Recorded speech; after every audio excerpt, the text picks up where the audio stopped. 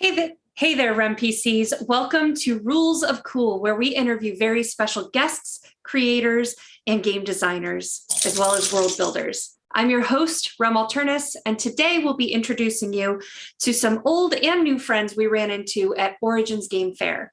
Get yourself excited for Gen Con by meeting some of the vendors and energy that only conventions can bring.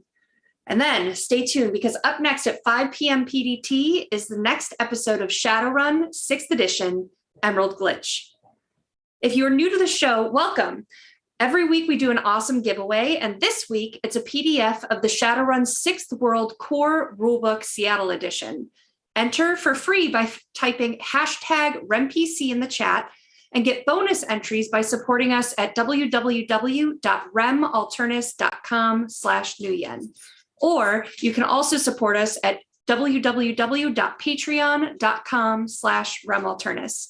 Also, remember to enter a message if you donate. The highest donor will have their message read aloud by our Shadowrunners at the end of the show.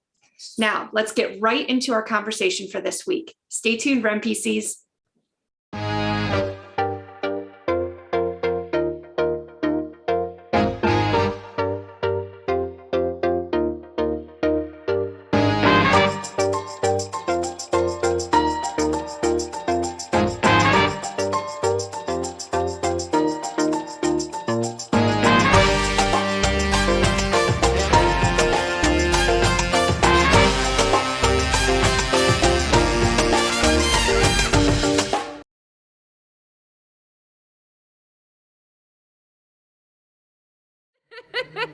Welcome, everyone. I'm going to back up and share some space here. This has been an adventure, let me tell you all. So, welcome back. This is Rules of Cool for Roll with Alternis. And usually we're on Gen Con TV, and we're supposed to be there right now. But due to technical difficulties, here we are on Alternis this week. Next week, we will be on Gen Con TV with this interview. So, I'm Rem. I'm here at Origins Game Fair in Columbus, Ohio. I'm really excited to kind of show you guys some vendors and walk the vendor hall. Unfortunately, it's closed, so I brought the vendor hall to you. So, I'm here with some great new friends. Don't forget, though, to tune in right after this. So that is at 6 p.m. Central on www.twitch.tv/GenConTV. And catch what is usually Emerald Glitch, but this week is going to be Legend of the Five Rings for the one-shot show. So if you like samurai and role-playing games, that's where you want to be. Now back to you guys. Right. Take 17. It might as well be. Here we go.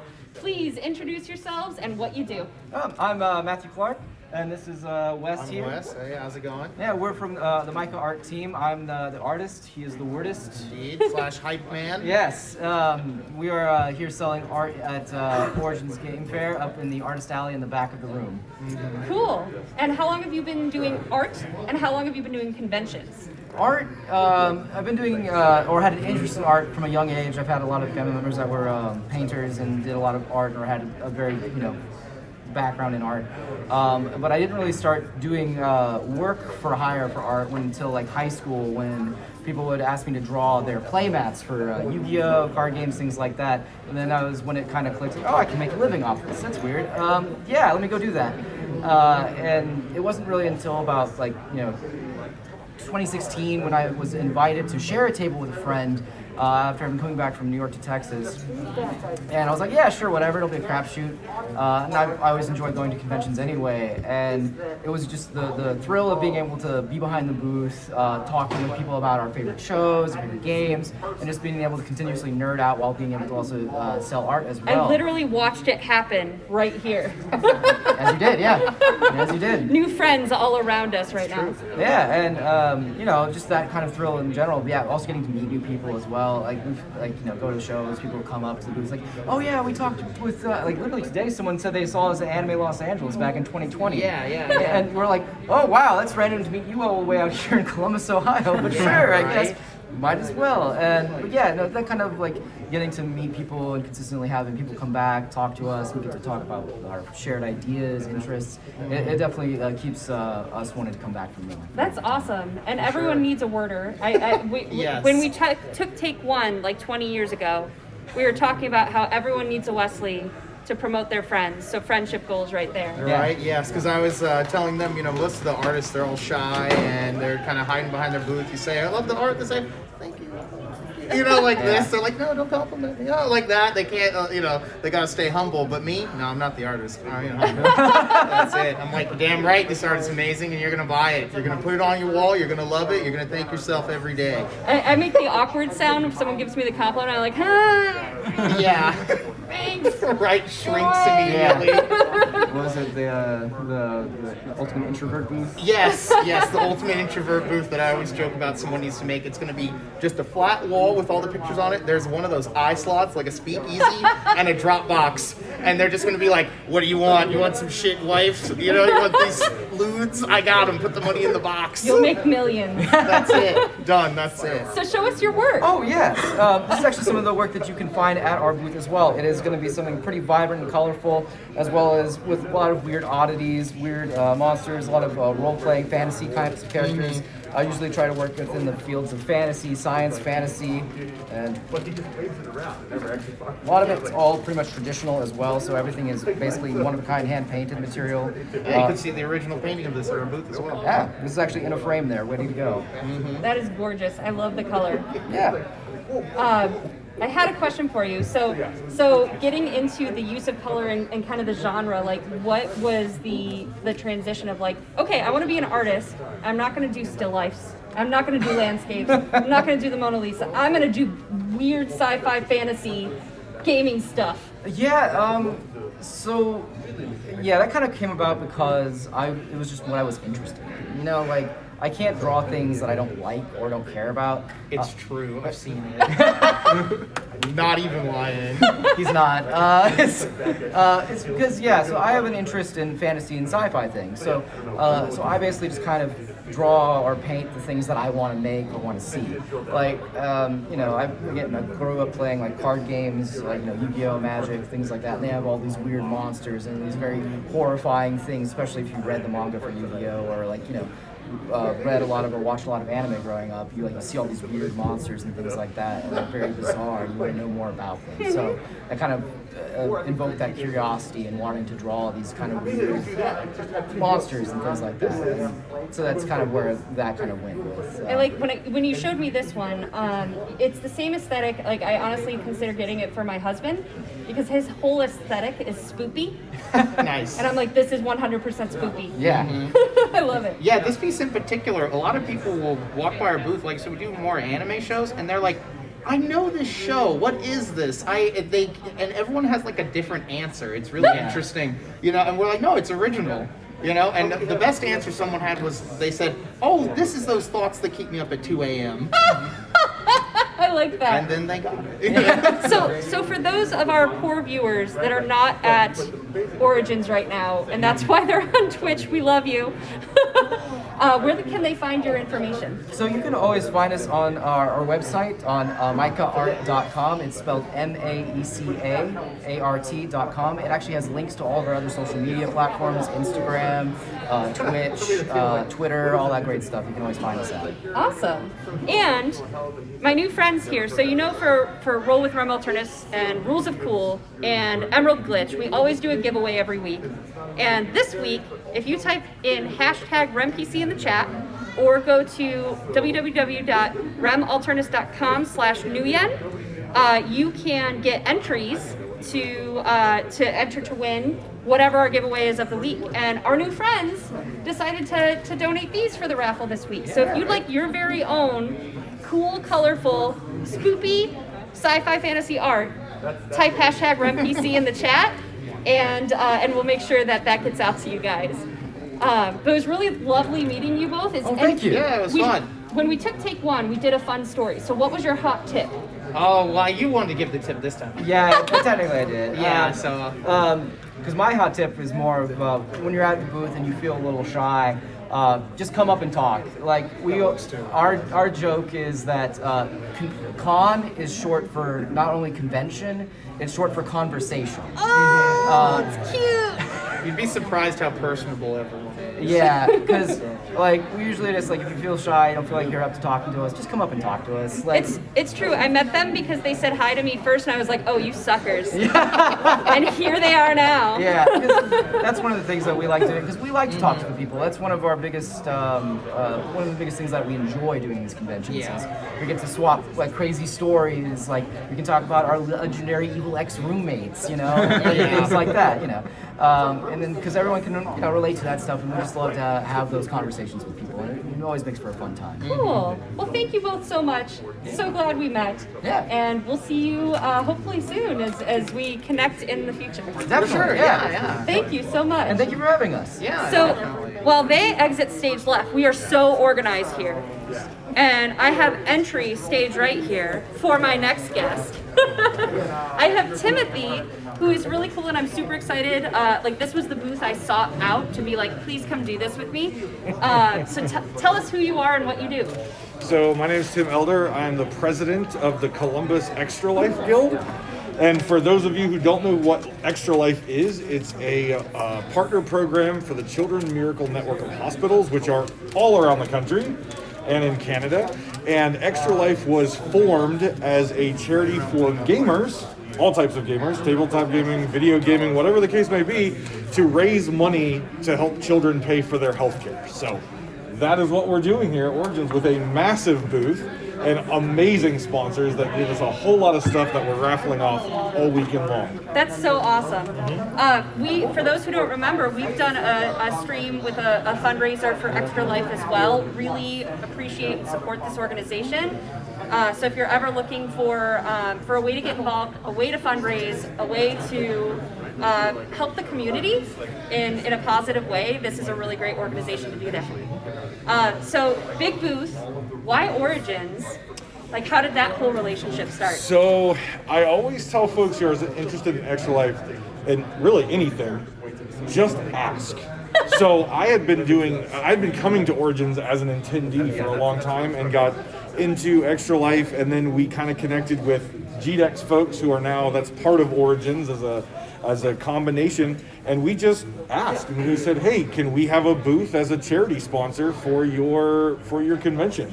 And it just went from a single table to now we're a 20 by 20 booth this year. That's amazing. So yeah. How many years have you been doing it? Oh geez, I've done Extra Life now for 9 years. I can't remember how many years we've done Origins. Extra Life's been around for 14 years. Wow, So, okay. Yeah, and I've been part of it for 9 now. So what in your experience doing really wonderful charity work and being involved with really wonderful gamers, what is like your favorite story of like some moment that you really connected with someone or some, like that light just hit and you were like, I'm doing good in this world?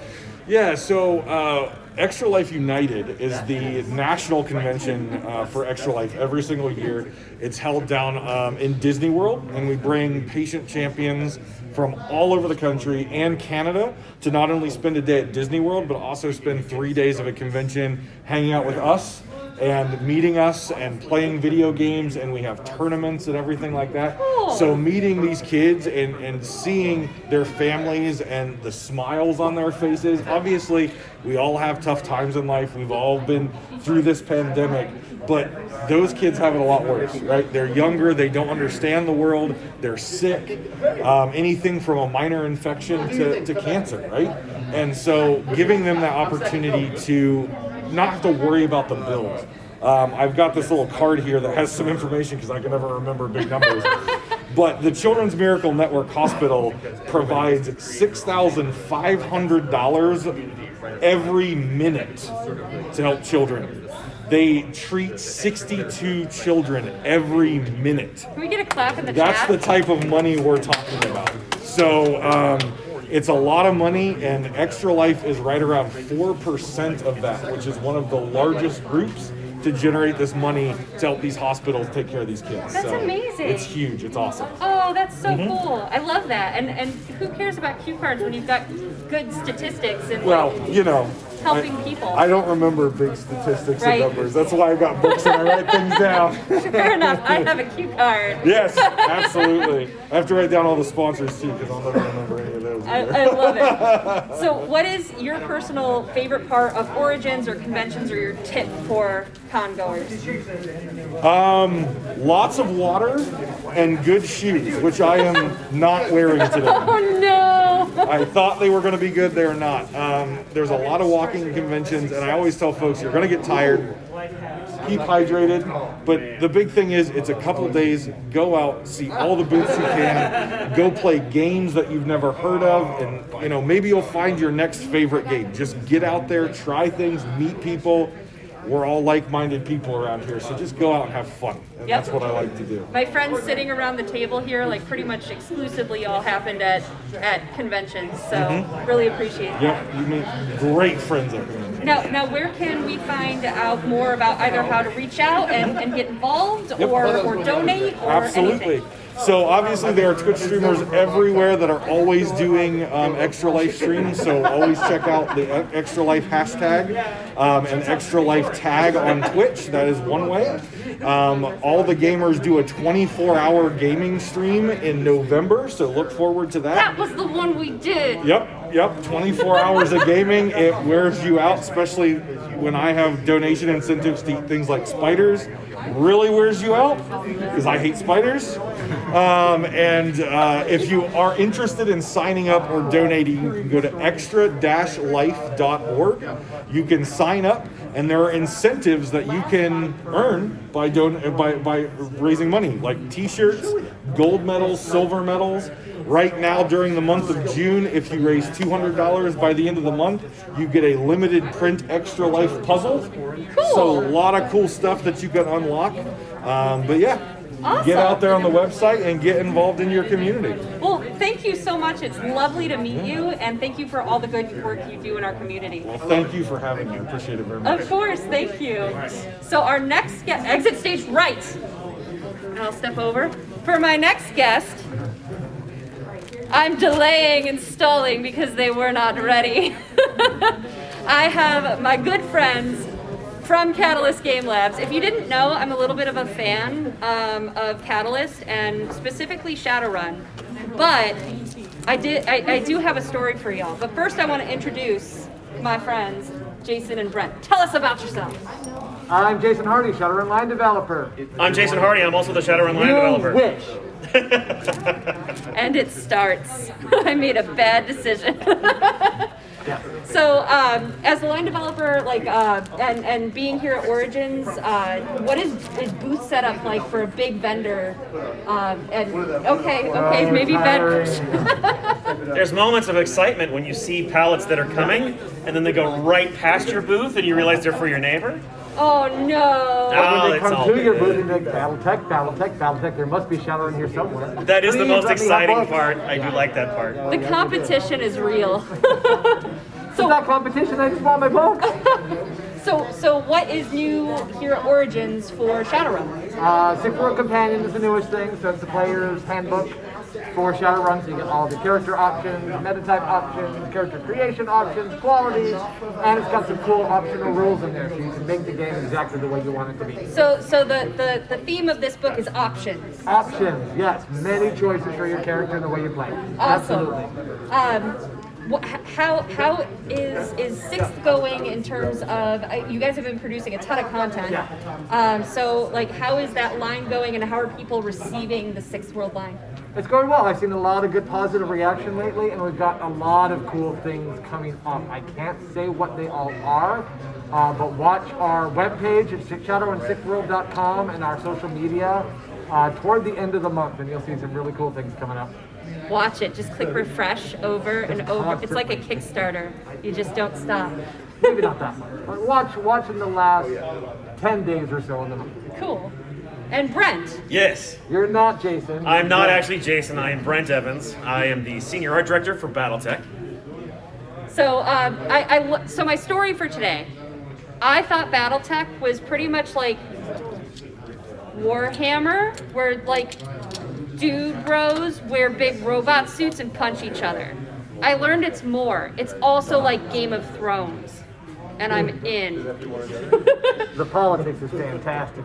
Oh, it is awesome. I like scheming and drama, so I'm very excited to check it out. And I have the first novel that I need to pick up at the booth here and get started on the lore and start reading it. So I'll share that adventure with you guys as well. But tell us a little bit about BattleTech and Origins.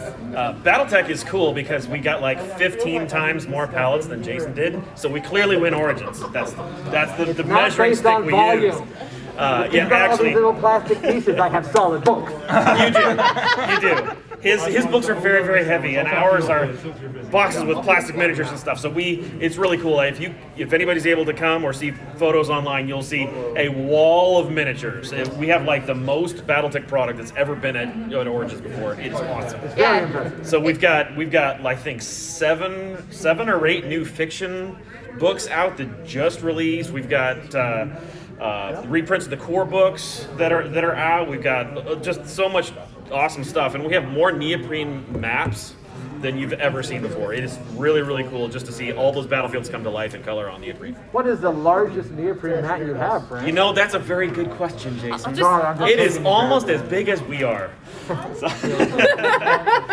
You don't need minis on it. You just stand on it Just and fight each other. yeah, you can roll yourself up on it. You know, Do you have to wear the big robot suits? you can't no, but you can wear the map if you want to. It's that big. Awesome. So I noticed for the booth this year, one of my favorite things, it seems very West Side Story, where like there's this big open space in the middle of the booth. Yes. And then there's BattleTech. Yes. And then there's Shadowrun. Yes. And so like I see with all the stock you inching toward that middle line there. So There may be some rivalry there. Oh, we're going all Jets and Sharks before the week's over. We are, no doubt. Da-da-da-da. Yeah. So, but it sounds like there's a lot to come very soon for Shadowrun, and hopefully we'll push back on that space by Gen Con. Yes. Come to Gen Con expecting that. Because Brent knows what's happening at Gen Con. I can say expect big things at Gen Con, and That's I'm right. not exaggerating at all. Yes. No, it's not really a rivalry. I love BattleTech. I wrote a lot of stuff for BattleTech back in the day, so I'm really happy they're doing well. Good. I'm also really happy that cool things are happening for Shadowrun. We will have lots of new books. We had the demo agent meeting last night where we told demo agents what's coming up, and we set up so many cool things for Shadowrun that they kept asking, well, when do we get this for BattleTech? When do we get this for BattleTech? That was actually pretty funny. What? That was good. It is always the opposite. Always. Not the It is opposite. not always the So opposite. stay tuned. Awesome. That's so great to hear. So, you guys have been doing cons now for a long time. Yes. And as a larger vendor, like, what are your con hot tips? I'm sorry, I'm just going to bask in that you're the larger vendor part for a while. That's pretty awesome. You want to fan yourself Oh, up? yeah. We're big time. Yeah. I'm going to go with footwear and decedent because chafing is a thing. Sorry, you asked a candid question and I gave you the answer. I love it. I'm here for it. I just love being caught off guard. And what about you? I mean, I don't know how people go to a con. I've never gone to a con as someone who is going for fun. Never? Never. Well, maybe smaller cons, but I've been going to Gen Con for 23 years, and it's either because my wife is working and I'm trying to help her out and take care of kids, or I'm working. So I don't know how you play games at con. I hear it happens. I hear it's fun. It's really So- fun. Yeah. Lauren Coleman, and where's the camera? There it is. Lauren Coleman and Kat Hardy. He needs a vacation, is what I just heard. Make it just happen. went to Vegas. I'm not looking for pity. This is fun. I have That was a pity farming event there. I just want to play games. Please let me play games. You can play BattleTech. I've got dice. No, I don't want to play that. No, but it is a lot of fun. We're a virtual company, so I almost never see my coworkers. So it's a chance to see people, to connect, to do things like this, Yeah. which is fun. And so I enjoy it. So maybe that's my advice. See people. See the people that She's are real. your- She's not virtual. Look. You're not behind a screen. I know. See your con family, and I've said that about Gen Con, that it's like a city where around every corner are some of your best friends, and every time you look around, there's someone you wanted to see. Yeah. So take advantage and see the people you like. Yeah, I 100% agree. I took pictures of the first night we were here when we had a small group of us just gathered around playing a game, and I was like, I need to picture because like this is what I live for. Like these people, and they live all across the country and not even in the country I live in anymore. And it's just really nice to see everyone and have that She lives community. for us, Jason. She said it. She said I it. know. I said the people that I was sitting around the game table with. Don't take away my validation. She lives for people that are near us right now. Yes, So that'll- and okay. right now it's you two. That's right. I'll take it. Now exit stage Now left. we're done. She no longer lives for us. But thank you guys so much for all you do, and it's really great to have you guys on, and you again on Gen Con TV next week. And of course, we'll bring you on and talk about some BattleTech in specifics. I need to hear all the stories so that I can be. Some of them were even written by Jason. Long ago. long ago. We will be happy to do it. Absolutely. Excellent. Well, and thank thank you you both. all Thank for you, all that you do Sarah. to keep games alive and playing. Thank you.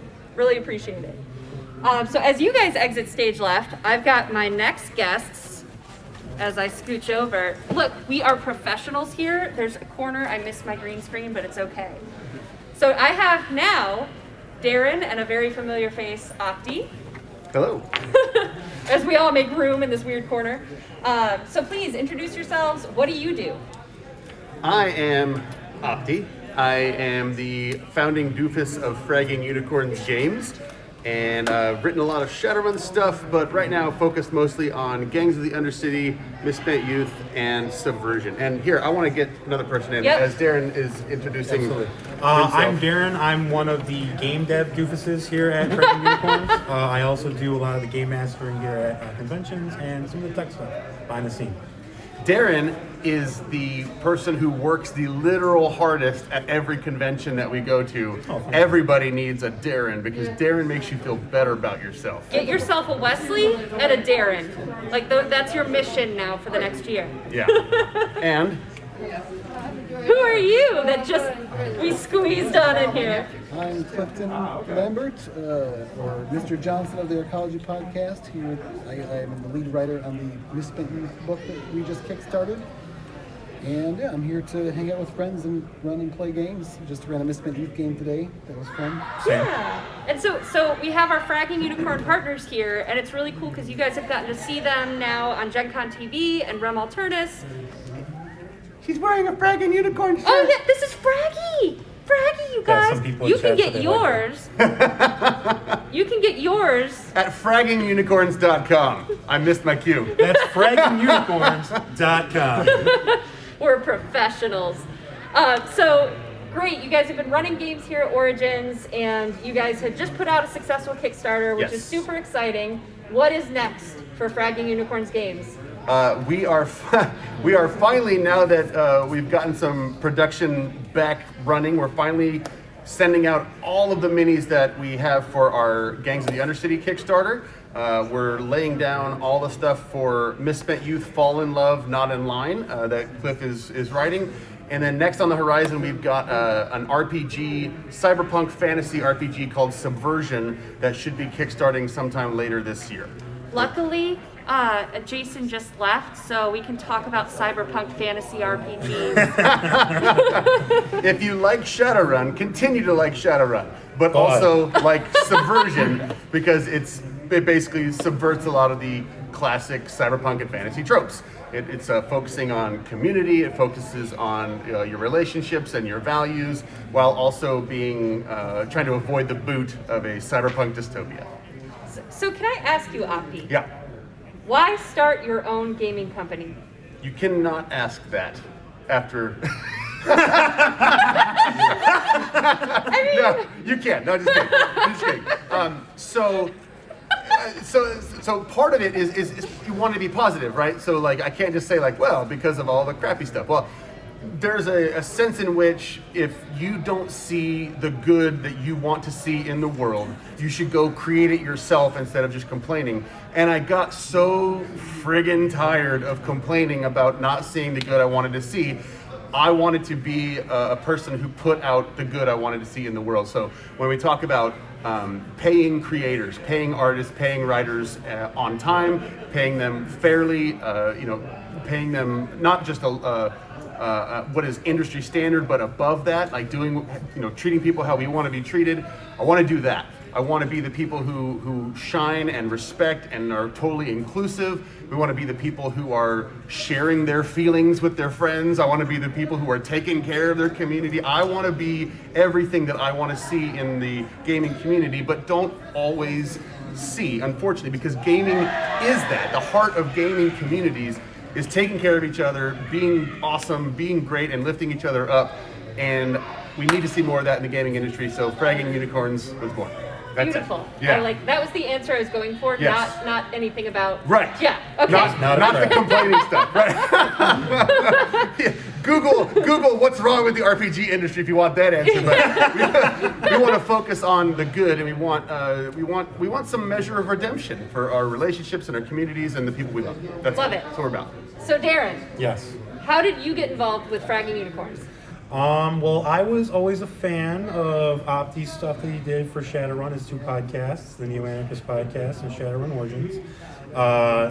I came to their panel that they were doing at a Gen Con a couple of years ago, and I heard Opti remark about maybe thinking about getting into making his own gaming things, so I followed him very closely on Twitter, and when he put the bat signal out, I was one of the first people to jump on board. And I happily did so. I've always wanted to make games, and it's good to know that I'm working for a company that focuses on doing the right thing first, as opposed to your wallet or I love that. other businesses. And Darren, seriously, like when it comes to booth setup, when it comes to running games, when it comes to anything, it's like, yeah, I can do that. Yeah, sure, I'll help. Thank you. Like, just amazing, and like that is the energy. Like, there's an energy to you that people want to surround themselves with. So that's really great. I appreciate your appreciation. I appreciate your appreciation of. Okay, anyway. We also have here Cliff, and who's a very good friend, and I feel I feel excited and also sorry that we have spent maybe too much time together lately working with the Misspent Youth playtest. A lot of them. A lot. But how did you get involved with Fragging Unicorns or meeting Opti, if that story goes way back? That's a lot of way back. Start with Fragging Unicorns then. Sure. I honestly don't remember. Opti's my best friend, and one of them. Your secret's out. And I want to be involved in stuff that he does, and so I get involved in that stuff, and he keeps me around for some reason. So That's awesome. To be clear, there's never been a time when Cliff hasn't been part of Fragging Unicorns. So it's like, I'm starting this thing, and you're coming with me. I love that. So writing for Misspent Youth and like taking on a project of your own where like you are developing these adjustments to rules and stuff like that. What is that experience like? Well, Owning it. yeah, it's a little bit terrifying because you're stepping into Robert Bohl's shoes, and I want to honor and respect Robert Bohl and his work, but also have ideas and make up my own stuff. And so sort of feeling like whether you're worthy or not to be doing that, that's like the first barrier. And I don't think I ever really get over that one, but I just seem to work in spite of it. There's so much cool stuff in Misspent Youth. It's a great game, and I've run it a bunch of times before doing this, and I've had ideas like how I might want to do things a little bit differently here and there, but without changing anything fundamental about it.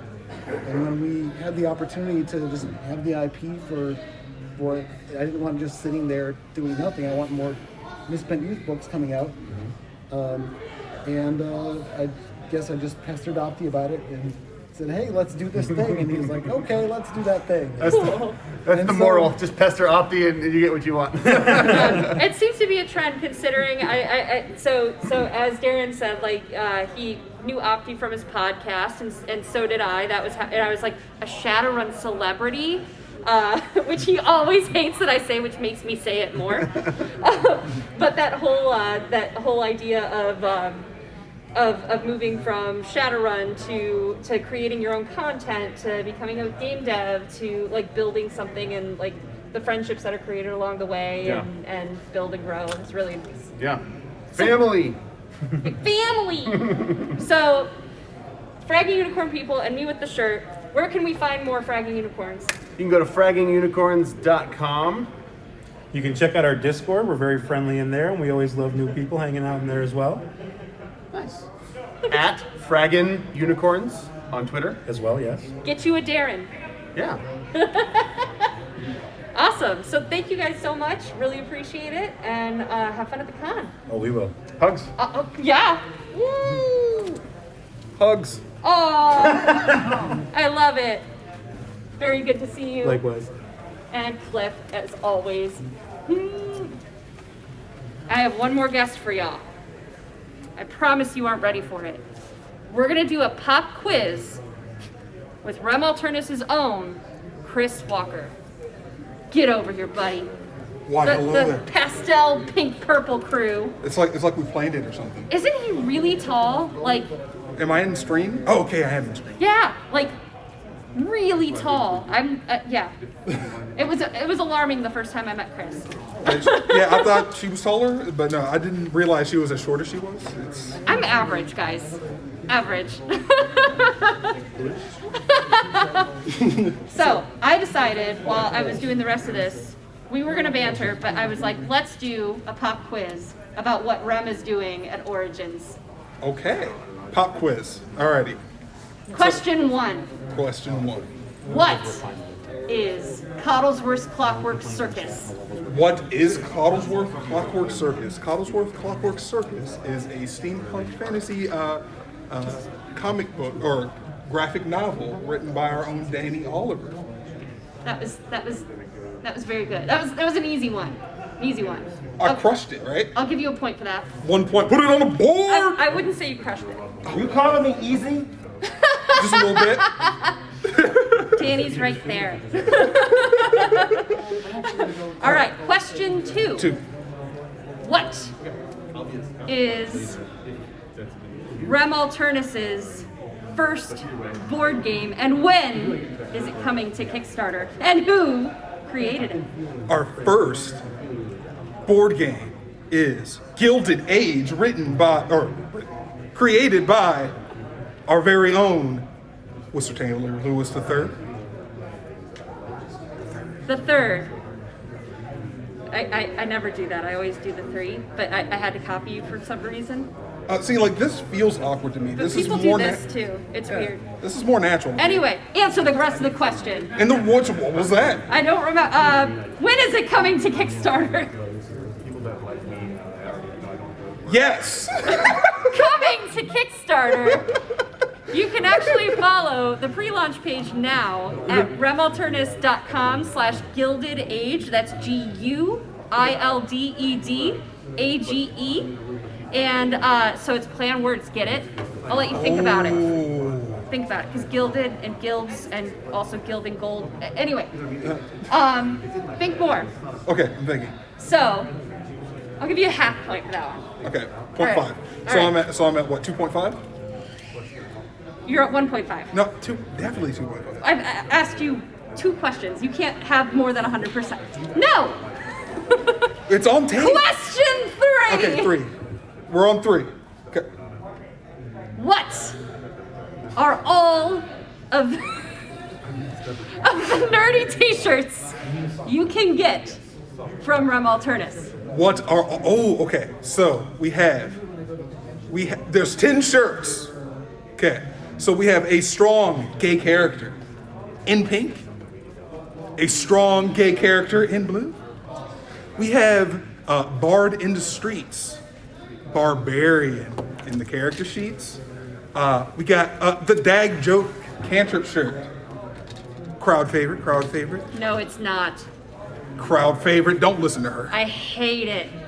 That's because everybody keeps talking to her about it. Yeah, you guys have 4. Damn, I lost my train of thought. What is it? Oh, I said Bard, Cantrip. What was the black one? You, my friend. Oh, was it? Are the black one.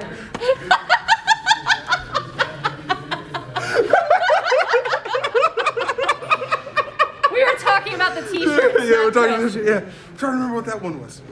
Okay, okay, we're gonna have to mulligan that one. And then, dang, you got me. Woo! I love when Chris fails. I know, right? All right, it happens so rarely. I think I'm stumped. No, oh, no. strong female character 5. Strong female character. We just have female. Oh, just female. Okay. Okay. And then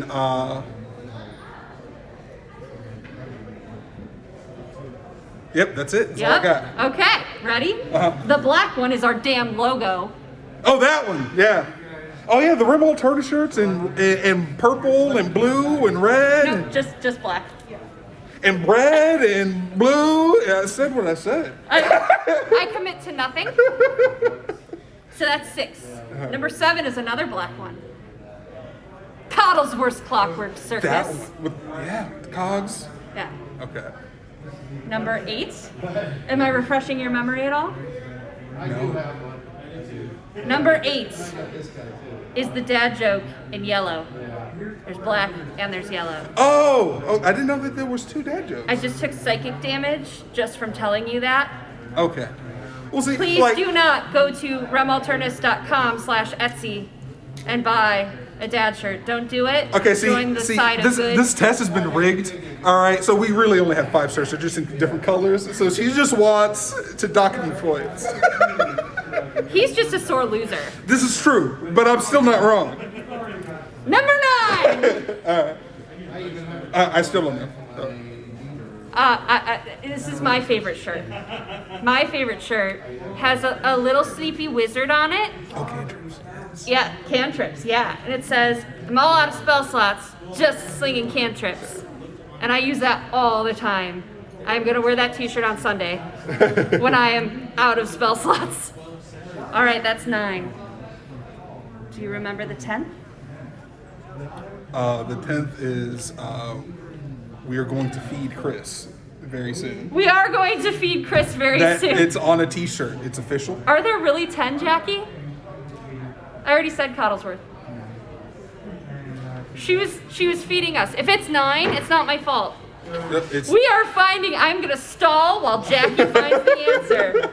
So 10 t-shirts maybe. So what's been your favorite part of the con so far? Oh, my favorite part. Okay. So there's this booth. I was hoping they'd come, but they didn't. They stood me up. But they do lamps that have a dragon egg that goes over it, and they flicker, so it looks like there's like something growing in there. And one of them even vibrates a little bit, like a heartbeat. I want a baby dragon real bad, so I like it. But it's $150, so maybe next con. Maybe. But it's really cool. What's your favorite part about the con? I know your favorite part about the con. My favorite part of the con is beating up the children in LARP contests. I'm trying to, here's the visual aid. It's almost as tall as me.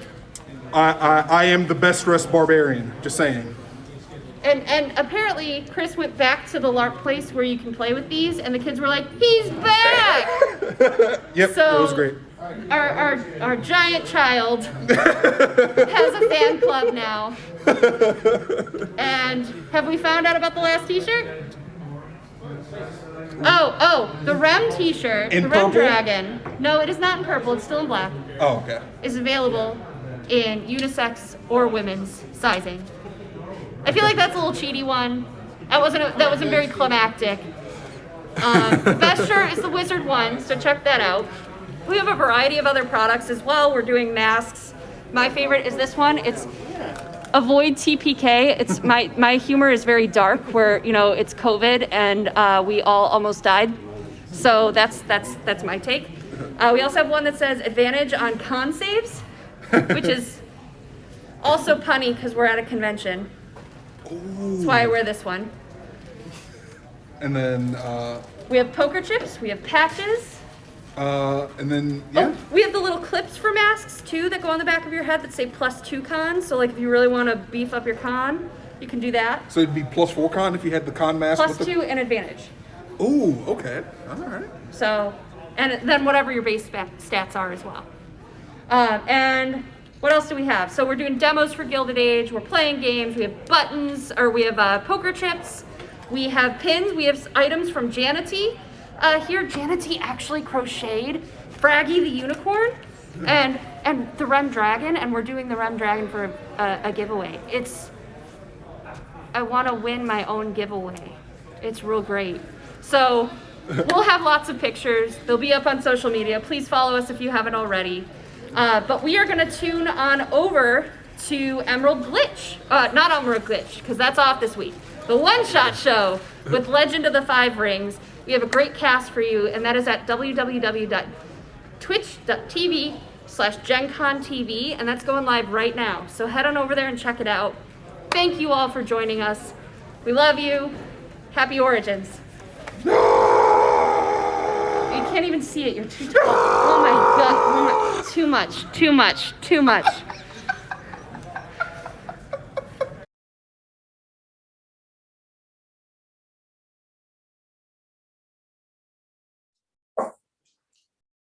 Thank you to all of our friends and family at Origins Game Fair, and we can't wait to see you all at Gen Con. We had so much fun promoting Gilded Age, a deck building hero management game where you are the guild master who gets all the glory of adventuring with none of the risk. You can follow the project now at www.remalternis.com/Gilded Age, and that's GUILDEDAGE, because the wordplay. Also, all the t-shirts mentioned in the video are available at remalternis.com/Etsy. You can join our community for more about what we do at facebook.com/remalternis productions, Twitter at remalternis, and on Discord, which we'll post in the chat since it's a complicated one. Also, catch our other streams 5 to 6 days a week at www.twitch.tv/masterofrem. Up next is the next episode of Shadowrun 6th World Emerald Glitch. Work in the shadows long enough, and eventually organized crime comes calling. Our runners are tasked with finding a decker who went missing just after doing a deep run for the mob. Where is the decker, and who's responsible for their disappearance? What was this deep run all about? And what did the decker find out that was so dangerous? And what is an emerald sin? Join us for the case of the 7 emerald sins coming up next. And don't forget to get your free entry to win a Shadowrun 6th World Core Rulebook Seattle Edition by typing #RemPC in the chat. You can get additional entries to win by going to our donation page, www.remalternis.com/Nguyen or www.patreon.com/remalternis. All donations help us to pay our cast and crew and keep producing content. And our biggest donors can have a message read at the end of the episode by the cast member of their choice, so check it out. Thank you all for joining, and we'll see you next time, where we'll be meeting with the new CEO of Evil Beagle Games, Jennifer Scheinfeld. See you next time, RemPCs.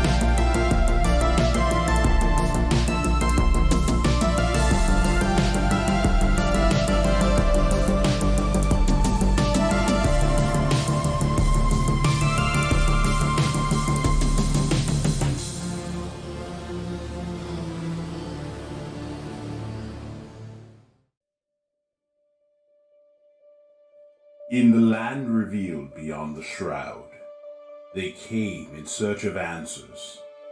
Drum had always known her place, but Imari never found hers.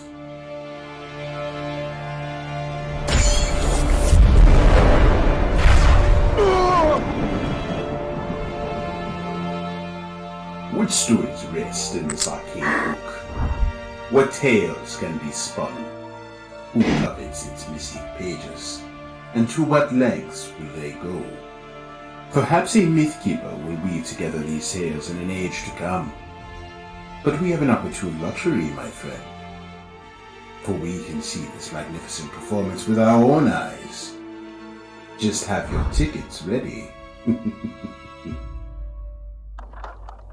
Cottlesworth's Clockwork Circus, Issue 2.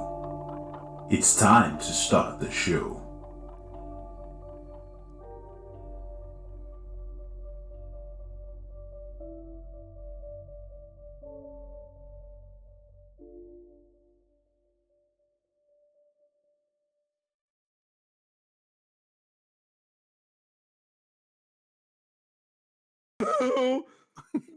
What a spell. She says spell like 92 times. Spell.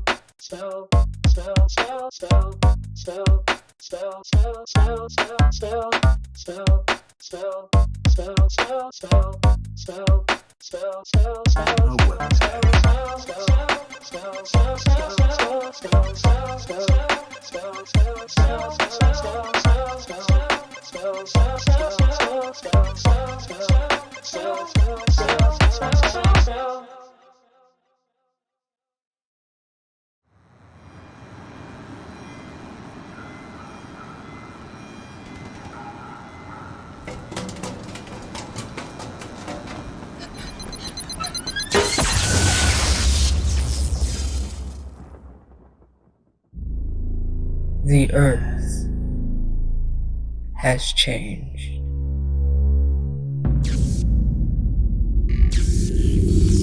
All that once was is no more.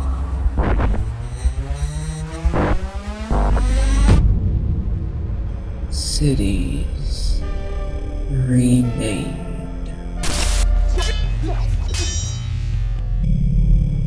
Power reshaped. Races reborn.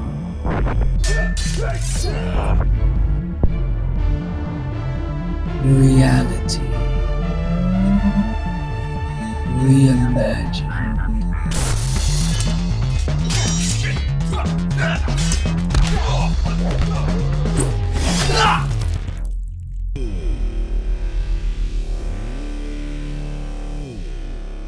Violence unleashed. The earth has changed. She no longer sleeps.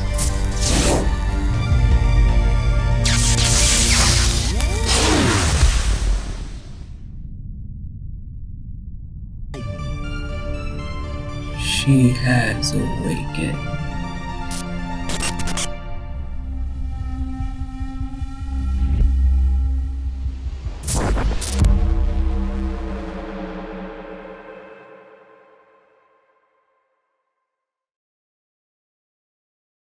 Ready to level up your cosplay game? Check out the Geek Forge on Etsy. With a variety of props to give your photos that extra spark, you'll find just what you need. Hold magical fire in the palm of your hand, or take a potion to restore your mana.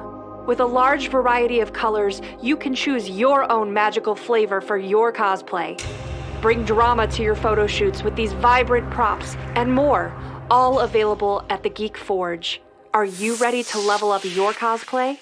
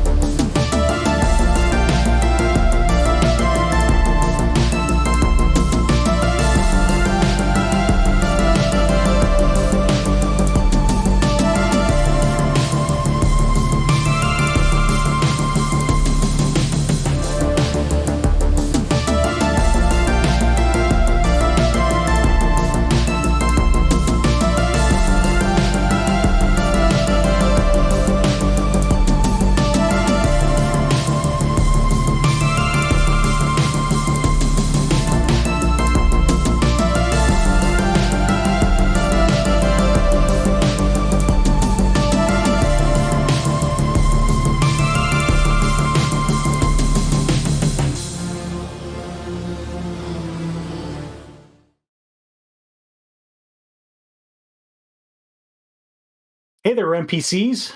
Welcome to our actual play of Shadowrun 6th World Emerald Glitch. I'm your GM, Bob Dr. Meat Grinder Loper, and tonight's run is the 7 Emerald Sins. And so we're going to start by going around the table, virtually that is, and then we'll get into the action. So we'll start from, let's see, we'll go upper left of the screen. So, Jen. Hi, I'm Jen. I run the Geek Forge, thegeekforge.etsy.com. We also have a website, thegeekforge.org. This week during Pride Month, we are featuring comic creators, characters, and books or teams that feature or are written by members of the LGBT plus community. So go check that out. I'm a little behind, just full disclosure, but I will be catching up tomorrow. So there will be a lot of new stuff to read, especially tomorrow. All right, Randy. Hey everybody, I'm Randy Alvarenga. I'm a professional actor, TTRPG streamer, and performer here in the Pacific Northwest. You can follow me on Twitter at Roller Raja, that's ROLLER to find out all the really cool stuff I'm doing. Some of that would be a Pathfinder game on Wednesday nights over called Edge of Legends, a Call of Cthulhu game over on Tuesday nights, and then there's some really cool stuff like Paizo and other things I can't talk about yet in the works. So come follow me and check it out, and you'll be kept abreast. So many secrets. Let's see, we'll go clockwise from there to Rem. That is me, and I'm on Push to Talk. Hello. Gosh, honestly, I got back to Canada yesterday, and that was an ordeal from since leaving Origins, and then today our car got diagnosed as broken permanently. So yeah. And then, so we're shopping for a new car. And then our light fixture started leaking. And I think when someone took a shower upstairs. So like today has just been a whole thing. So what is Rem doing? All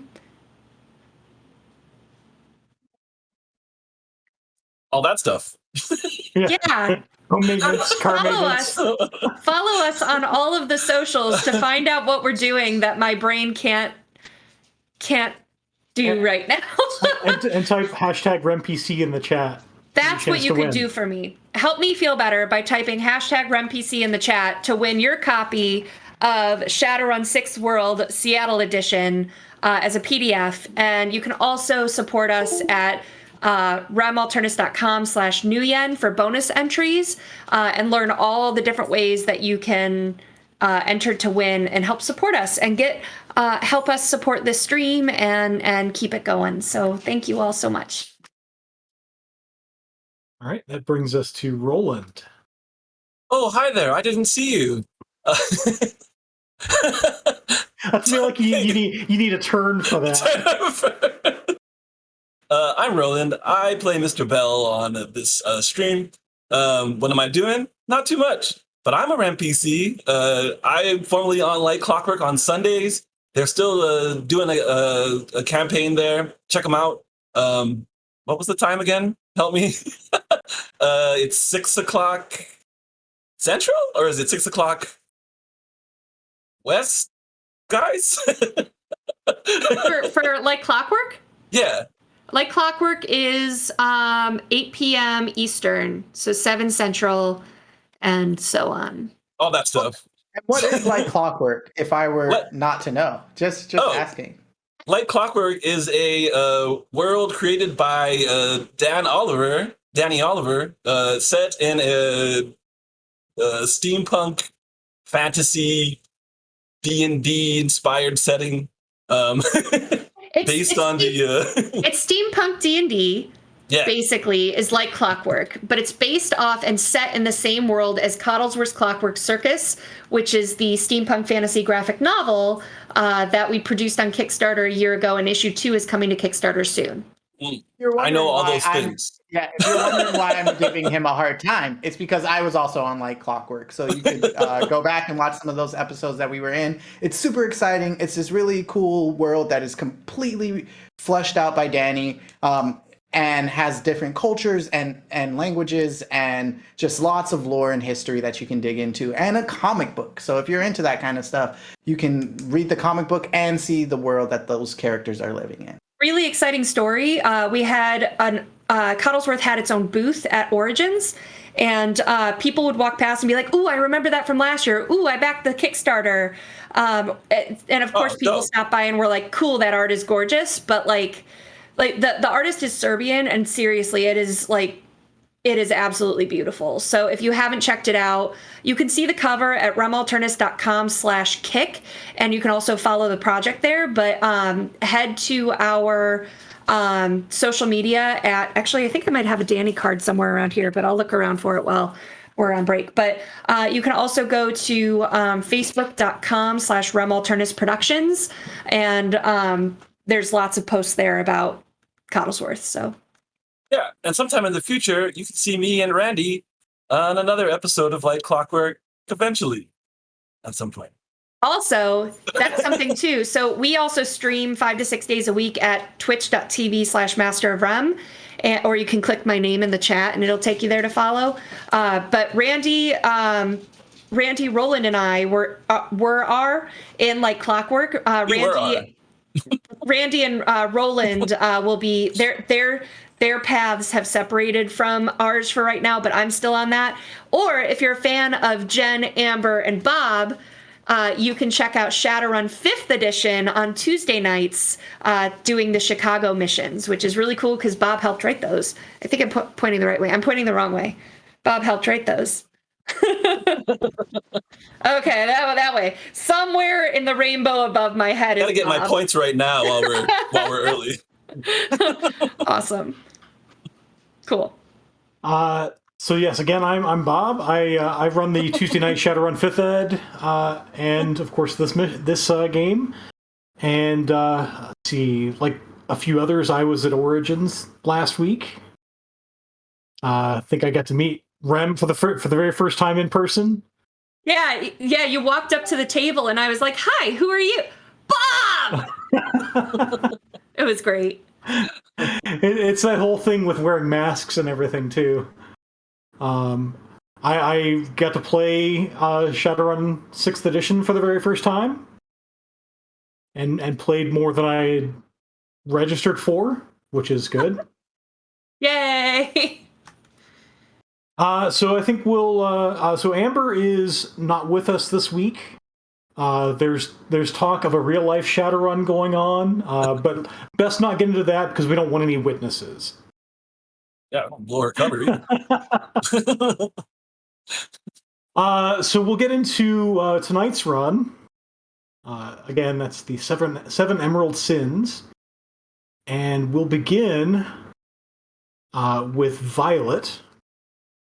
So it's been a couple of weeks since your last mission, since you dropped off the glitchy Technomancer at the street dock and got paid. And it's you're playing your usual lunchtime set at Areola 51. So you sort of look out onto the lunchtime crowd. It's a smaller crowd than the sort of prime time, which is late night because it's that sort of gentleman's club vibe. But you still do see the form-fitting Roswell-style alien costumes with helmets going around serving tables. And so you're playing your song. Do you have a song title you'd like to be playing? I have a new song that I'm trying out this week, which is called Honeymoon and Fireflies. Honeymoon and Fireflies, okay. And it is about one of those hot southern summer nights where you just sit out on the porch because it's too hot to sit inside. And watch the fireflies. Under the light of the honeymoon, watching the fireflies with Sweetie. Very cool. Why don't you go ahead and make a performance check?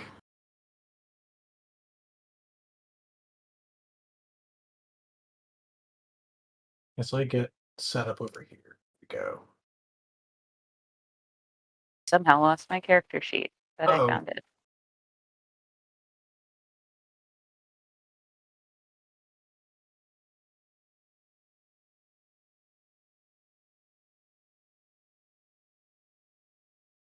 See how it goes.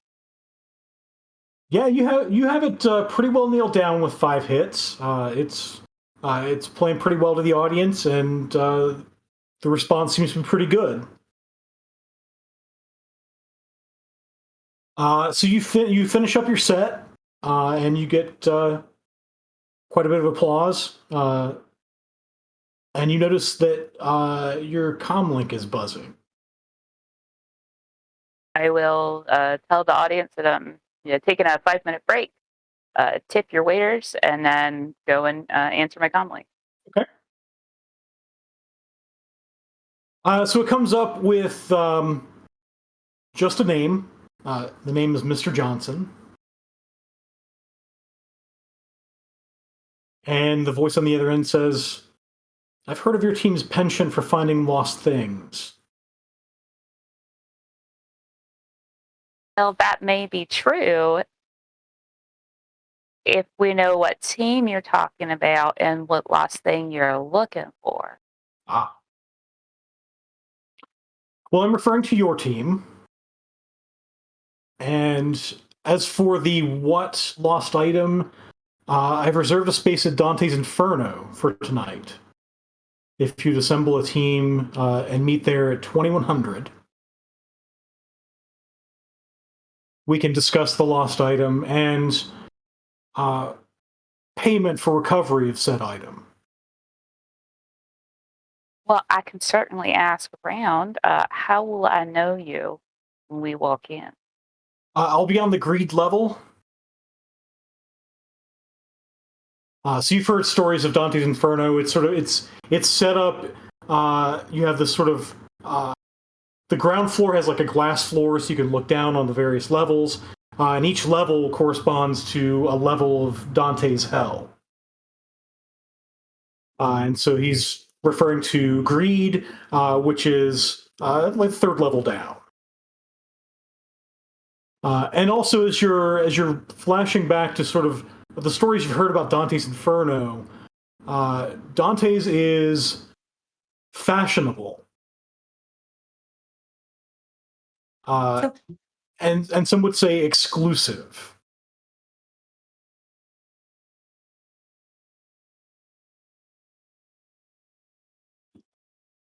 Well, all right then. I will make sure that my friends and I have a dress code up to par, and we will see you if we see you. Excellent. I look forward to it.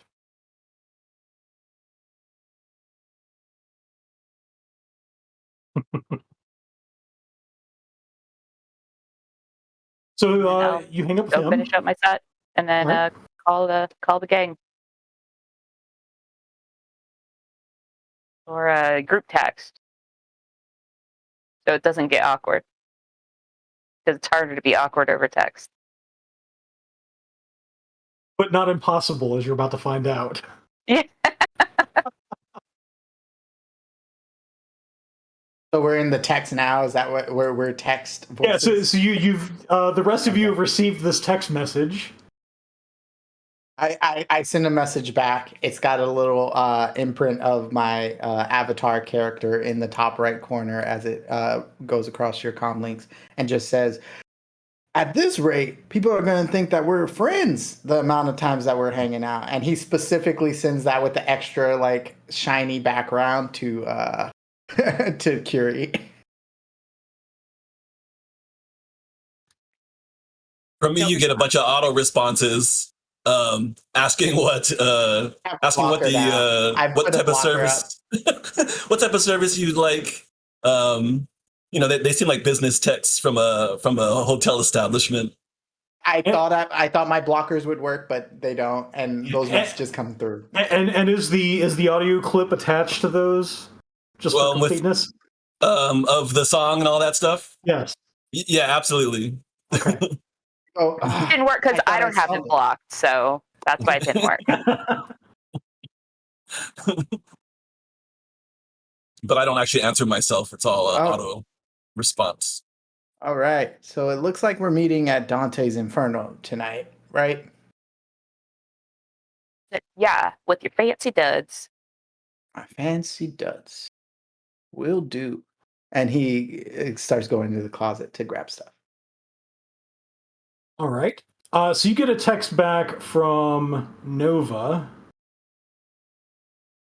saying that she's caught up in a special project with the Lost Control Division at her Stuffer Shack. Negotiate for me and I'll join you when I can. And you can sense a great deal of exasperation in her voice.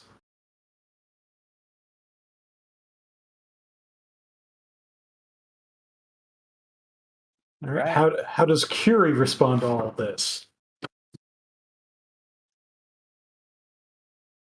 She replies individually, does not reply to all with a thumbs up.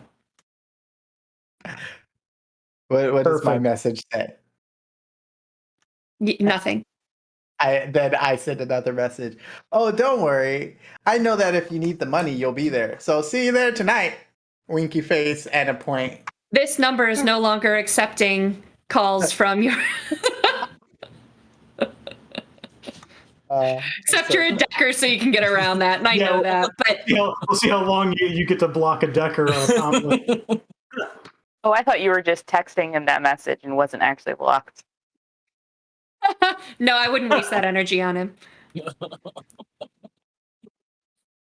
I imagine just getting a text back saying "lol no," like you can't block me. Yeah. I think it's become fun at this point. Aggressive friendship. This is what I get for being aggressively friendly in my real life. Also, I put it in the chat, but I have to say it since we're being silly. Dante's Inferno is in the audiobook recording that I'm recording for Shadowrun in the Born to Run series. So again, follow us on Patreon to get all the behind the scenes details. Awesome. So let's see. I guess that brings us to to Curie. Because you've heard of some stories about Dante's Inferno, and mostly Dante's plays to a higher lifestyle. At least the food will be good.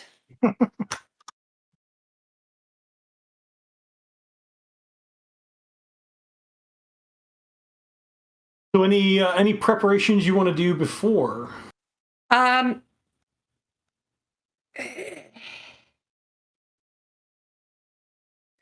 I'll go ahead and do my spirit now. Because if there's time before then, I can short rest or whatever before the meeting and take over, fix any drain. Sure. Oh, I need roll 20 up. I do this every week, guys. How do Shadowrun? So I'm just gonna roll dice here. Oh, I totally rolled 10 successes. I mean, I have enough dice scattered across my desk that I could probably just roll it, but here we go. I'm launching the game, fixing my problems. I've been home from Con Week for a few days, so my dice have been put away already. Well, these are just the ones that are like my favorite ones that I keep out at all times. I have like these silicone bouncy ones that I like a lot. I found some of my Curie dice actually that have the snowflake on them. Nice. I have metal ones too, but I don't throw those. All right, character sheet. There's so many handouts now, I can't find it.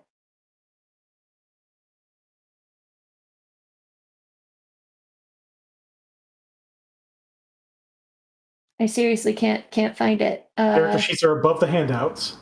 Above the handouts. But below the case files.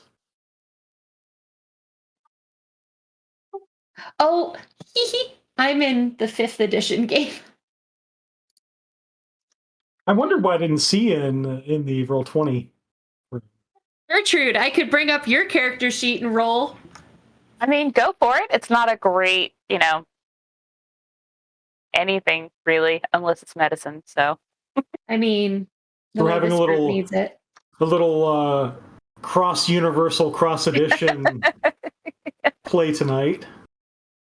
All right, there's my Curie. Oh, now I see you've joined us. Better late than never, right? All right. Yeah, so that explains also why there are so many handouts, because that 5th edition game's been going for a while. Yeah. All right, I'm gonna go ahead and summon. Let's do a force for. Let's do water. All right. Force for water.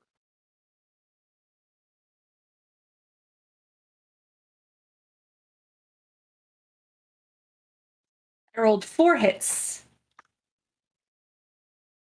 Oh. Mother. Okay. So with 5 hits, yeah, that spirit's not answering the phone right now. Yeah, it said nope. Let me roll my drain. The spirit is no longer accepting summons from this number.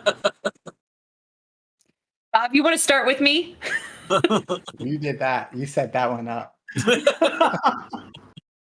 Aaron, shut up. Let me roll my drain. I mean, you've got all sorts of edge, right? Yeah, but I'd rather roll the drain and try again. Okay. So it is a box of drain. 1 box.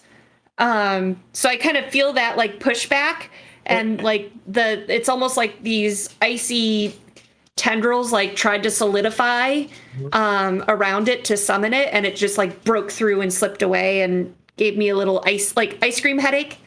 And surely 5 hits on 8 dice is unusual. You know. And then I am going to try again. Okay.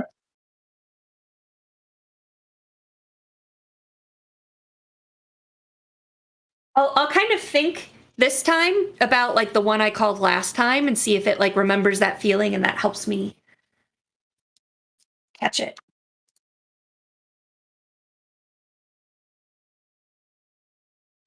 Well, I rolled 3 that time. You got 1 service. 1 service. Cool. Hello again. Let me roll my drain.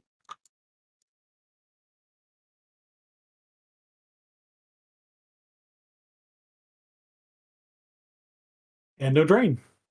Cool. All right. So. What service would you like? We're gonna keep with the communication style and go.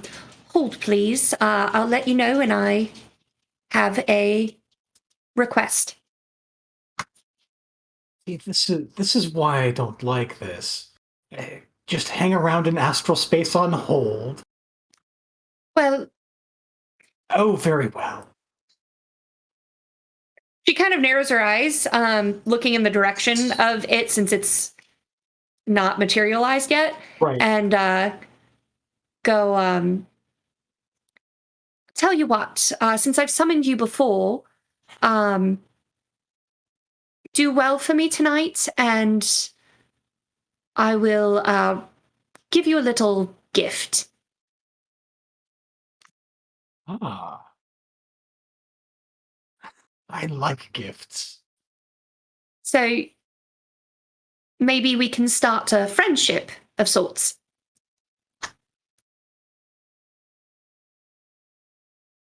That may be possible. As long as you don't go and throw me against a train or something.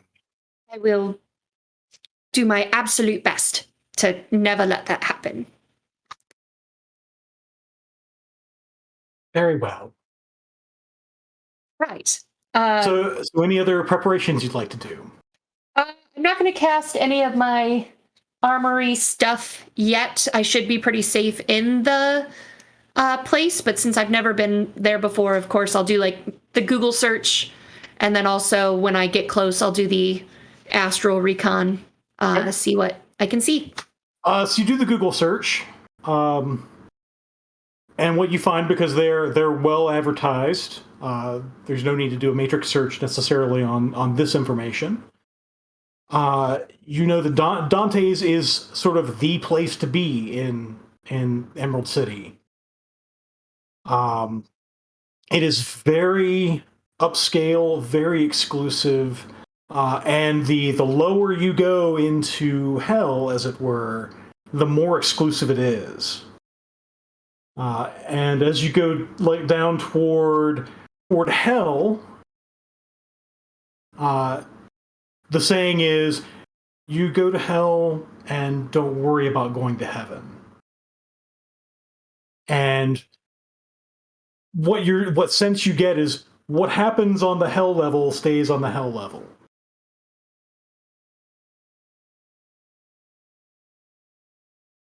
Push to talk. Right. So that's probably where business is discussed if it's ultra sensitive. Yeah, so there are like tables and then sort of side rooms all around on all the levels. So we'll see, depending on the level then, will tell me a lot about the wealth of the client and the prestige surrounding him or her. So, all right. I've got what I need until I get there, and I can circle astrally, see what defenses they have. I'm expecting, with such a exclusive place, to be pretty well defended even on the astral. So. All right. Anybody else making preparations? Yeah, so Fisher used to be a corporate shill, at least at one point. Just very low level, so he probably only got to a very high floor in his life. But he's been here before, and so he knows he should dress nicely. He's not a guy who typically dresses nicely, so he's like rummaging through his closet looking for that suit that's like kind of wrinkled and like off in the corner that he hasn't worn in years, and he pulls it out, puts it on, looks in the mirror and goes, I guess this is as good as it gets. Why can't they just do this stuff over the Matrix? And then he gets out and goes and gets his car. He sends a message to the group saying, do any of you need rides to this place tonight? Erman just leaves it there.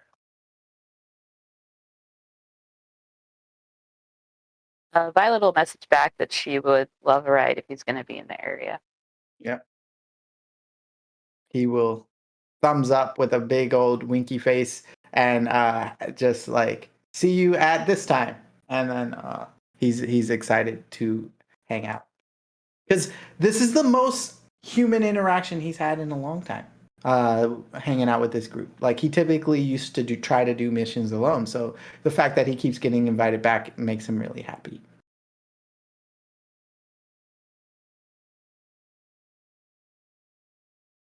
I guess I'm going to try to steal a car. I do not message that. I was not expecting you to, but you still get a message that's like, remember, the offer's open anytime. So I heard car stealing going on. So you see Mr. Bell looking in a mirror with his plastic smile. He's tightening a brand new suit button at the last button at the top of his collar. Turn around and walk down a long hallway into a lobby area.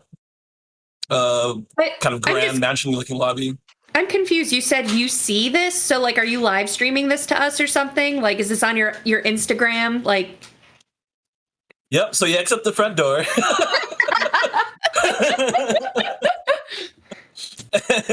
And so maybe the three of you don't see it, but our audience. Yeah, this is a Deadpool moment.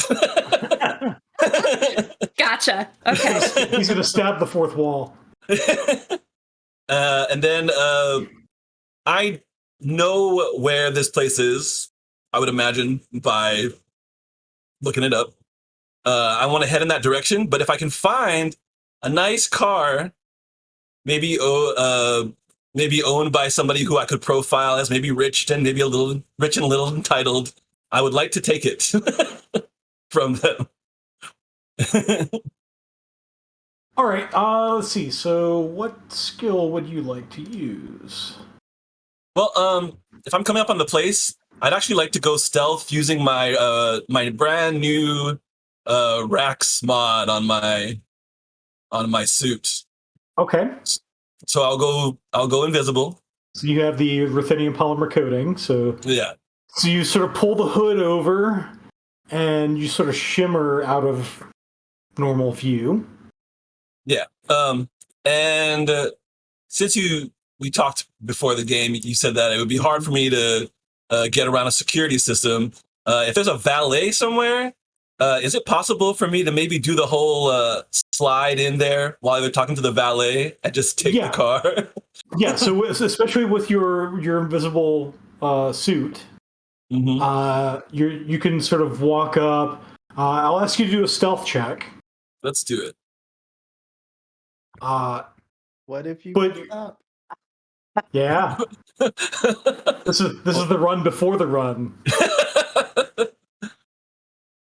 Yeah, so basically you're coming up on your way, you're sort of walking because you're kind of downtown-ish from where the Green Mansion is. You sort of come across a hotel where 5 hits. This guy's rolled up, and sure enough, you see he's very snooty, and he's talking down to the valet. Which, I mean, come on, you don't talk down to the person who's going to drive your car next. Absolutely not. We're all professionals here. And like the entitled guy he tosses the keys at the valet, and the keys sort of vanish as they sort of look around,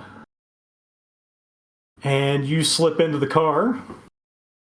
I take it and I'll head to Dante's Inferno. Okay.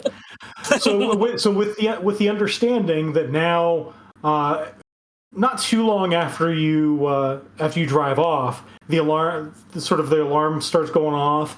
You can probably get it to Dante's Inferno, but that's going to be it.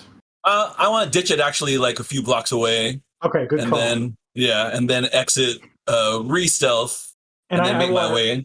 And I will ask you for a piloting test. Oh, cool.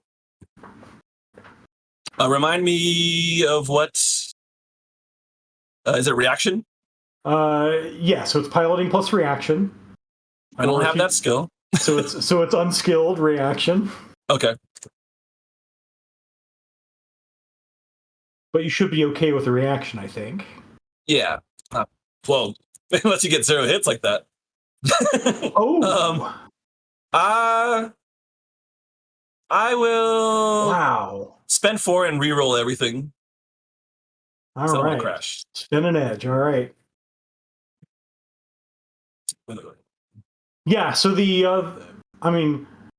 for being such a fancy guy, his car's got grid guide activated, and it's really trying to pull you over. To sort of stay in the car and wait for Lone Star to arrive. That one hit. With one hit, you manage to wrangle it, as it were, your rustled car, up to a few blocks away from Dante's, and you jump out just in time for that car to lock down. Sweet. And then I'll re-vanish, and I'll head over to Dante's. Okay.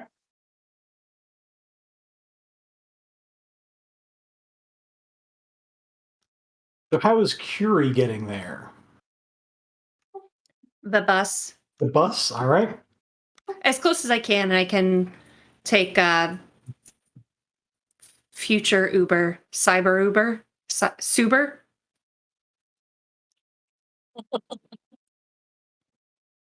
Okay. Like so there's like there are several things, like there's Emerald Cab, I think. There are a few other rideshare services, and there is the bus and the monorail. So fortunately you're going into downtown Seattle, where there's there's enough public transportation that you can get by. Cool.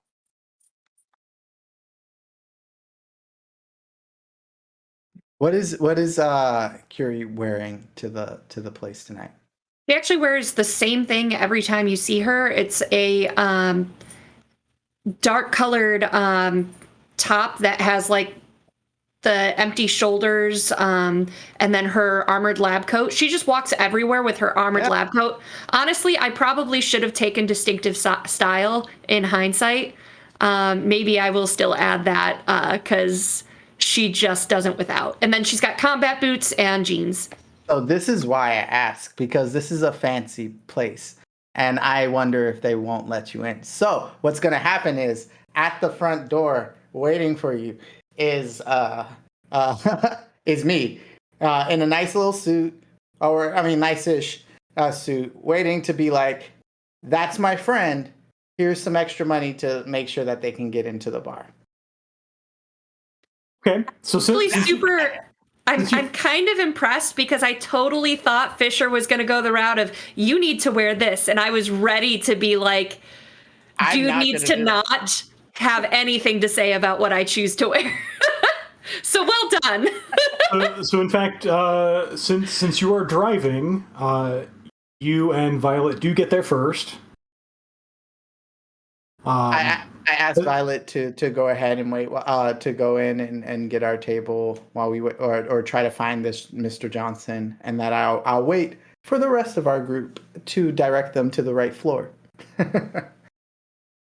After you do that for Curie, do you go right in, Curie, or you wait for Fisher?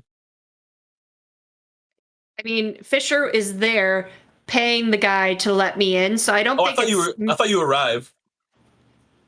Yeah, I'm later than Fisher, so he gets away with that. Where he beats me there, and so like literally I just walk in. Oh, so when you pay the guy, then right next to you, you see what looks like a pixelated image appear slowly in front of you as I appear right next to you. You know, that was quite nice. And I'll follow you in. Who do you say that to? To Fisher. Okay. Yeah. So Fisher sort of startles, not expecting that, and he goes, "Hi, Mr. Bell. Good evening. Long time no see." It has been. I believe everyone is waiting for us inside. That's a neat trick. You weren't able to do that last time, no? No, I got an upgrade. Understood. And he just like mentally puts in a note to watch Mr. Bell even closer. And I'm recalling, and now that sort of tickles the back of your head that you had mentioned doing some research on Mr. Bell at some point. Yep. And he goes, "Oh yeah, like there's something about this guy." But he realizes there's more important things at the moment. But he just kind of like smiles and continues. But he looks over at that very set smile with like yellow eyes that kind of shine at him, and he's like, "Mr. Bell." Mm-hmm. Roland will only be with us for season 1 of so everyone's gonna feel like, nah. Nah. The season finale is going to be a knockdown drag out fight. As long as he doesn't like, attack me, but he pops up right next to me and he could stab me, so I guess that's terrifying enough. So did you, Curie, want to do any astral perception before you went in?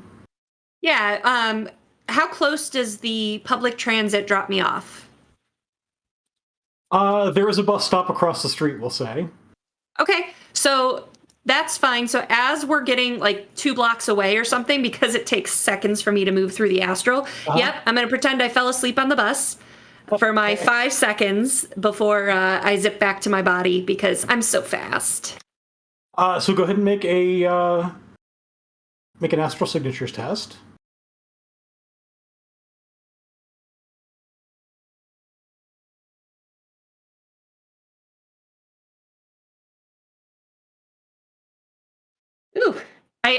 there must be someone skeevy on the bus because I don't want to leave my body too long, so I'm looking pretty rushed. That's fair. You don't always want to fall asleep for too long in the bus. Nope. But yeah, you get there, and part of this is also that it is a place that is teeming with life. There's a definite life and an energy about this place that even goes into the astral plane. The exterior is not warded, but as you take a quick, just the quickest of once throughs, you do see there are pockets of this place that are warded. That checks out. It's about what I expected. And Any you can spirits? See down, there are spirits flying around. There's also there's a lot of life and mana coming from the stage act.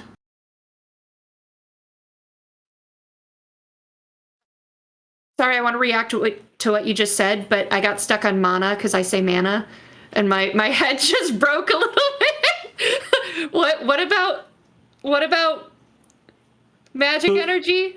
Yes, there's magic energy all around, including coming from the stage act. Oh,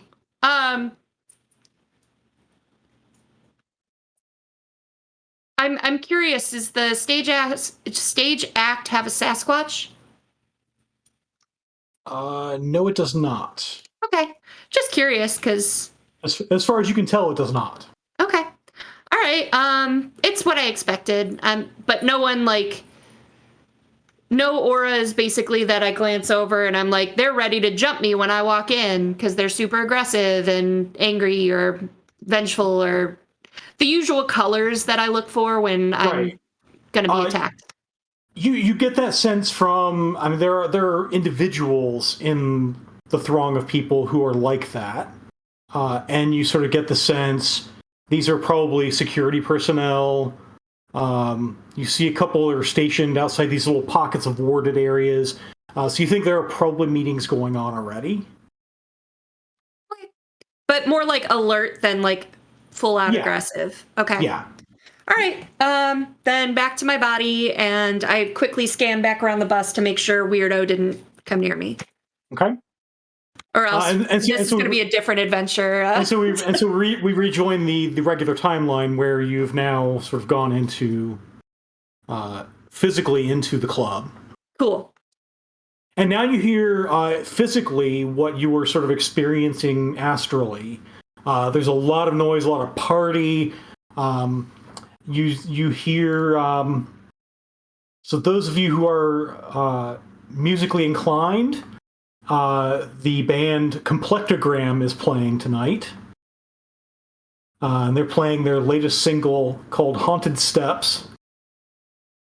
It's a 2112 length ballad that twists and turns so chaotically that it eventually turns into the bug stomp genre, which is straight out of Chicago. Can we get a clip of that? Because I want to send it to Shay, who writes music, and be like, so make this real. I'll leave that to one of our musically inclined audience members. Because I am no musician. But thank you for that compliment, by the way. But Complectogram is actually a band that exists in Shadowrun. And the bug stomp genre actually exists in Shadowrun. You can find both of those in the No Future source book. Bug stomp what? Bug stomp. It's a genre.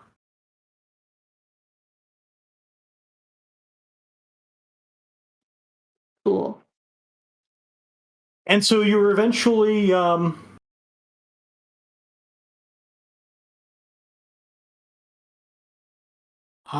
yes, as our tech tells us, also those are covered in the Shadowrun Companion that was just released. So if you pick up the Sixth World Companion, you'll see some things about that. I just picked up mine at Origins. I'd show it to you, but it's still packed, and I did not get to it.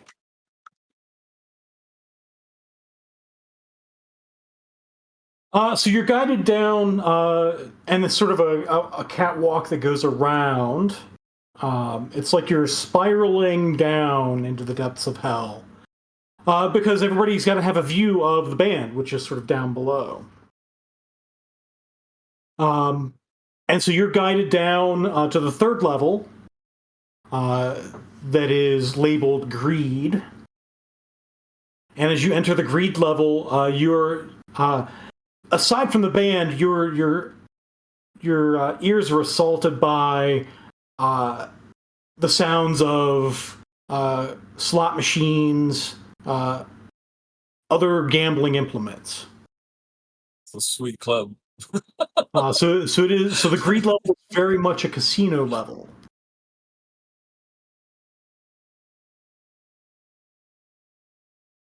And so you're led to a little side room.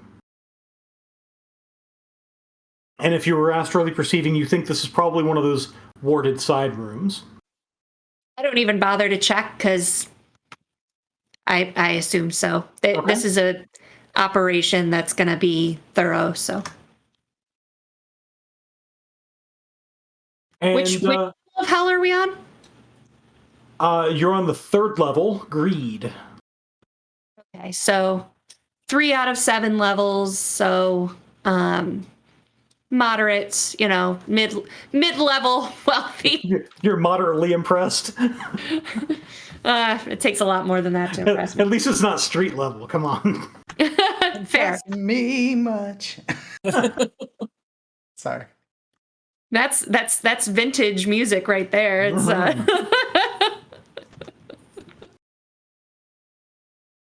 I'm a big fan. So in fact, I'll show that to you guys. There's a nice piece of artwork that I like from Shadowrun 5 that is of Dante's. Nice.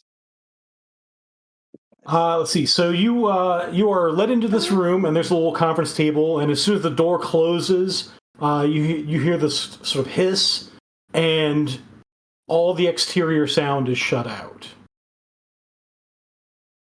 And there's a gentleman sitting at the head of the table.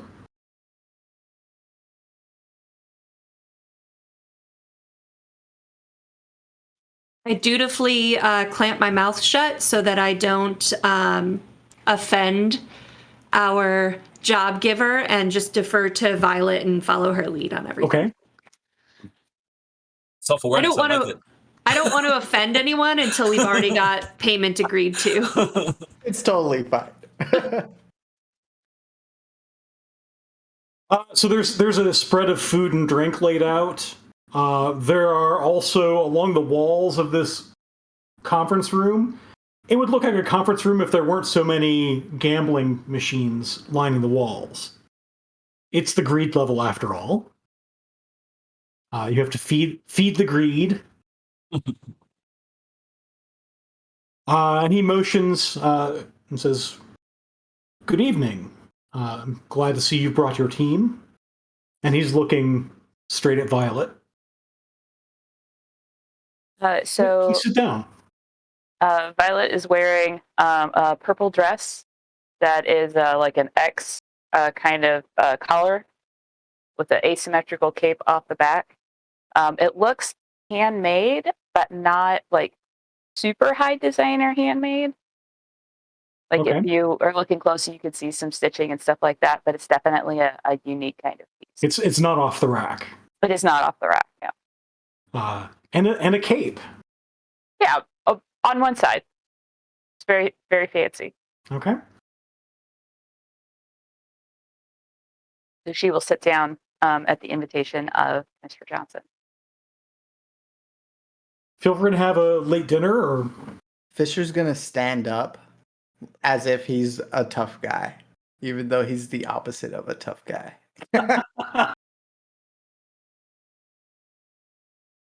play the troll. We're missing our tough woman, so I'm pretending to play. I vaguely, threateningly, just circle my finger around the glass that's in front of me, and slowly just frost the glass. And when I get like if I'm in quote unquote insulted by whatever offer, I'll like make the ice pop inside as I freeze the rest of it. There's some intimidation. So you're looking at the Johnson when you do that. Not necessarily. Like I'm not like aggressively eye contacting him. That was meant to be phrased as a question. So are you? Am I looking at the Johnson? Are you looking primarily at the Johnson when you do that? No, I'm like looking down at the glass and at the food in front of me and stuff. Like I'm not aggressively like staring them down like out of, spite or whatever. It's just like, but as things are said, like I'll like glance up and do it or whatever, but not like overtly like I'm not aggressively violent or intimidating like Nova might be, or I think we're all trying to you're sort of because Nova's not here. Yeah, you're sort of jockeying for position in the Shadowrunner pecking order. Are we in a well lit room? You are in a well lit room. Okay.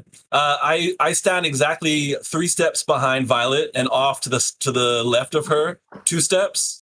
He's the only one who sat. Sorry. No, Kiri also sat. Okay, good. and you'll notice ever so often, you know how in video games the character models are set to do like one action and then they return to like their still form again. Every couple of seconds you'll see me like looking where Curie and Fisher are, and then back to like looking forward, completely like a action figure with my smile on my face looking forward. Oh, God. And not even looking at anybody in particular in the room, just kind of staring forward. Well, Mr. Johnson, you wanted us, and we are here. In all of our honest glory. Indeed. Whatever any sort of glances around the table, eccentricities you might have, your reputation precedes you. Several weeks ago, and you see him there's a little control panel on the table that you guess handles lights and white noise generator and all the fun stuff. And sort of tracing his finger along that control panel, he says, several weeks ago, I contracted with a decker named Miner 9.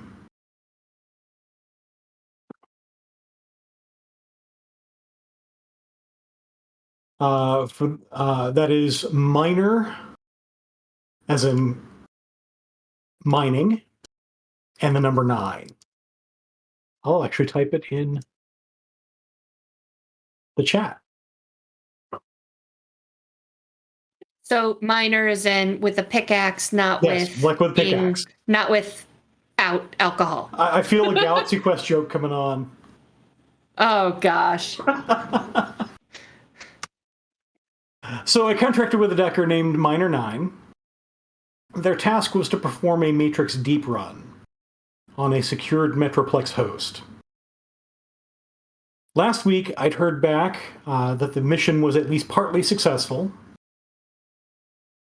but Miner 9 has vanished since then. I need your team to find Miner 9 and more importantly, the data extracted during their deep run.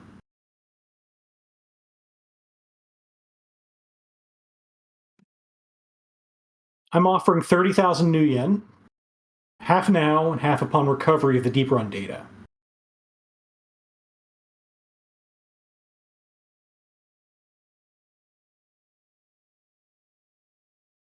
So when you say you want us to recover this individual, do you want a physical location, or you want to know where they are? What's your definition we're working with? I'd like to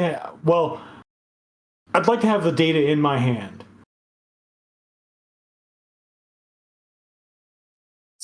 So the person isn't as important as the data. Correct. Noted.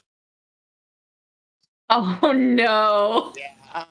Fisher just sort of lets out a sigh and then sort of straightens back up and he goes, telling us at least what kind of data this is would at least help us begin to try to track down where this person was or where they went off with your data. Obviously, maybe you can't tell us everything, but whatever information you can give us would be helpful. But at least in principle, and he looks at Violet. Are we agreed on the task in principle? Can you tell us which Metroplex we're talking about? Because that may affect things. Oh, the Seattle Metroplex, of course. It's the only one that matters. Agree with you there. I look over at the group. As a Seattleite, my character, Randy, no, but my character loves Seattle. Yeah, so you also sense in him a bit of pride in the newly independent Seattle. Yep. I look at the group. Yeah. Is this something where we may have to go somewhere physically, or are we going to have to rely on our very talented Dicker here? Oh, dealer's choice. And he sort of motions around toward the gambling machines. You had that phrase written down, didn't you? I did not actually, but if it fits, I'll use it. I'm going to give him a casino, and here's all the puns I can use for a casino right next to my monitor. That's how I vision what happens. Very good. I imagine there's going to be some legwork involved. I imagine there's going to be some Matrix work involved. I mean, he was doing a Matrix deep run, so for sure there's going to be some Matrix work. But maybe he's good enough to avoid being traced in the Matrix, and you'll have to do some legwork. Sounds a little bit on the low end for a deep Matrix run, especially considering the amount that you're going to have to rely on our skills to recover someone who apparently wasn't as up to the job as we're going to be. Well, I'm not hiring you to repeat the deep run. But this data is apparently important enough for us to have to do it. So I mean, it's at least partially. I mean, so the data's out. Yeah, the data's out, and you have to recovering that data. Yes, you're recovering that data. So I'm not asking you to repeat the run that the Decker did. It's locating the Decker. It's essentially locating the Decker or whatever data where he left. He or she left the data. Oh, I understand that. What I'm saying is, we're in the negotiation phase, and so there could be a negotiation role. Mm-hmm. And I look back at Violet, who should handle that. if you're feeling assistive, you may attempt an assist. I will try to assist. This is dangerous. Okay. That's good because Violet doesn't know anything about computers, so. Yeah. She was just saying words back. Okay, so how about this then? Can I just talk all this Matrix mumbo jumbo to try to be hey, this is why this is so important and why we need more money to assist Violet in her negotiation? How about that? You may attempt an influence plus logic test. Or unskilled logic, if that's what it comes to. That's probably what it will be. Unskilled logic, but logic is. And I think as soon as we've accomplished this role, since we're at the 9:00 hour, we'll hit our first break. And I will spend. How much is it to redo. How much is it to re-roll the ones that aren't hits? To reroll all of your failures, it's 4 edge. I will spend that. Okay. Yeah. All right, we're spending edge. That is so 6 dice. Or you can just re-roll that. Okay, No. there we go. Oh wow, that did not do you any good. I tried. I still get 2 hits. But that does give 2 dice to Violet. So you just hear him rattling off all these like matrix things as to like why it would be so important that like, you know, there's a lot of legwork that I'm going to have to do to track down this other matrix person that you hired who obviously did a subpar job because blah blah blah matrix thing. Violet's nodding very seriously like she understands.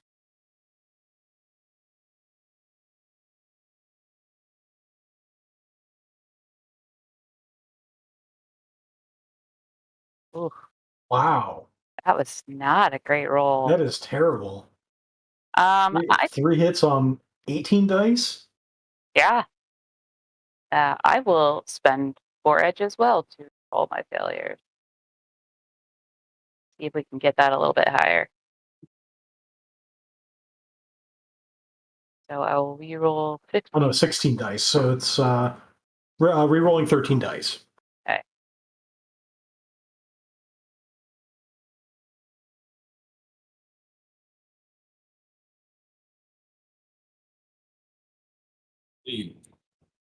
That is better. All right. So, I can up the back end pay to 25,000. So 15,000 up front and 25,000 upon delivery. Yes. So we'll look around at the group. And he sort of he pulls out of his jacket pocket a silver cred stick and sort of twirling it about in his hand.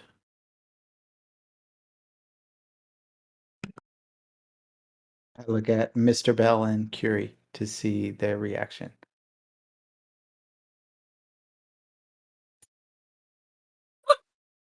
I stare forward, smiling. I look at Kiri, I look at you, and I stare forward, smiling again. And I go, of course. And then I look back at Curie, who I'm not expecting to give me anything, but No, I'm still just now. My finger isn't even touching the glass, and I'm just like this like little wave of cold is like stirring the ice for me. Like I'm just chasing the ice around with it. Well, we didn't talk about what the signals meant beforehand, so I'm going to say yes. I agree. We'll work on our communication skills later. Yeah, that means she's in. And he slides the silver cred stick toward you. So Violet will take it and like slip it in one of the sides of her dress because obviously she doesn't have any pockets. Thank you for your customary down payment. We look forward to doing a great job for you. I love that you stressed great job. And with that customer service message, we'll go to our first break of the night. But before we do, don't forget to type in #RemPC in the chat for your chance to win oh my gosh, it's been 2 weeks since I've done this. Free entry to win a copy of the Shadowrun 6th World Core Rulebook Seattle Edition PDF. It'll be yours if you #RemPC right now. And you can get bonus entries to win if you really, really want it by going to realtalternis.com/Nuyen and donating Nuyen to help support these runners. So thank y'all, and we'll be back soon.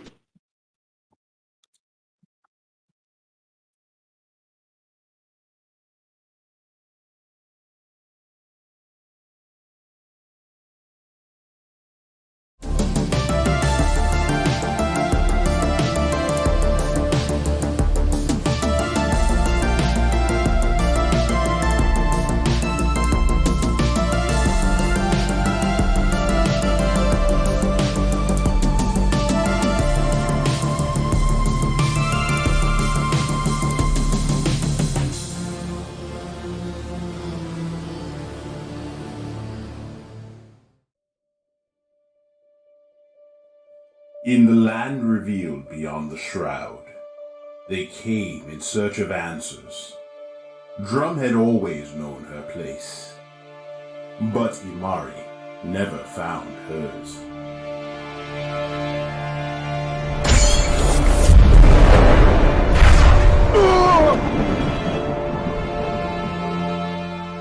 Which stories rest in this arcane book? What tales can be spun? Who covets its mystic pages? And to what lengths will they go? Perhaps a mythkeeper will weave together these tales in an age to come. But we have an opportune luxury, my friend. For we can see this magnificent performance with our own eyes. Just have your tickets ready. Cobblesworth's Clockwork Circus, Issue 2. It's time to start the show.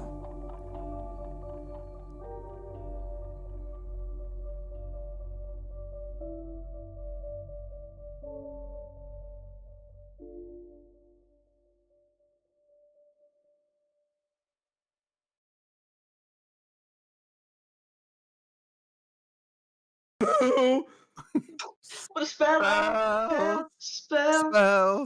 She says spell like 92 times. Spell.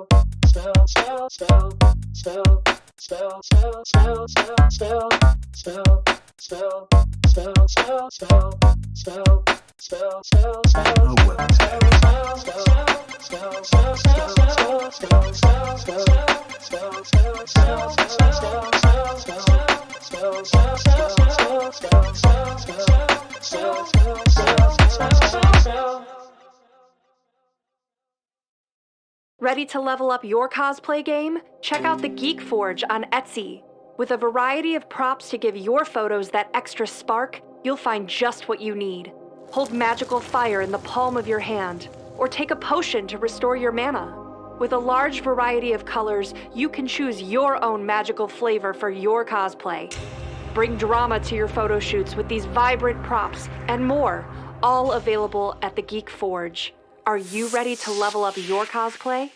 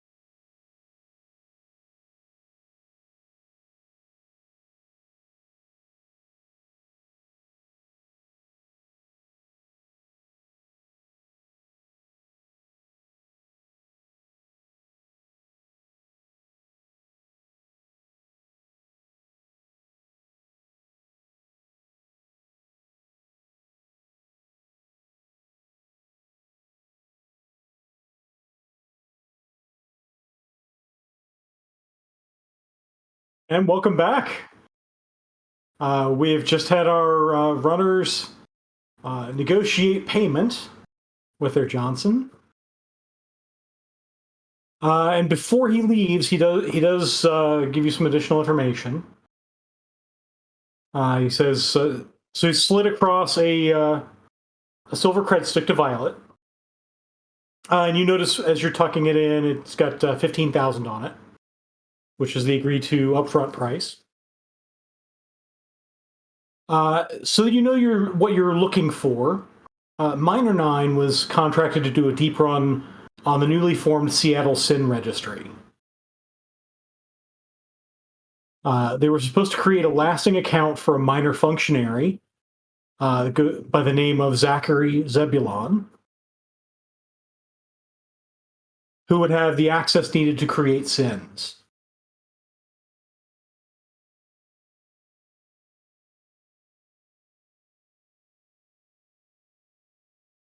I look forward to seeing what you find.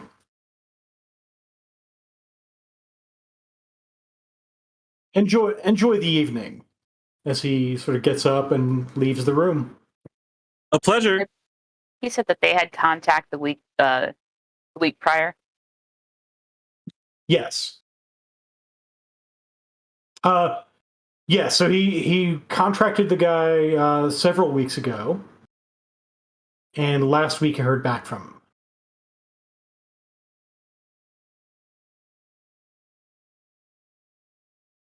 Saying that the mission was at least partly successful. Whatever that The means. meetup, or I mean, was there like, did he not show up to a meeting, or what was? But before they could meet up, he vanished. Okay.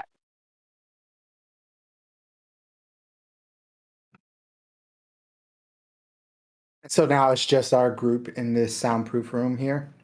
It is now just your group in the soundproof room. You do hear the full bug stomp as the door opens briefly, as Complectogram gets to the end of its 2112 length ballad. Before anything we start talking at all, I pull out a bugs sweeper just to make sure there weren't any bugs left in this room. There are no bugs. Perfect. All right. Looks I'll like do a astral perception too to just make sure nothing has been summoned or is active within here. Okay. I'll go ahead and roll that.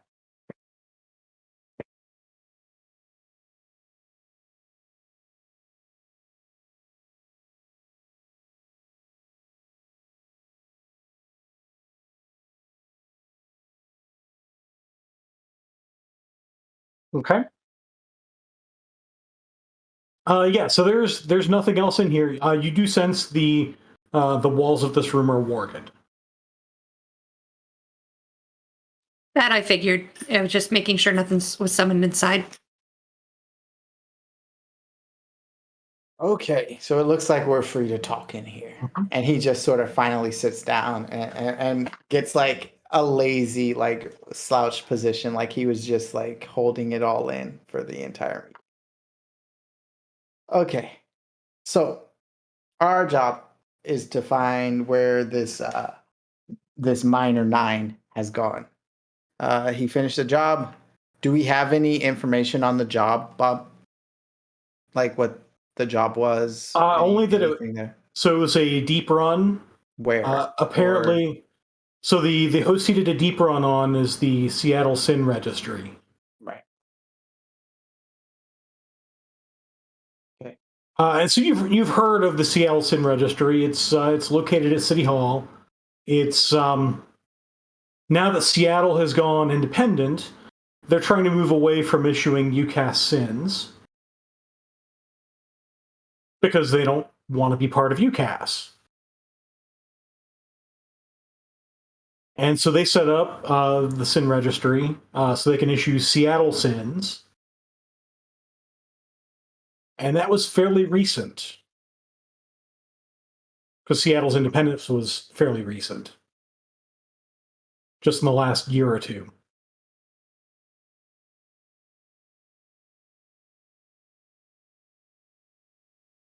And so you as a Decker have heard of deep runs. It's essentially the sort of the long-term hack where you go, you do a deep dive into a host, and they're very dangerous. They're the Decker equivalent of metaplanar quests, which is what mages do. So you essentially go into the foundation of the host. More to come later this year when Hack and Slash comes out. That's the Decker. I think that's the title of the Decker source book. Technically, the Matrix source book. Right. Okay. So I'm just trying to look at the group as to what they want me to sort of look into in the Matrix to begin with, and like how we want as a team sort of want to try to go about doing this. He doesn't want to do this all based solely on his information, because I mean, even though he likes to pretend like he's good at what he does, but he doesn't know everything, and so he's working with this group. I know it's a surprise, right? So obviously we want to look into the background of this minor 9. We want to look into the this hack and see if there's any evidence, any trails that can kind of lead to what was done. Anything we can gather on this actual data that was taken. Anything else as a group we're looking at?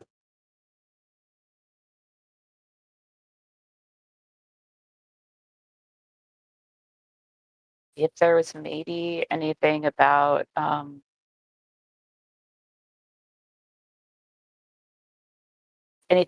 run going sideways. Yeah. That we might have heard in our back channels or whatever. All right. So I can do that in the Matrix. Is there any way that you guys, there's like some of that legwork you guys can do to get some of that too, like in your contacts or stuff? Cool. So to start with, then he's gonna go.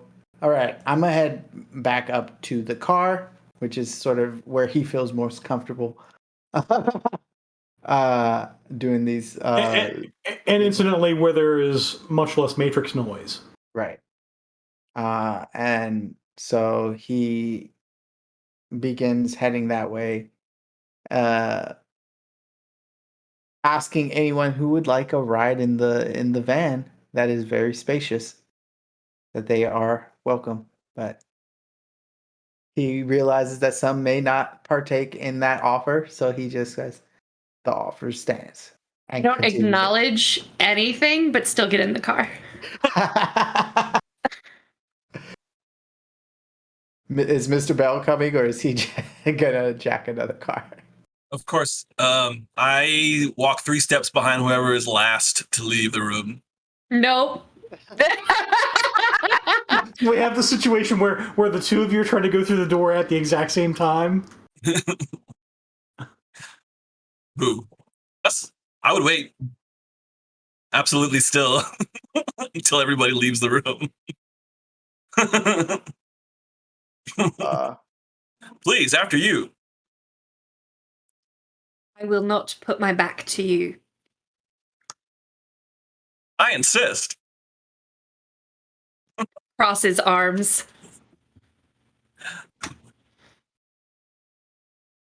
We don't even have an awkward van ride. We have an awkward room stand. It's an awkward hovering at the door.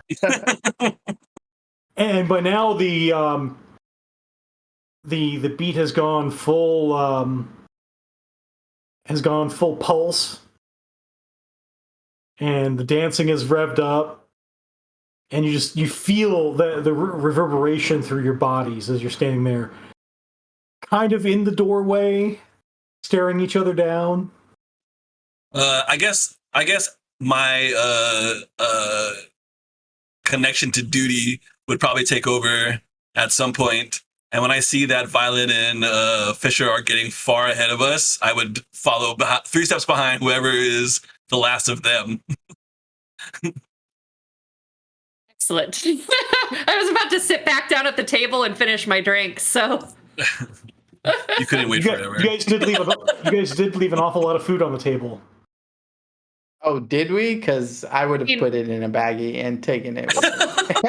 I wouldn't have baggied it, but it would require a very big baggie. I ate during the meeting, so. All right. He gets into the driver's seat of the car, which is a little bit more spacious because it's troll size. And he sits down, sort of takes a jack out of the steering wheel so that he can plug it into the hole in his head so that he can enter the full matrix. And then he's going to start that search with information about Minor 9. About Minor 9, okay. So that'll be a matrix search, which is electronics plus intuition. We're just staying parked, right? I'm sorry? Yeah, for now. We're not going anywhere, right? We don't know where to go, yeah. I go invisible and I make a really short circle continuously around the van. That is a horrible roll. That is a terrible, terrible roll. Oh, I do get one edge though. Can we reset? Roll 20. Reboot it. Just unplug it. And plug it back in. Yeah. It needs it today. No, it's just my rolls apparently. So yeah, he tries to get some information on Minor 9 and Zippo. Yeah, there's nothing. He's a ghost in the Matrix. I'm like, dang it, this guy's actually really good. And so what he's going to sort of try next is he's going to start sort of big picture, any whisperings about like in the net about like a potential data breach within the Sin network downtown. Just sort of more rumblings than anything like actually entering their servers or just trying to see if there's any news that has sort of leaked out. Okay. So you can do another matrix search. That's much better. I have 11 dice. How do you go 0 on 11 dice? Roll 20 giveth, and roll 20 taketh away. I just take it. That's that's how I make myself feel better on my Friday night review game. Got it. So yeah. What do I find? Okay. So you do find. So you're looking for sort of bigger picture things that have gone awry. You do catch that there was a brownout at City Hall about 8 days ago, right at midday. And you remember it because it wasn't just City Hall, it was citywide. There were sort of these brownouts, sort of rolling brownouts, because it was unseasonably warm.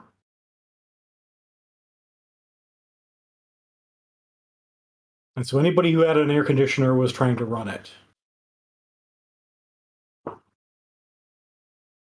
And you're remembering, hey, it's late May, it's Seattle, it shouldn't be this hot. Right. Wish it was hot in Seattle right now.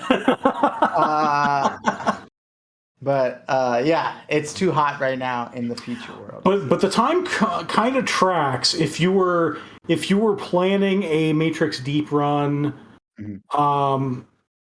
this might be sort of your backup way in if your primary went awry. So he feels like he probably has a good idea of when this data breach happened. And he doesn't quite have information on Minor 9. But knowing sort of when this data happened, he tried to figure out if there was any trace of this guy left over from this like potential going in. So maybe not specifically. I guess he's just trying to see if there's any trace of anyone having access their systems illegally. Okay. Yeah. So go ahead and make another matrix search check. This is how I get more edge. This is great for me. So 2, right? I have 1, 4. So the info is coming pretty slow on Minor 9, and it's not out of line with what you would expect from a decent decker. Right. I mean, you know how to cover your steps against matrix searches. Mhm. Other people might not, but people who live and breathe matrix know how to cover their tracks. And you just, as he's sort of inside this virtual world, messing around inside of the Matrix, you all get just sort of pings of like progress. Basically, this guy is really good. He's really, really good at hacking or hiding his tracks. But we're getting some information, and you're getting whatever he's finding. He's sort of forwarding to you guys as well. I want to.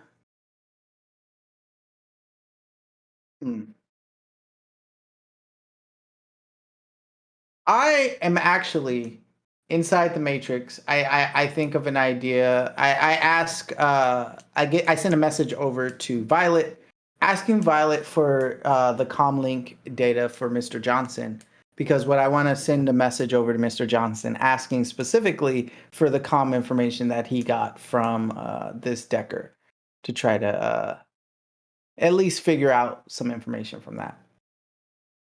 And I mean, Violet it's will definitely a send that burner, over for but sure. Yeah.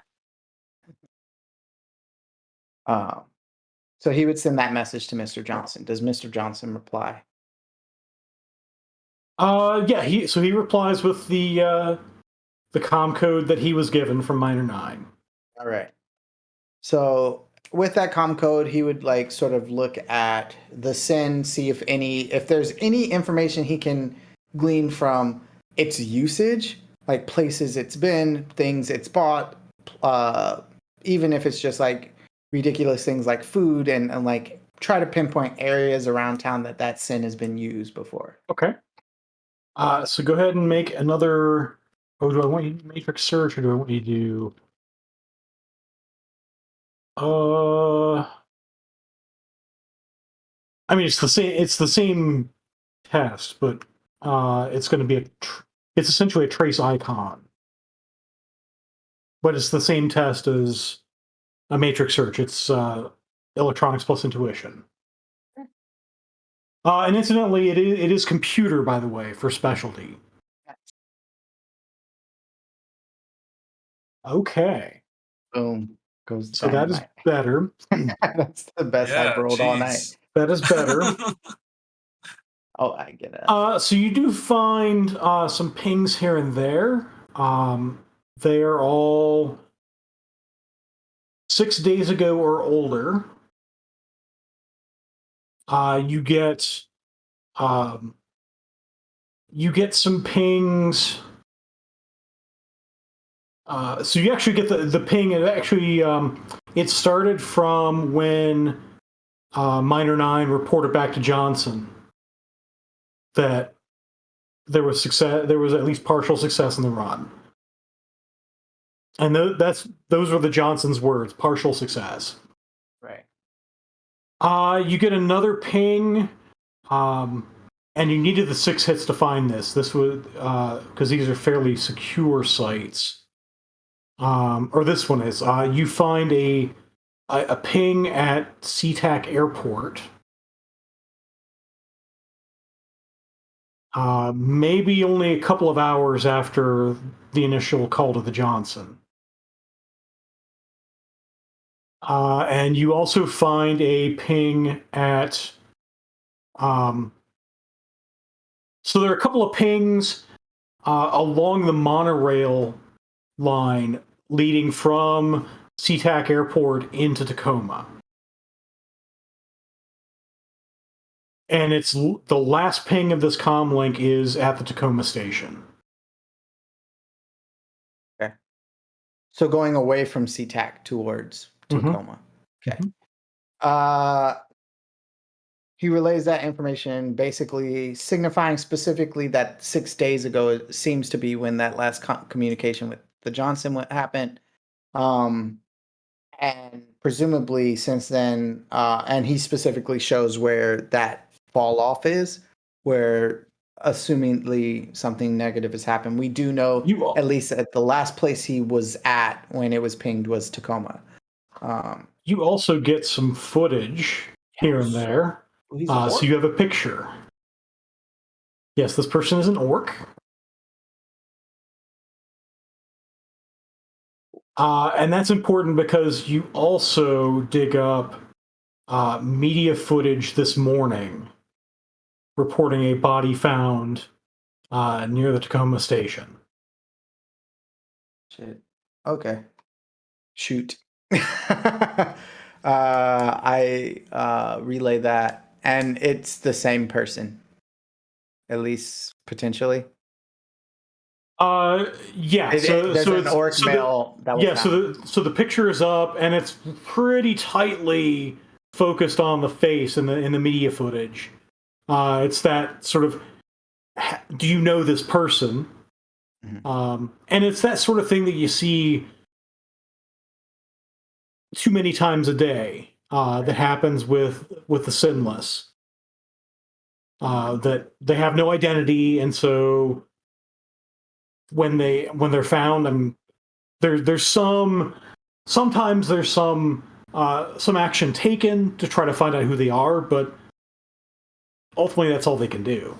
Right. So you see, as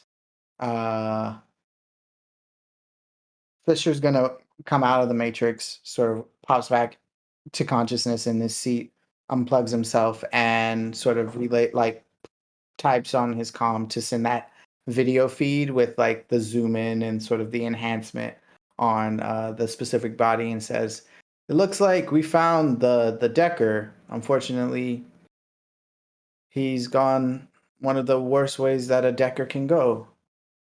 Just an unknown nobody found in Tacoma."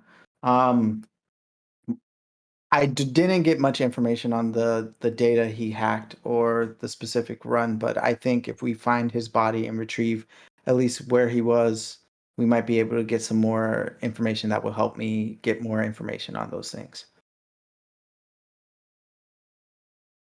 And you see him solemn, like he's seeing another like Decker sort of taken out for something he feels is definitely nefarious. He is kind of down about it. Well, it sounds like our search should start in Tacoma then. See if we can find our friend. Can you do a search of some sort to find out who took him and where they took him, his body? Yeah. I have a question. How much of that would I know being from the area? Like, would I know anything about like where bodies are taken or? Yeah, so you would know that he'd be in the Metroplex morgue. Right. Until such time as there was some determination of what to do with him. So when you ask for that search, he goes, "I can tell you," and he just sort of talks about the Metroplex morgue, how that's where everyone goes, and how we should probably get over there soon before they start disposing of the body, because him being sinless and unknown, and if nobody comes forth with information, they're gonna toss it and destroy it. When you say the words, "we should probably go," the door slides open from me patrolling around the van, and I get into the seat closest to the front, as always. And you're not like there. It's just like, yeah, it's just the door opening. Well, you can see like mirrored. I know what I can imagine. Yeah, I see, and I go, just why? Why? And then you feel do that? then you feel that just a little bit of extra weight on that part of the van. And then my pixelated image begins to appear in front of everybody, and I pull the hood off. We knew you were here. Why? And he goes, I won't question. I have a question though, for me as a player. What is Mr. Bell wearing? This is for Roland. Oh, I have a new suit. It's a Mortons of London suit, and I have a Rax mod attached to it that makes me have the abilities of the chameleon suit. I can now disappear. Yeah. Perfect. Yeah. Any pockets on said suit? I would imagine like a regular suit, right, Bob? Like Yeah. Like normal, right? Yeah. Okay. Perfect. Let's go. He's gonna type in the address for. That's an interesting question. just because. Now, Can you hold is not change? now is not the time for my plan to be enacted, but there's. I needed to know what you were soon. It is Morton's of London, right? Is that what the name of the Mortimer of London? Mortimer of London, yeah. Morton's is the steakhouse. So he puts in the address for the morgue and commands the and car to go. specifically, it's the Berwick suit. Yeah. And then he pulls out his comlink and starts playing games. They gonna be open this time of night? No, and that's what I'm hoping is why we can go over there now and try to find our way in. Actually, he looks over at Mr. Bell. Your skills may come in a lot of very handy. So you can help all of us. I would be happy to assist you in any infiltration. And he just kind of looks at you with a close eye and then goes back to his game. And we head off. So you drive to the morgue? The car drives to the morgue, but yes. Love that grid guide. Mm-hmm. Yeah, so this is the downtowniest of downtown of Seattle. The height of AAA security. And you arrive there. I enact the car's monochromatic thing to sort of blend in wherever would be the least obvious. Oh, you have it's the electrochromic filter. Yes, I do. Okay, the electrochromic paint. Yeah, so you can make it shine. You can make it look. You can make it look new. You can make it look old. You can make minor changes. Sort of run down like no one would pay it mind. It's been sitting here for a while. Okay. Yeah, wherever it looks like it would fit in. So a place where it looks like it could, nearby where there may be other dilapidated cars. So that it's not the only, unless it's so high class downtown, then he would do the opposite and make it look like everything else. This is the area where it's either Lone Star or official government or it's very shiny. Then I would make it so shiny. Okay. The shiniest. You don't want to mess with that car. You can't afford it in 12 lives. And just for my curiosity, what rating sin are you running? Let me double check. Rating sin is that. The one I run when I'm actually doing things is better than my other one. Why is it? Oh, there it is. Where I'm trying to find where that is on the character sheet again. Is it equipment? It should be under maybe it's a social. Social. Thank you. I'm still trying to learn how to. There's just so much. There's a lot on the character sheet. It's amazing. It's a level 4. Level 4. Okay. Mm-hmm. By the way, you can see a character sheet as well. I posted mine right before Origins, I think.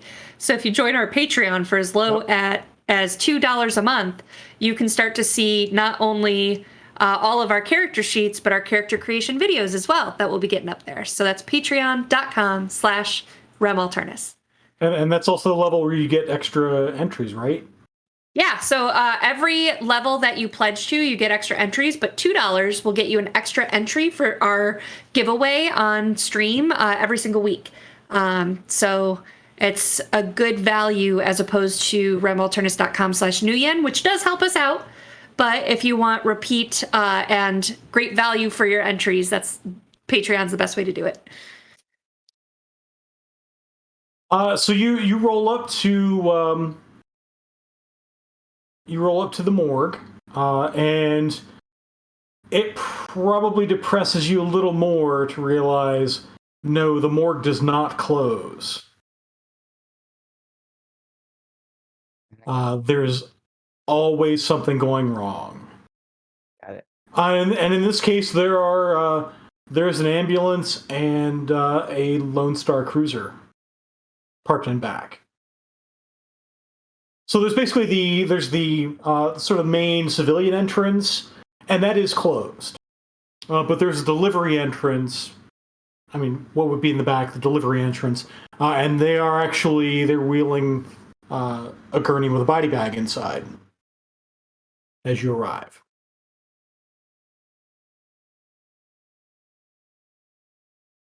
He sort of looks over at the group and asks, "How can we infiltrate this place?"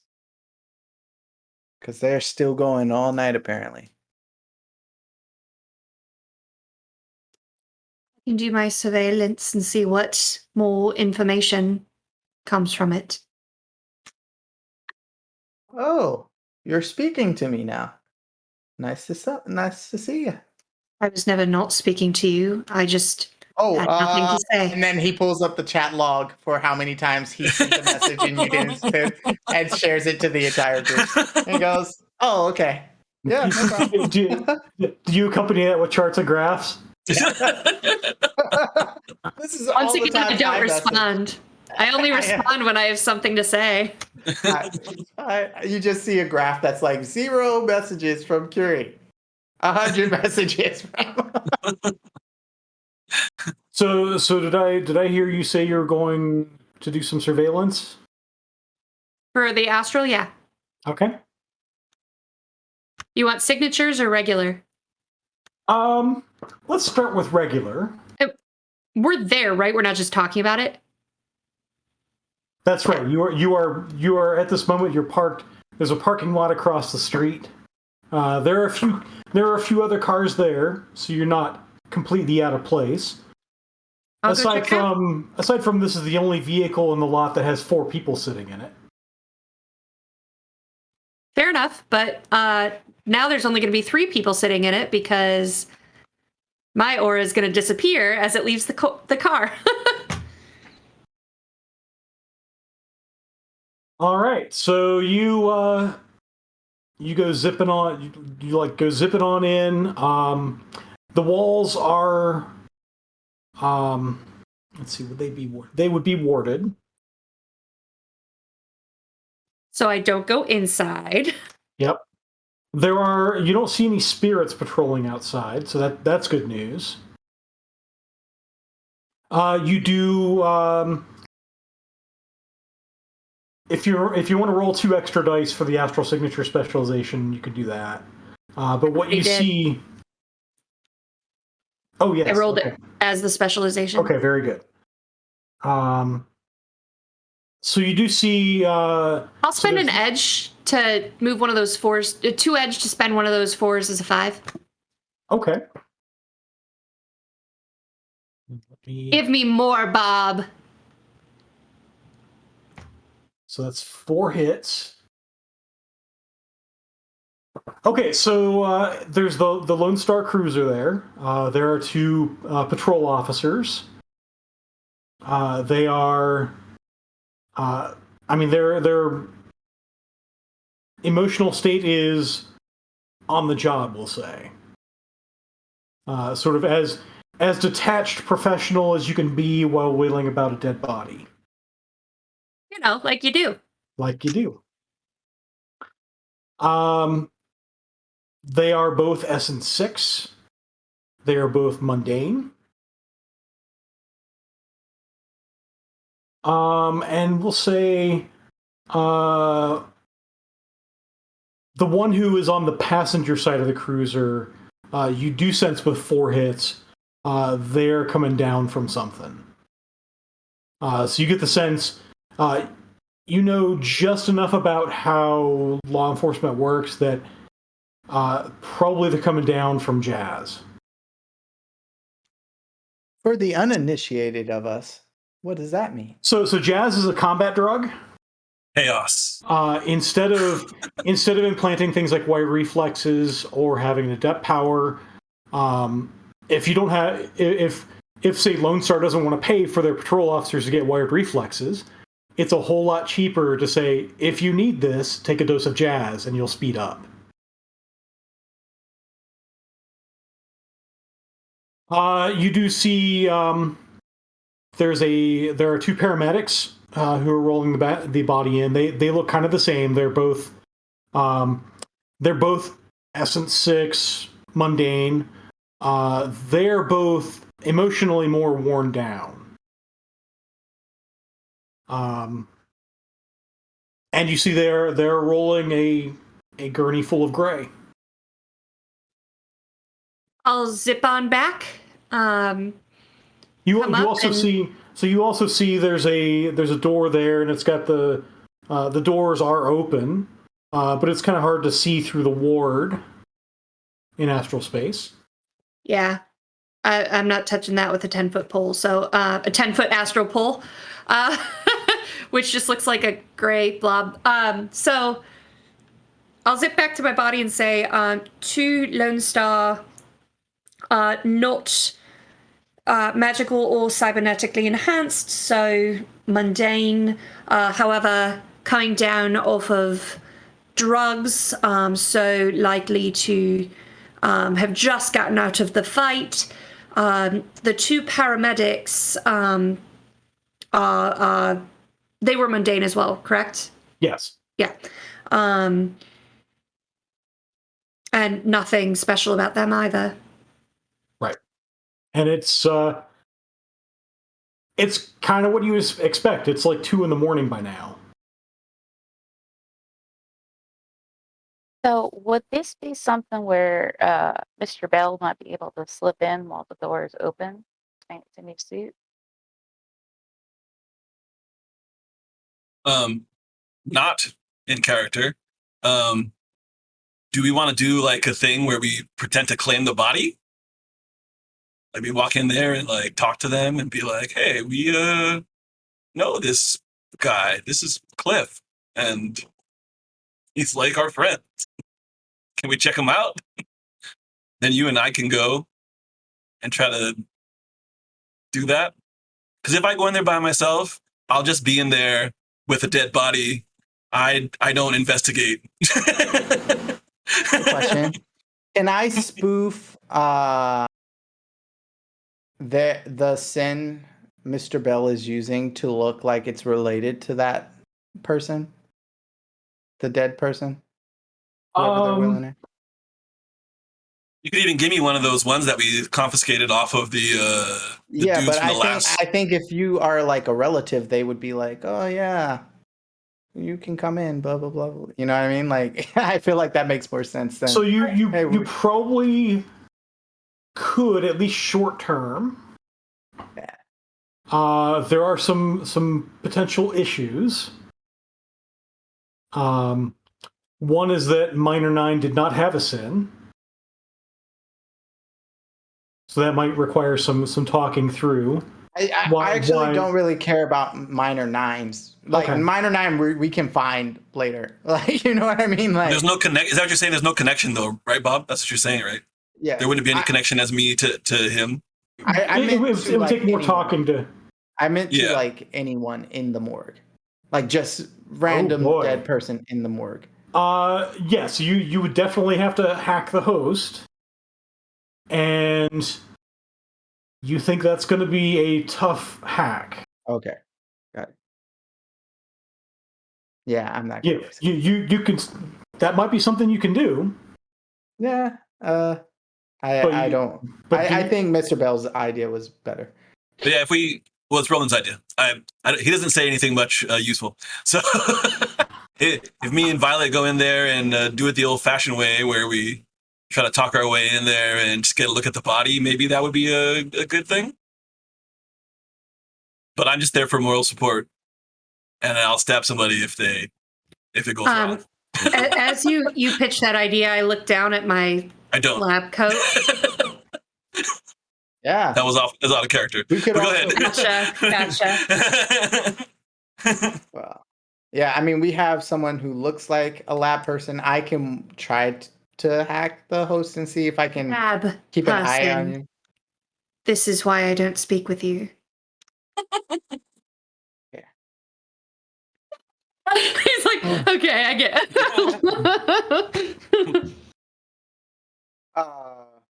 Yeah, I like that idea. Let's do it. So who all is going in? Not I. So did I read everybody except you is going in? You're going into Curie? I suppose. I guess I better get back into character. Because y'all are confused.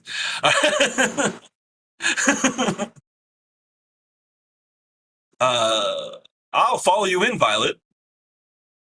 Maybe we can talk to the morgue. Get access to the body. Sounds like a great idea. Well, I am still wearing my fancy dress, so it just takes a little bit of water, and then I just look real upset. And no one wants to talk to a crime lady. They want a crime lady to get out of there as fast as possible.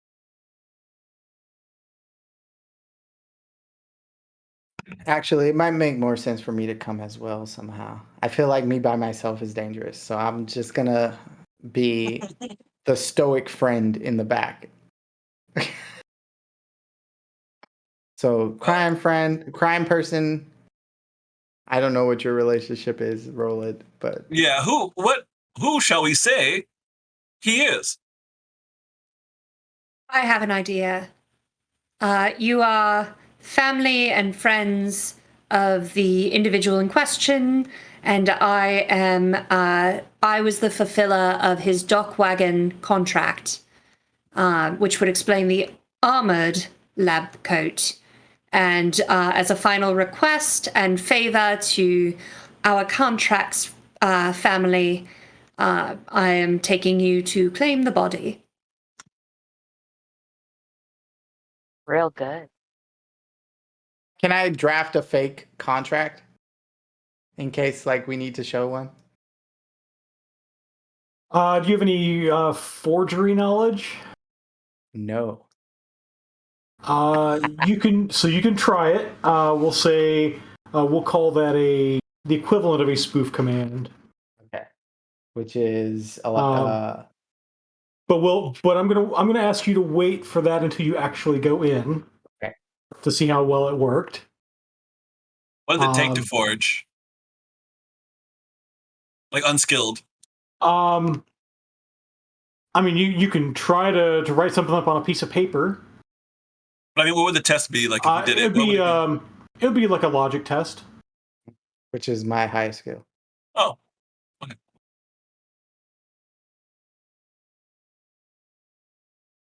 I'm a bullshitter, is what it is. All right. So what I'm hearing now is that all four of you are going in. There's a forging of a dock wagon contract underway. And I think we'll do that after our mid-session break, because we're nearing the 10 o'clock hour. Is that my cue? That is your cue. To talk about hashtag RemPC, which you should type right now in the chat to get your free entry to win the Shadowrun 6th World Core Rulebook Seattle Edition that my friend Teslon just put right above my head. So if you want your very own PDF copy, you can read all the rules and understand what the heck we're talking about when we say edge and other Shadowrun words. What are other Shadowrun words we say? Summoning. Oh, no? Astral perception. Shadow, run! Initiative. Running. So get your very own copy by typing hashtag RemPC in the chat if you really want to win or really want to support us. You can head to remalternis.com/newyen to donate to win bonus entries, and all the instructions are there. Or you can even go into www.patreon.com/remalternis and back us for as low as $2 a month, which gets you an extra entry every single week. So it's super worth it. You should do it. We'll be posting lots of behind the scenes stuff for our stream on our Patreon as well. So come hang out. #RunPC. So we'll see you in 10. Bye.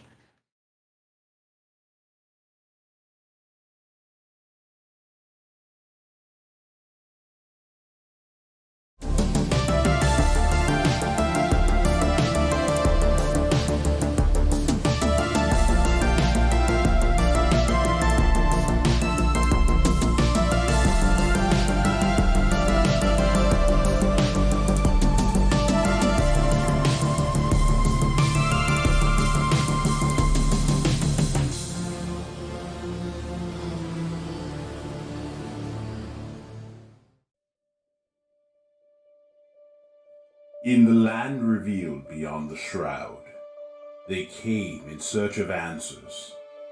Drum had always known her place, but Imari never found hers.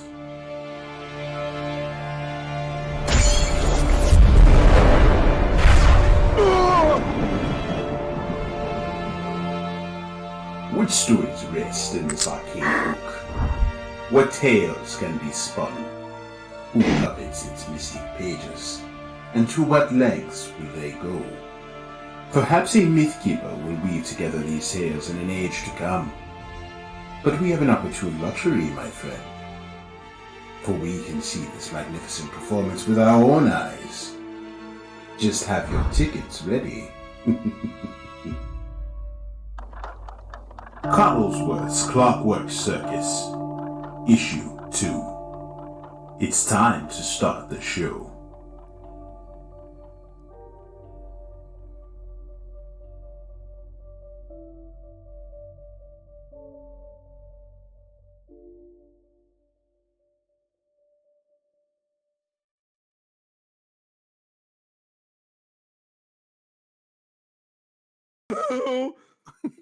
What a spell. She says spell like 92 times. Spell.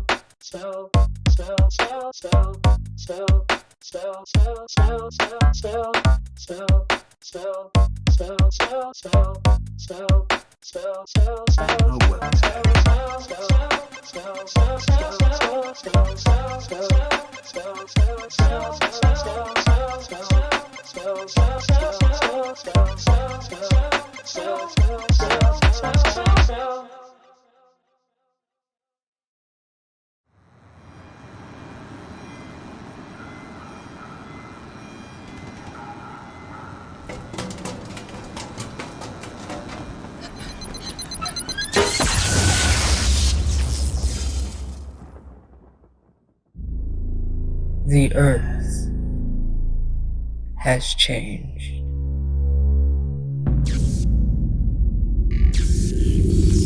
All that once was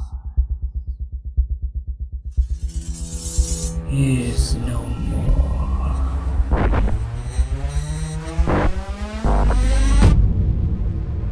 Cities remade.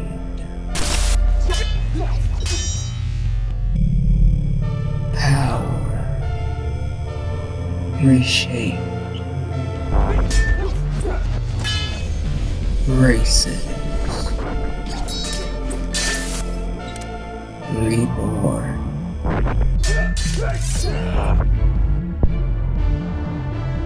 Reality reimagined.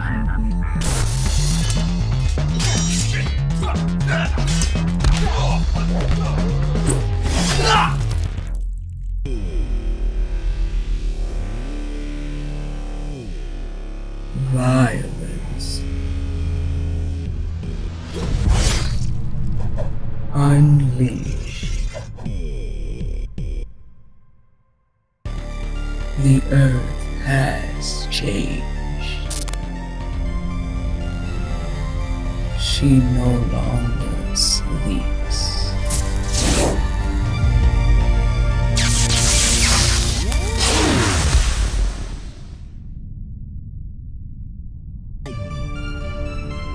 She has awakened.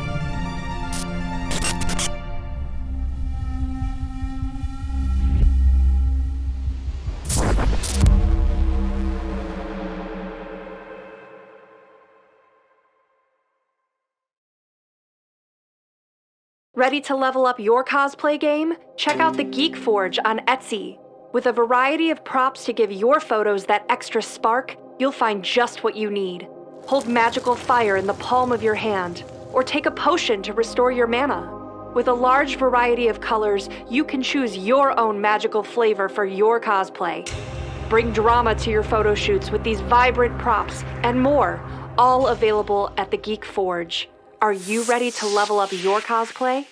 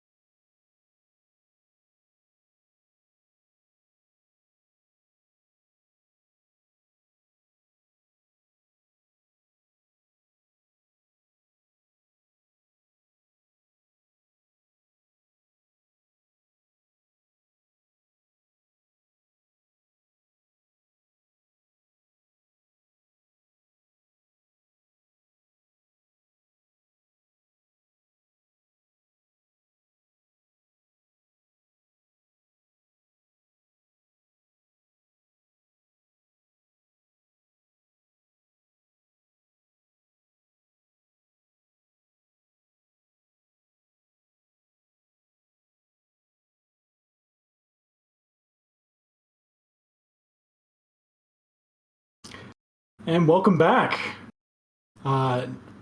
We've now, I think we're about to go into the morgue, and I think we have a story that our runners are going to weave to try to talk their way in. At least that's the plan. Yep. So how's this going down? I'll get out of the car quite confidently, like I do anyway, and lead the way to the doors as though I know where I'm going. Okay. And so go ahead and make an edge test. Bob, right before I get out of the car,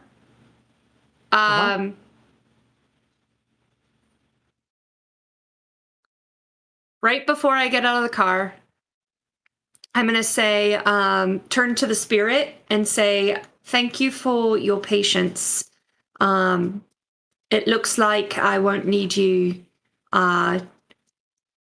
until I'm either in or out of the building. So appreciate you and expect my call. And I'm going to give him 1 karma. Oh. Okay. Yes, then, Bob, let's go a spirit. Then it attacks us.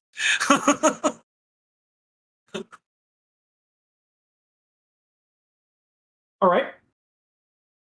I can't go through the ward with a spirit attached to me, so... Yeah.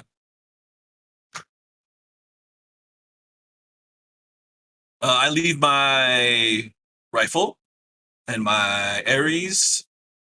Well, both my I have 2 Ares pistols now. Both of them in the car in their holsters. I do take the sheath of my combat knife and switch it onto the inside of my waistband instead of the outside like I normally have. And then suddenly you guys see my face. The permanent smile actually fades, and I look somber, and I look sad, and a little upset.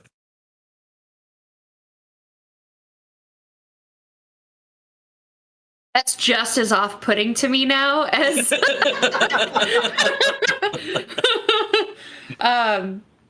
but yeah, I'll get out and lead the way. So you're leading the way. And let me roll something.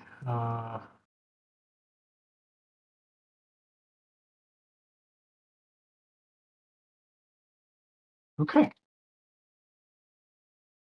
Oh, right, you wanted an edge test from me, right? Yes, I would like an edge test from you, please. So I just roll my edge, so 7d6. Yep.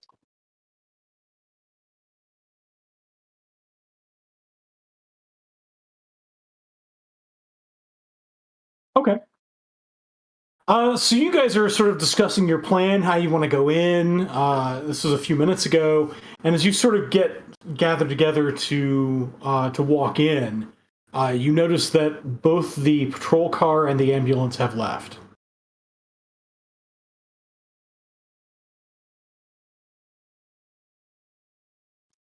That's actually fine. No. The patrol car is left. The ambulance is. The paramedics are just sort of they're packing things up, and it's clear they're getting ready to leave. And so you were in the lead? Yeah, I'm gonna head straight for the door and like again, pretending I'm supposed to be there and head on in. I'll take your hand, Violet, like I'm consoling you, and we'll walk behind Curie.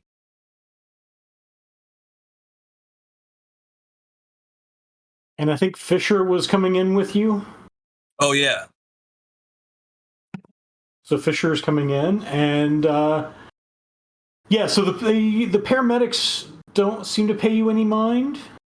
But as soon as you get in, there's a reception desk in back where there is a person sitting there. Another delivery already? No, Hi, Angela Crow with Dock Wagon, and I offer my hand.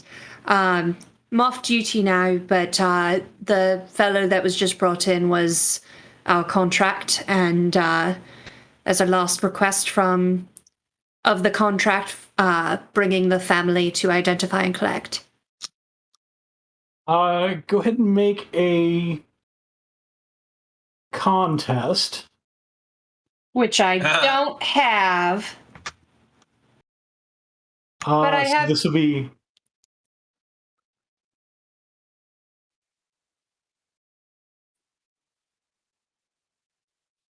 So I am. Yep. So I'm just going to. So this is. Just I'm going to pre-edge. I'm going to pre-edge my charisma roll. Okay. That's a smart thing to do. So before you spend all that edge, you will gain. You'll gain 2 edge. Well, no, you're already. Are you already at 7? Nope, I spent 2 on making a 4 or 5 earlier. Okay, so you will gain 2 edge from things that Fisher has prepped. You have a vaguely acceptable ID contract in somebody's name. Okay. I mean, I assume from running this long and him being the decker he is, like he knows my fake sin is Alex Kingery, so.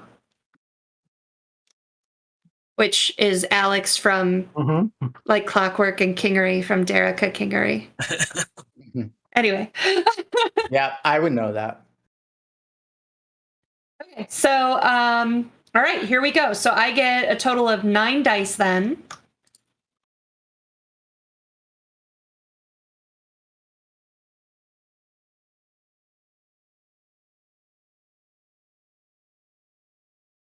Sixes explode. 7 edge is nice when you can pre-edge something.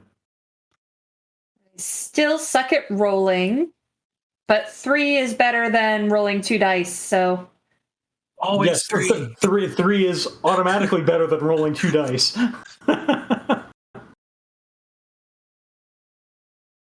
He sort of looks down at your hand, looks back at you. I got 3 hits, and my 6s were supposed to explode, and I did have You had a 1 6. So let me re-roll 1. You shouldn't need to re-roll. Nope. Oh, did it do it for me? Yep. Oh, okay.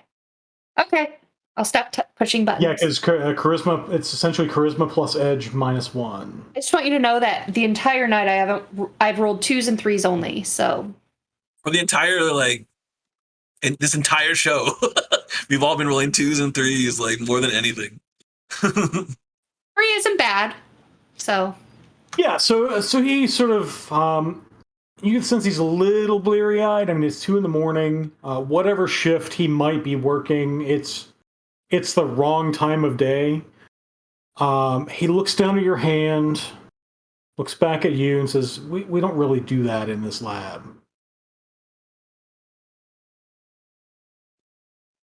Let me see the contract. It's a good thing because I was about to get Doc Wagon sassy on his ass. So go ahead and bring up the contract. So you show the name, and there's a name that you guys have made up for him?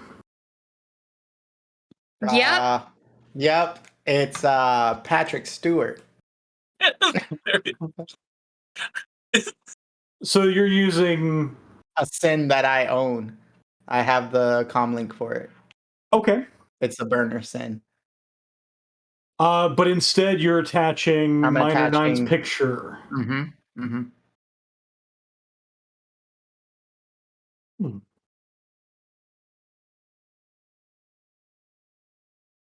And these people are, and he's looking at you, Curie. And behind Curie, I start sniffing. My voice gets icier with all of these questions as I say, as I said, the last request of the contract that we were to fulfill was to bring the family to identify the body and collect personal effects. Looking down at the contract. He's looking over at a terminal. Okay. Follow me, please. I give a nod of approval, I guess. I don't know. Like, good. Do your let me do my damn job or whatever. So he leads you down a hallway and into like another. You take a right, you take another left, and sort of leads you to the stereotypical morgue room where you've got these essentially these doors that are like three that are we'll say 3 high and fill the walls of the room. And he's looking at his comm link. 207. Okay. So he goes over and pops the hatch on this door and swings it open and rolls the table out. Over here, please. And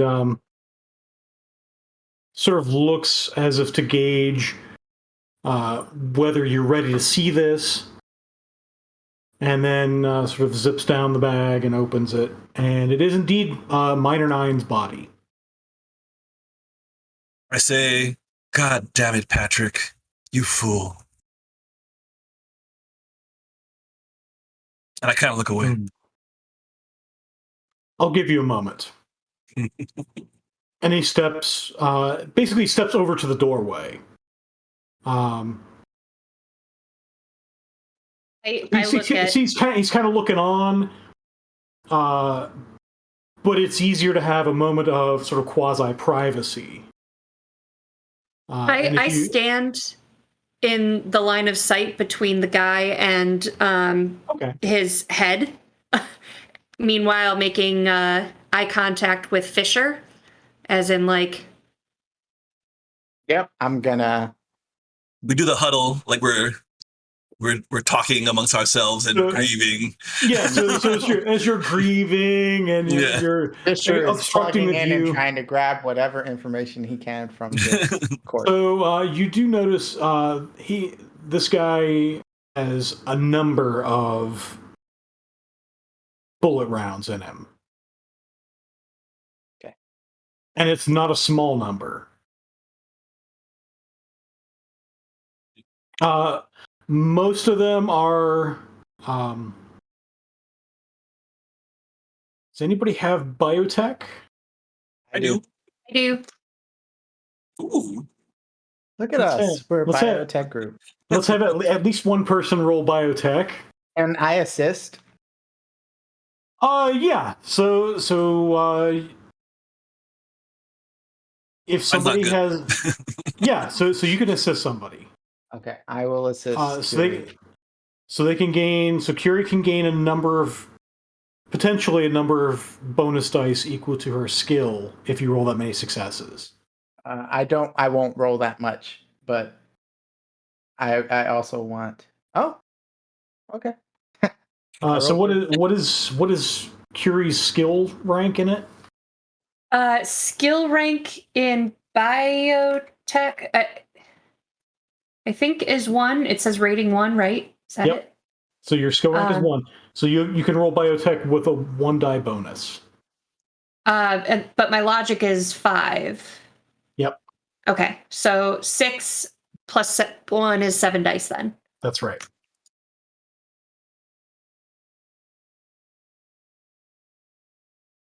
I didn't know that. Sorry. We'll get better at this. It's cool. Hey, you gave me 4. I hit 4 for a change. And it's a fun way that both of you having analytical mind get an edge for it.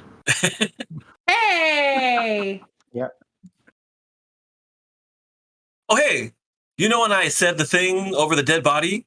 Can I get edge for my first impression? I didn't do anything. Not for the dead body. No, for the guy. Yeah, only if you're rolling the test you get edge. Can I intimidate him with that? No. Minor kidding. 9 is All right. already sufficiently intimidated.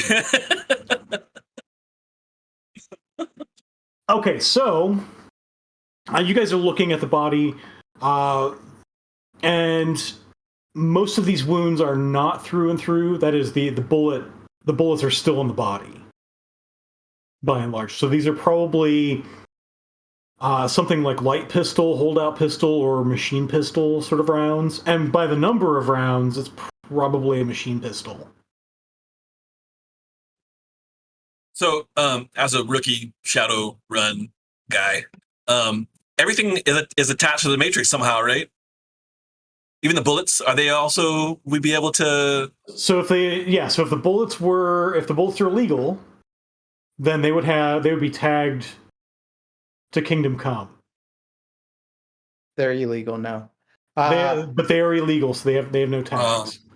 I want to try to take my cyber deck and plug it into him and myself and pull some information from his last memory, or like any memory within the past 8 days or 6 days, I guess. Yeah, so you plug into his cyberjack. Using my cyberjack. Using your cyberjack. And you do see, unfortunately, at least one of the bullets has gone in through the cyberjack. You do catch there are some memories that he has. You do see his last memory is seeing what he counts is 4 gangers. They look like they might be. There's a tag that he recognizes them as Triad.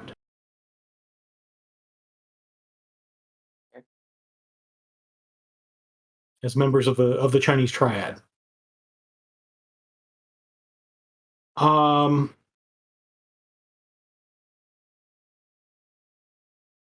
So as you're doing this investigation and you're sort of do you're I going get through anything on the data like that he was doing? So no, you get the sense he knew the jig was up and he intentionally wiped any memory. He did, as you guys are investigating him with 4 hits on biotech. You do find one of his fingers has a fingertip compartment on it. We're gonna open.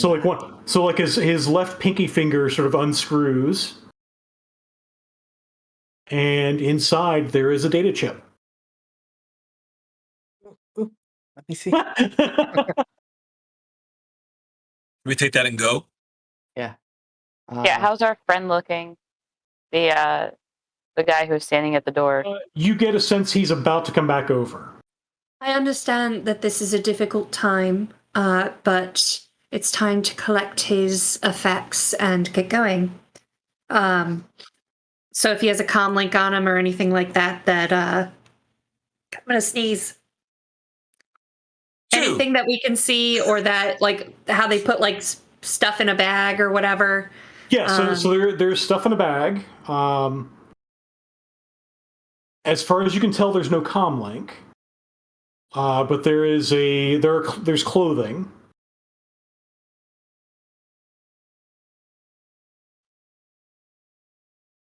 But it's pretty clear that if there were anything electronic, he was trying not to be caught with it. Right. I will. That's the sense you get. I will sneak in a Patrick, my really cheap Patrick Stewart comm, so that when at least he can be buried with a name. Oh, okay.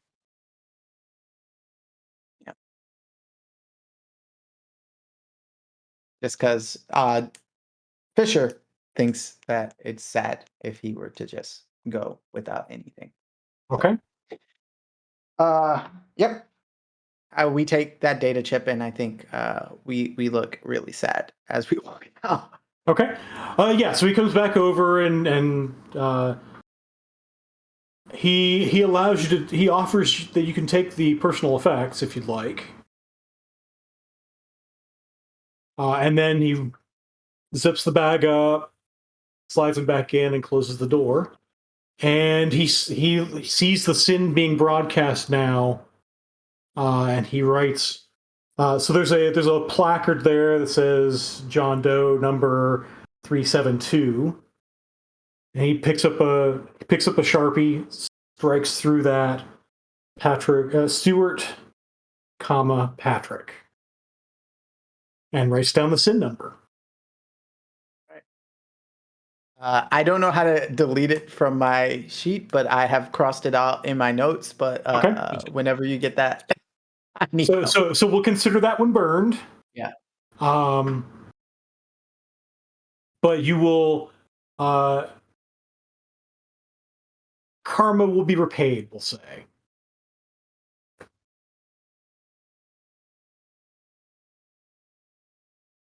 So he the worker there sort of leads you guys back out the way you came. As we're walking down the hallway, as soon as there's no more need for subterfuge, you see my smile like almost forced back onto my face, even while we're in the middle of walking out. And as we're walking out the door, I say, "And have a pleasant evening." And walk out. He looks at you like, what? Some people grieve different than others. His jaw drops as you guys exit the building. As we get back to the car, I walk into the seat and I go, for someone who's really good at subterfuge, I don't think you realize you can't just drop it at the end like that. There are some things that I have no control over, unfortunately. Take note of that. That's concerning. You know those video games that are like, you'll remember that. Fisher will remember that. Okay. Well, all right. As the doors slide shut of the van, I'm gonna go. That was remarkably easy. Yeah. So what's on the chip? Let's find out. All right, put it into the car to see. Well, first I scan it for viruses, and then I run whatever program is in Okay, so go ahead and make a matrix perception test. Okay. Oh, data bomb. Yes, data bombs. Thank you. All right, I'm looking for a data bomb, and then that is matrix perception is just electronics, Plus logic, intuition. It'll be plus intuition. Yep, and it's computer. Oh, okay. Nice. 3 hits. I have 1, 2, 3, 4, 3 4s. I can spend 3 edge and get those 4s to 5s, or is it 2 edge per? So I'll stop you there. The 3 hits is enough. Oh. Okay. That you're pretty sure there's no data bomb on it. I was ready to really check. All right. It is encrypted, however, but you're able to decrypt it. It is a where's my note here? It is a key code for a maglock.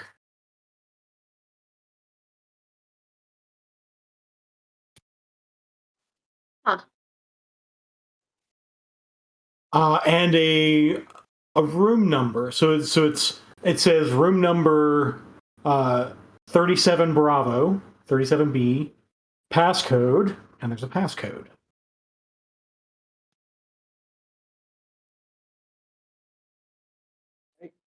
Well, Fisher, I think you need to discover who what's his face 9 is. Yeah.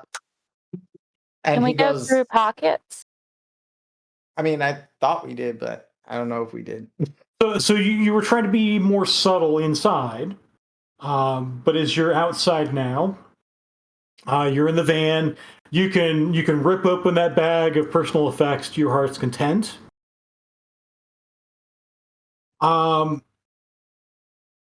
You do you find no comlink. There are a few cables in the bag and a data tap. You find a few more blank data chips.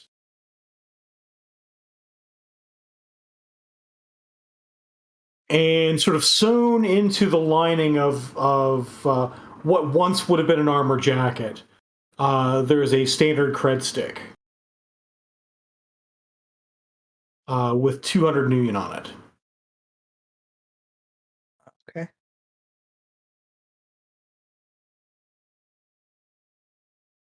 Can I see where that cred chip was like purchased or last used and see if I can then from there try to find like some cameras? I'm trying to find out like where this guy was, like, you know what I mean? Like I'm trying to figure out how to follow him.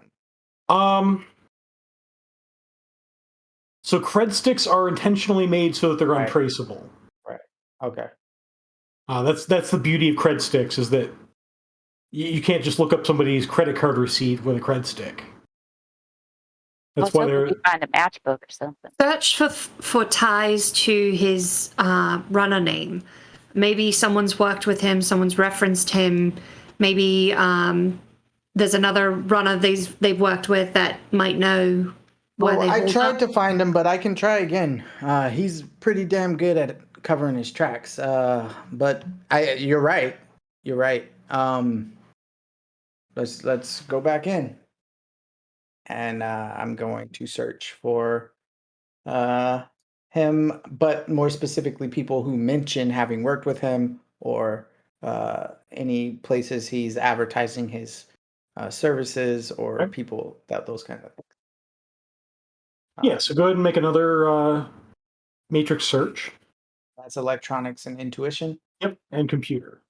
Cool. Wow. Yeah. Something ain't right, man. Something Yeah, is not That's right. a lot of ones. Yeah, we're just gonna re-roll because I have 5 right now. I'm gonna give up 4 and re-roll. How many is that? Reroll 9 dice. Yeah.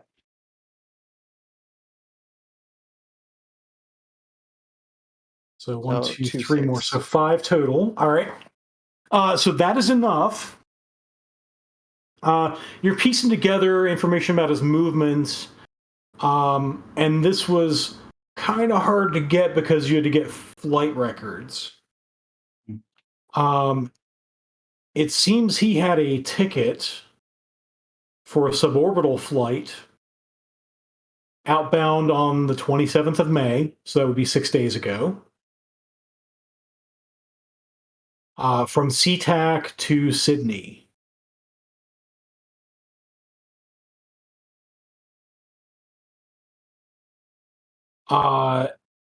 It looks like he cleared airport security, but did not board the flight.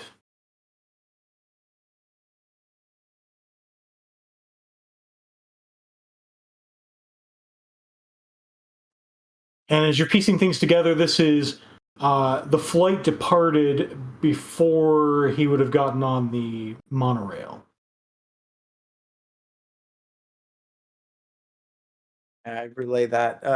Does this seem strange to any of the rest of you?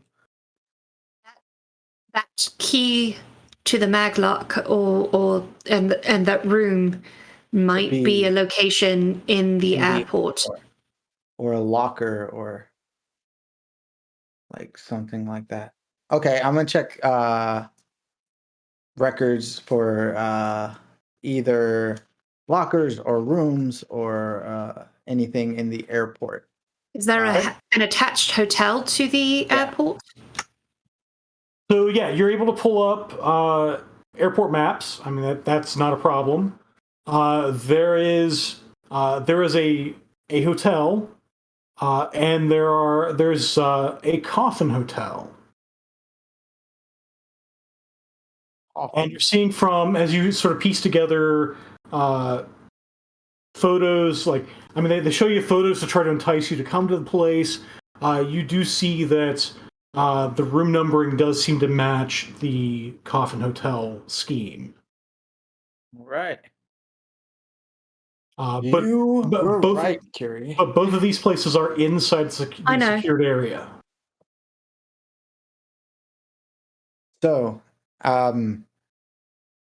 there seems to be this hotel. He flies it over everybody's screens, and he's like, and the room that we're looking for would be probably roughly around here, and there's just a data readout of sort of like arrows and flashing lights going around it. He says, whatever this person left is probably waiting for us there, but we would need to get into the airport and clear security for a flight of some kind before they would let us into that hotel. That's your job.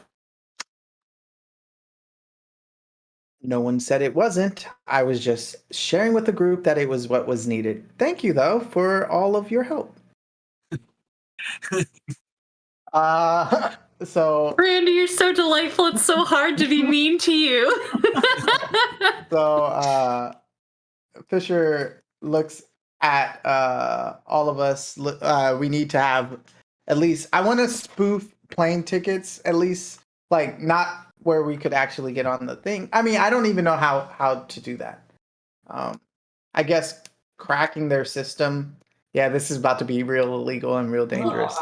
The other thing is too, if you could, if Sarah voice, if you could focus on security and make sure that our sins and such can get through, we might be able to find cheap ass tickets to like. What is the inflation rate of airline tickets in Shadowrun Seattle? Yeah, that's a good point. So as you're looking for cut rate tickets, it definitely occurs to you that you don't have to buy a ticket to Sydney to get to this Coffin Hotel. Right. You could buy a ticket to, say, Portland at way cheaper. Let's do that. That's way easier. And I mean, Decker's gonna deck. Probably the safest thing. I'm ready to do it, you know? and it occurs to you probably the safest way to do that is just get someone with the best sin in the group and actually have them buy a ticket. Oh, I think it's me. It then falls to that person to go through security. Okay. I don't want to be the person to do this, but all right. I have how much is that gonna cost us? You could just get a flight to Spokane or something in state. Yeah. Is Spokane what how is Spokane in Shadowrun? What's it like? Is it a thing? Is it not a thing? It's out in the I forget if it's Salish land or out because Spokane is in eastern Washington, right? Yeah. It's out in the Native American nations. Oh, it's not even Washington anymore. Nope. So it's now just Seattle or the Seattle Metroplex and not. Got it. Thanks for the help in chat. As a new decker, I'm always looking for help. So any ideas about, hey, you could do this, always welcome. Thank you. So I buy us 4 cheap tickets to Portland. Because I think Portland would probably be... Is Portland also technically, I guess, then part of the Native American lands, right? So Portland is part of Chirtangir, which is... Which of those would be easier to travel to without more trouble? I mean, they're both going to be trouble if you actually go to these places. And we don't have to actually go. No, but we have to go through security to do it. But if it's not an issue, I will... They're both technically international, and that'll get you through the gate. Cool. So let's do that. Let's buy us 4 international tickets. Now, from real life experience, though, we need a story for customs because it's hell. It's true. It's true. What's the purpose of your visit? Visiting family. Yep. I sell soap. Oh no. All right. No speaking from you. How much are 4 tickets to Portland gonna cost? Probably closer. So for 4 tickets, we'll say that's 1,000 new yen. Oh, yeah. That's one of our 15K. So we now have 14K. But I have 4 tickets tied to my level 4 sin. We'll be sure to ask Mr. Johnson to recoup that. So you're gonna have to tie each ticket to a different sin. Oh, great. Do you all have different sins that you can tie this to? Because I don't want to tie them to the sin you actually use. Yeah, we collected a bunch from the guards, all the guards in our last run. Didn't we? Oh no, those are comms, not their sins. Those are Yeah, those are just comm links. Yeah, damn it. The one I use regularly is a rating 4, but the only burner I have is a rating 1. It might not hold up to their security. Right. All right. But perhaps you could deca the scanner or something as we go through to just accept the next sin that comes through, and that could work. Just spoof and spoof and spoof. Everyone else. Cool. I don't we have know what to that go through means. security to get to the hotel. Yeah. Yes. You have to. It's inside the place. I Yeah, guess so that's what we're gonna have to do. It's one of those things because there are hotels at airports that do that. They're essentially made for people who are just going to stay overnight. They're on their way to another location, but they come in on like an international flight and they're departing on another flight the next day, and they just stay at the hotel that night, and it saves them the trip of going back through security.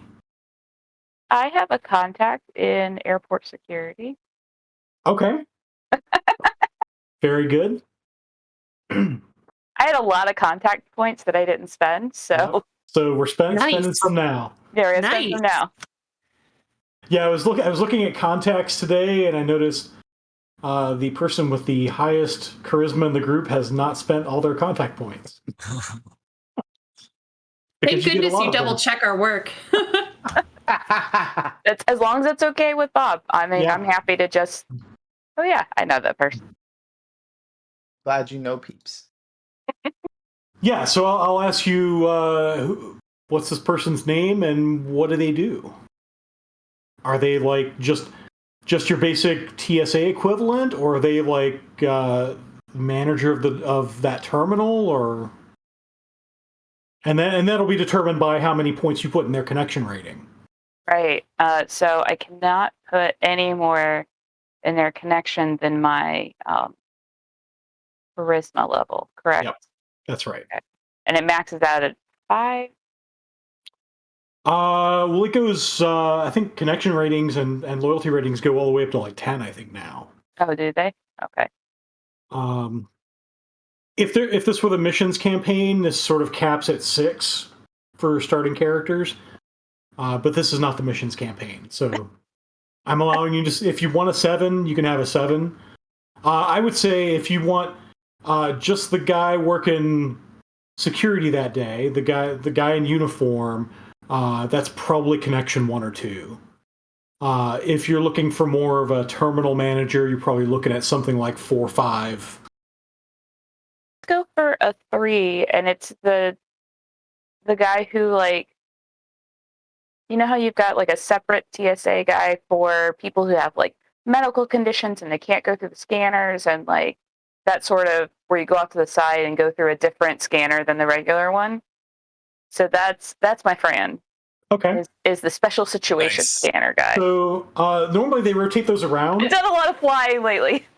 But for connection 3, you would essentially get it would be the supervisor of that checkpoint. Perfect.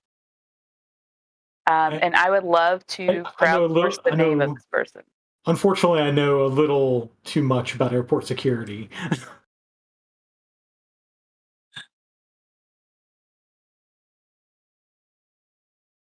Yeah, so we ask. So if the crowd out there wants to source a name for this person, ooh, ooh, Come on, chat. What's the name? And we'll call this a security supervisor at SeaTac. Security supervisor at Jeb. SeaTac. I'm not the guy who's going, take off your shoes. Someone else said Jeb. I feel like that was independent. It was like really fast. Jeb Corsons. All right, go ahead and write that down in your character sheet. Jeb Corsons. Jeb Corsons. Good old Jeb. I'm sure I spell it right. He's made it up in the world as a supervisor. He's living his best life. Wait, I wonder. Wait, this is just a random question for me. Do airport staff get like cheaper flights to places in this world too? Because that's sick. The security personnel do not, sadly. Oh, because they're not part of the airlines, and that was kind of the. Now that may have changed since 2022. Interesting. But in It's been present 60 day, years and the benefits and perks still suck. Yeah. Oh, it also sounds like Jeb is an orc, by the way. Yeah. Okay, Jeb Corsons, the orc security Minor supervisor. orc we would never have known. Thank you, Jeb. Apparently.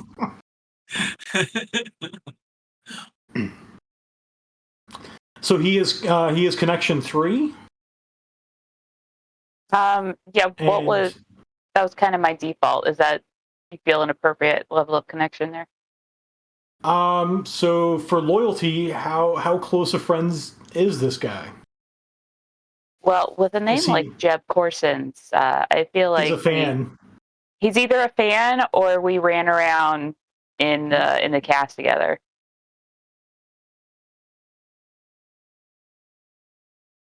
Cool.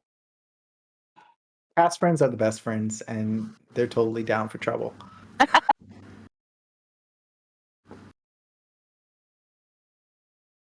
All right. Yeah. So if you want to do something like, I don't know, do you really want to spend 5 for loyalty? What do we think? I got a good chunk, so. Yeah, somewhere between 3 and 5. We'll say, depending on how recently he has worked with you. But I like the chat as well. Either former roadie or current roadie. Ooh. Depending on your level of loyalty with this person. Then let's go for 5. And former roadie, he was on my first tour with me.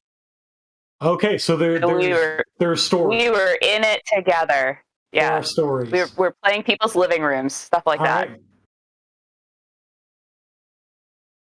Right. So as the 4 of you walk up together, right? And so I heard 2 of you say you have rating 4 sins. What are the other 2 of you broadcasting? 3? Okay. We said we're using our burners, right? Do you have burners? I don't exactly have a burner. I don't either. Oh no. My burner's a 1. Yeah, I have a 1, but what I'm gonna do is as we get there, at least spoof or try to spoof some of that to at least a 2 or 3. Sure. Whatever will slightly let us get. So this will be a hacking plus logic. Yep. And as you're sort of doing this, you hear from the back of the checkpoint, Violet! My God, it's been so long. And look at you! And as I said, roll 20 giveth and roll 20 taketh away. 10 hits. Seldom giveth. Wow. It treated me really badly earlier, so For 10 hits, I have a level 6 sin now. for 2 minutes. Forever, right, Bob? For 2 minutes. For 2 minutes and 25 seconds. Just long enough for them to scan it once. I will look up and see my friend and say, Jeb Corsons, I do declare, you are looking good, my friend. Oh, you too. You going on a trip? Yeah, we're going on a little trip. We're gonna head over to Portland. There's a little gig that I'm looking to line up. Is this the new band? We're in negotiations right now. You That's a good call. gotta wine them and dine them, you know. I'll always be in negotiations. That's right. Well, come on through. Come on through. Yeah, I sure do appreciate you. Is any of you carrying weapons? I would have left mine in the car. I'm not trying to kill people anyway. And you would have been well advised by the many, many signs that are hanging around here that weapons are not to be taken through the checkpoint. Yep. No. I noticed Fisher looking at the sign, and I go, "I am the weapon." Fisher smiles for a second and then remembers that he's pretending like we're not friends, and then he's like, but then he like smiles when you turn away. I love you.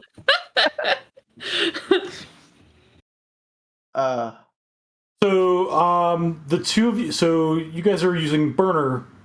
Yep. Sins. Okay. Yep. Ian McKellen is the name that pops up. Okay. So if they're not already rating 3, we will make them rating 3s.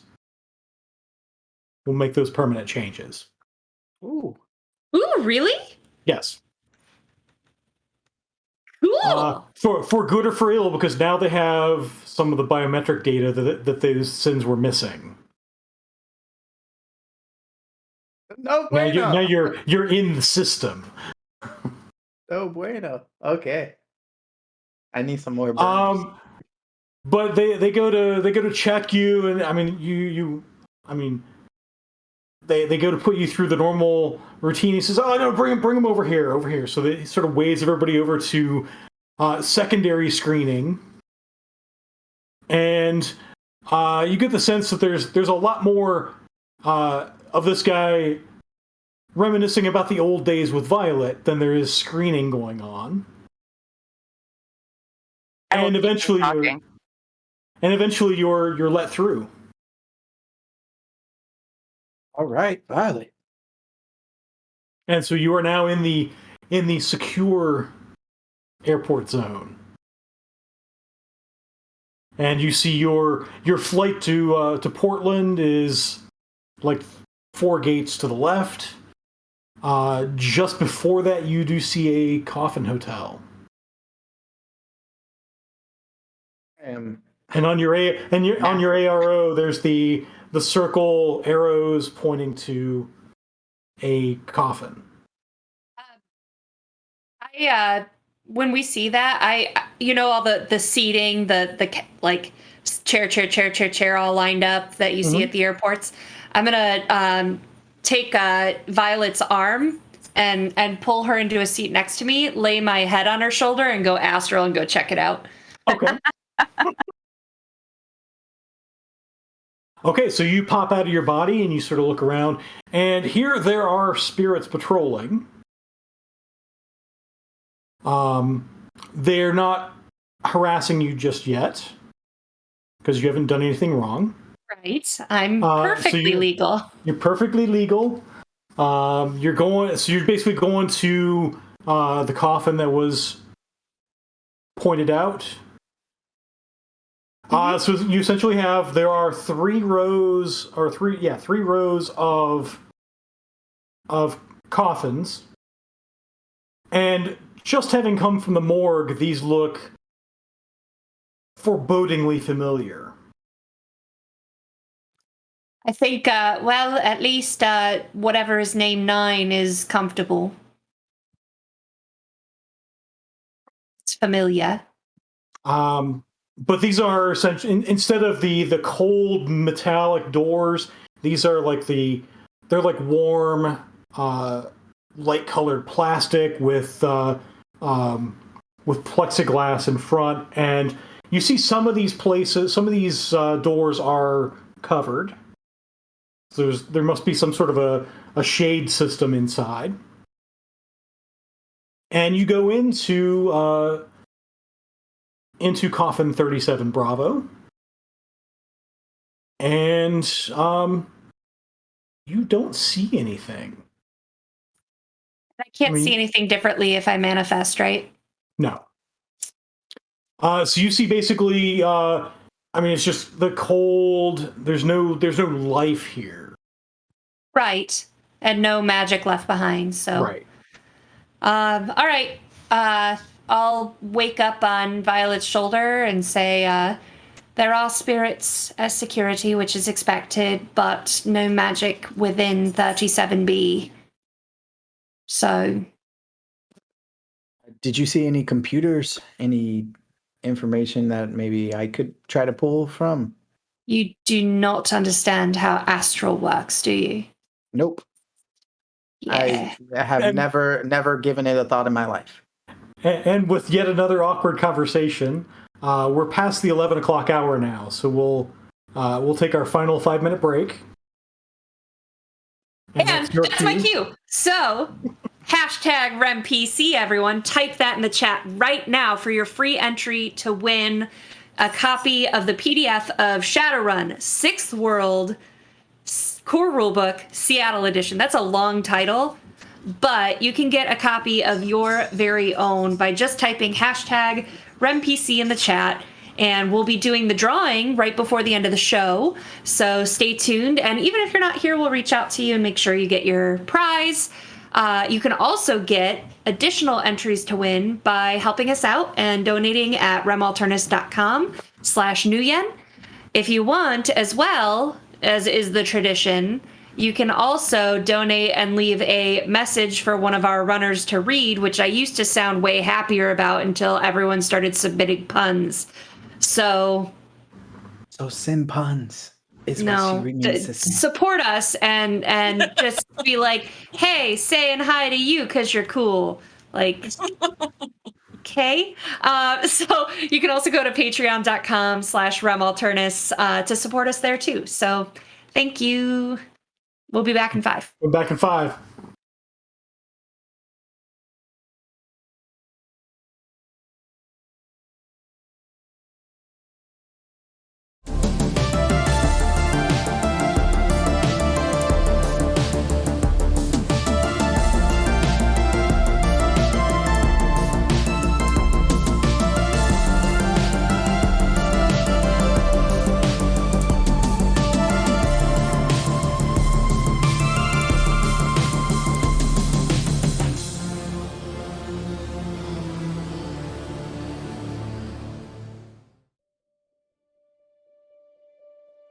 In the land revealed beyond the shroud, they came in search of answers. Drum had always known her place, but Imari never found hers.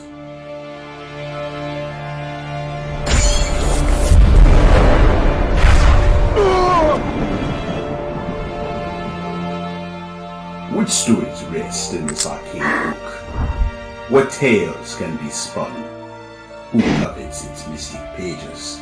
And to what lengths will they go? Perhaps a mythkeeper will weave together these tales in an age to come. But we have an opportune luxury, my friend. For we can see this magnificent performance with our own eyes. Just have your tickets ready. Carlsworth's Clockwork Circus, Issue 2. It's time to start the show.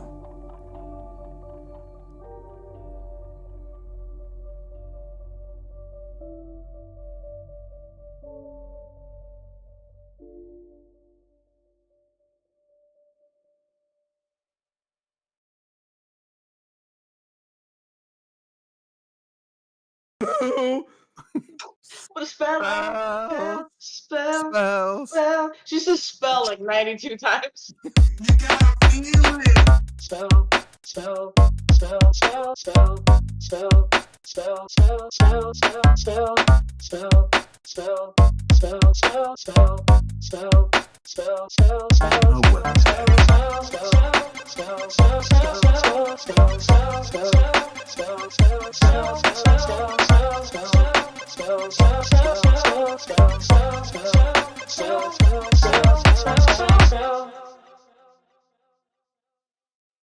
Ready to level up your cosplay game? Check out the Geek Forge on Etsy.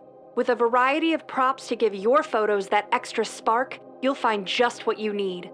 Hold magical fire in the palm of your hand, or take a potion to restore your mana. With a large variety of colors, you can choose your own magical flavor for your cosplay. Bring drama to your photo shoots with these vibrant props and more, all available at the Geek Forge. Are you ready to level up your cosplay?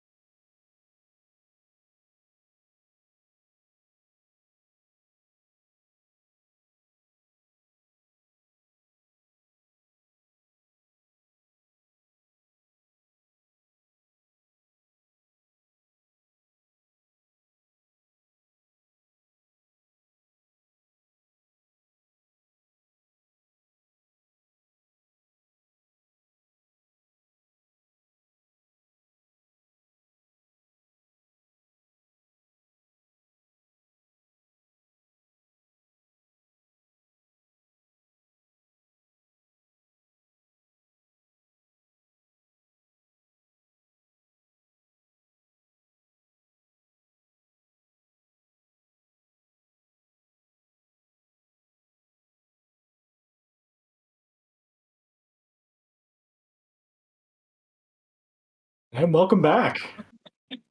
We're our runners are now at the airport. They're sitting outside a coffin hotel where the late Miner 9 seems to have rented a coffin. And they're hoping to find something here. So so far they found nothing in astral space. So I'm gonna go rent room B27 or 47B. 37B? 47B. Was it for? Oh, you want to be above it? Wasn't it 40? I have 47. Maybe I was wrong. So you have the on the data chip was code was room 37B. That's just and there was a being wrong. passcode. I'm glad. Well, I'm gonna tunnel down into it. That's the plan. I don't think you have to rent it. If we have the passcode, we might be able to get in now. Okay, let's do it. Let's try. So you walk up to and it's on the third tier. So there are ladders to climb up. I follow behind Fisher because I have a feeling he might not be able to get in it. I don't want to be presumptuous. Yeah, and these are not meant to be large enough for you to have house guests per se. It's a coffin hotel. So it's going to be very tight quarters for one of you. Very close friends with a second. Or one big troll. I'm happy to wait outside. So you sort of climb up the ladder. And in fact, being a troll, you're probably tall enough that you can sort of reach up without going too far up the ladder. And you type in the passcode and click. It unlocks. After you. Be our guest. Be our guest. No. And I'll parkour right up in there, like in one motion, just whoop, stick my feet into into it. So it is it's meant to be large enough for, say, an orc to fit in. They're not usually, and this is no exception, this is not made for a troll to be comfortable in. Oh, I'm not going in. I'm down here. Just but that's the thought you have. So you go in and you're able to sort of sit up and the bed hasn't been made, but there's it's like mattress and like sheet, blanket, pillow, and the sheets have been it looks like the bed's been slept in and just hasn't been made since the last sleep in. But you crawl in, and there's you don't see anything else. Go and make a perception test for me. I want to check something as well in the Matrix, which is this unit like giving off that someone is currently staying here? Like, why wouldn't they have fixed the bed? Like, is it? I'm wondering if our friend Miner 9 like made it look like either someone is here or that they shouldn't fix the room or something. So yeah, you're able to find that out without too much trouble. This room has been rented for several weeks. So it's got at least 2 weeks left on the stay. And at a coffin motel, it's you either you make the bed or change the bed yourself, or request it maybe, depending on the quality. A place like this, you could probably request it if you were staying multiple days, but by and large, it's when you check out.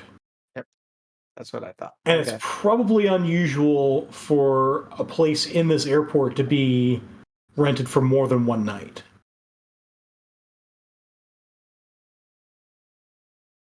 Okay, so with 3 hits on perception, surprise. So you're kind of crawling around the bed, and you feel so you don't see anything sort of hanging anywhere. At most, this would have been a place where someone slept and moved on. But then you're feeling along the bed, and there's an indentation There's something under the mattress. Get it. Okay, so you sort not of being dainty about it, just really rifling through the place. Yeah, so you rifle through the place, and the mattress is made to be pulled out and stuffed back in. It's not a very thick mattress, and you swing it to the side, and under it there is there's a little hole in the floor that's been sort of roughly carved. And in that hole in the floor, there is a tube that is about, let me get the dimensions right here. It is about, so it's a cylinder that's about 8 inches long, about 4 inches across. And it's got a little latch on the side. Roland. He was a big man. Sorry, guys. Not Roland's sorry. a child. Can't take him anywhere. Can't take him anywhere. Anyway, he finds. It's just big enough for a troll. So you pull this. It is actually a cylinder that has a little latch on one side. Removable. Well, yeah, you pull up the cylinder, and the cylinder is definitely removable. Okay. Is it clear? Can I see what's in it? It is not clear. Oh. Well. Looks like it's some sort of a dark colored ballistic plastic.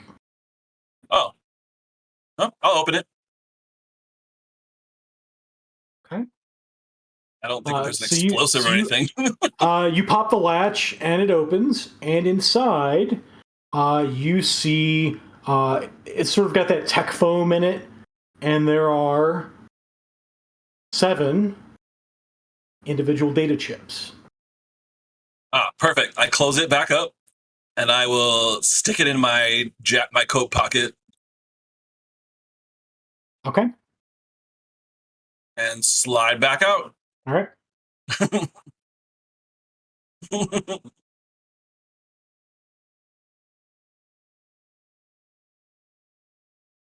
Found something. Oh, okay.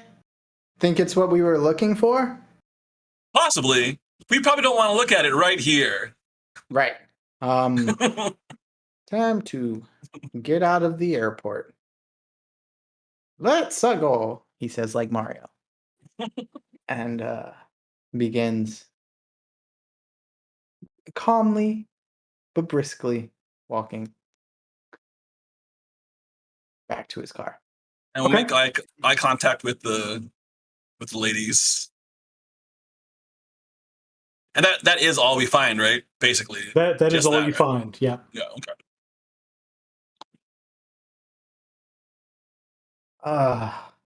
Why didn't you tell, like, as we're passing security, why didn't you tell us we forgot all of the important files back at the hotel, back at the house? We can't go on this business trip without it. And we walk out the door. Okay. And you walk out. As we're a bit away from the front. People pay a lot less attention to you as you leave than they did as you came in. Yeah.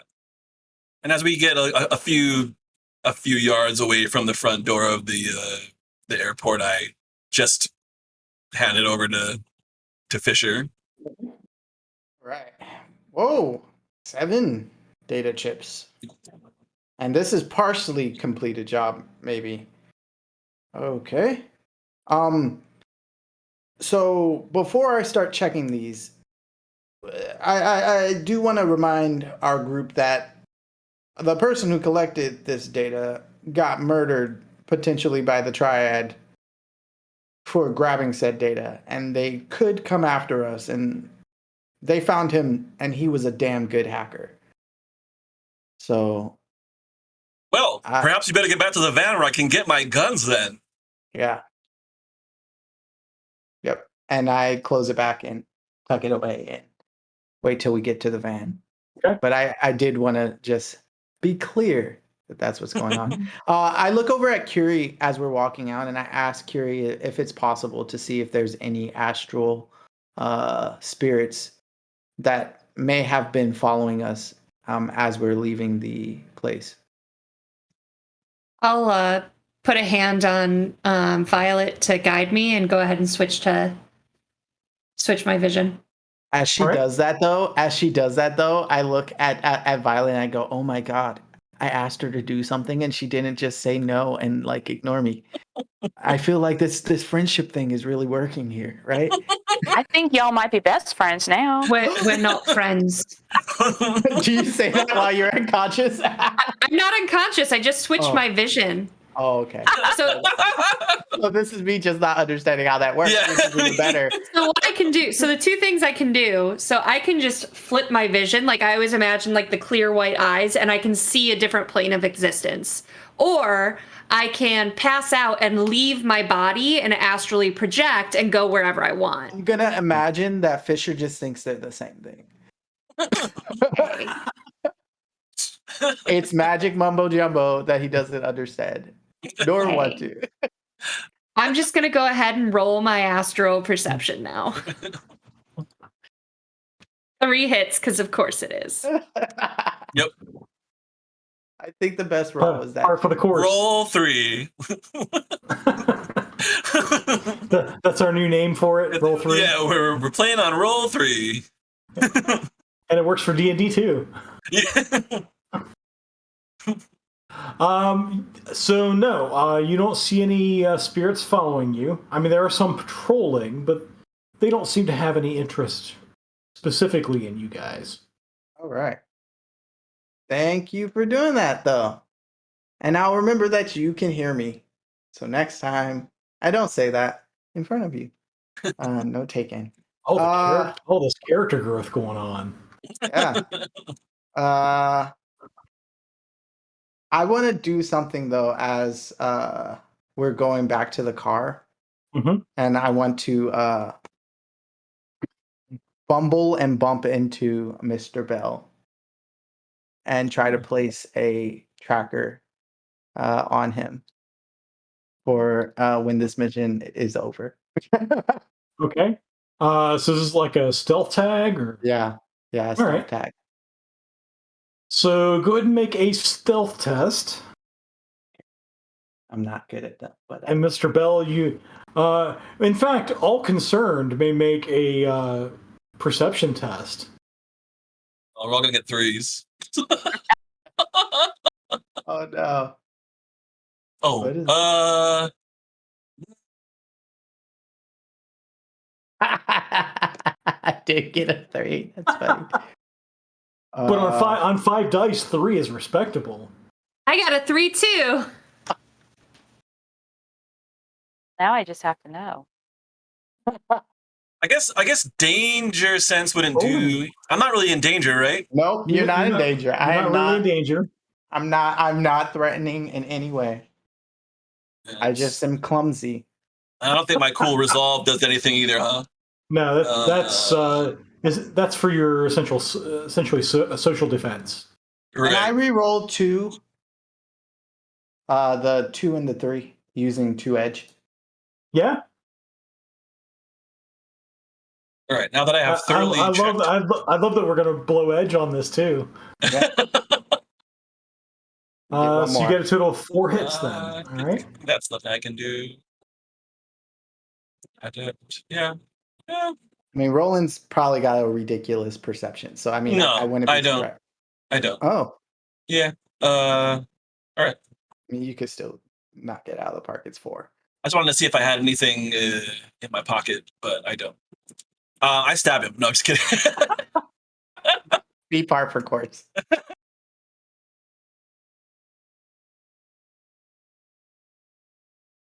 Oh wow! I slip it under his lapel, so he can't even like check it. It's not in like a pocket. It's like attached to like the inside of the collar. Because they are sticky. Yep. What did you roll? 4 hits. I rolled 4. Oh yeah, there's nothing I can do about that, huh? I got one edge. Oh yeah, not with one edge. Oh, careful there, Fisher. And I dust off your shoulder and make sure that all your clothes are straight. I get up and that's how I get it on you. I'm like, oh, I'm so sorry. I apologize. I'm just nervous. I'm trying to see where you go when you're not with us. That's what I'm doing. As we start to walk back to the van, Violet looks right at Fisher and says, "You're hanging your basket awful high."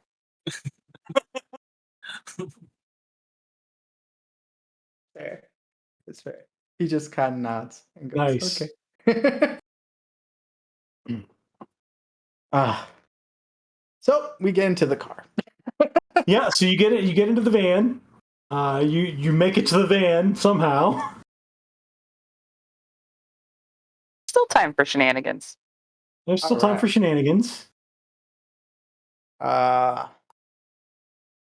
want to check for a data bomb on this first chip. Okay. It does not have data bomb. Nice. All right, then we're gonna see what's on there. Okay.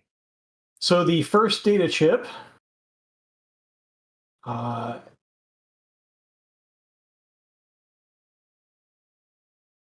And you see as you pull the data chip up, there's a label on it that says BB. Aww. And on this chip is a sin.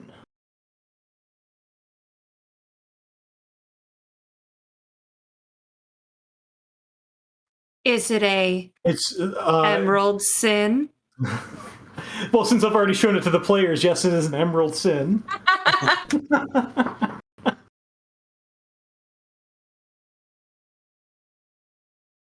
And cool. as you look at it, you find it is as real as you've ever seen for a sin.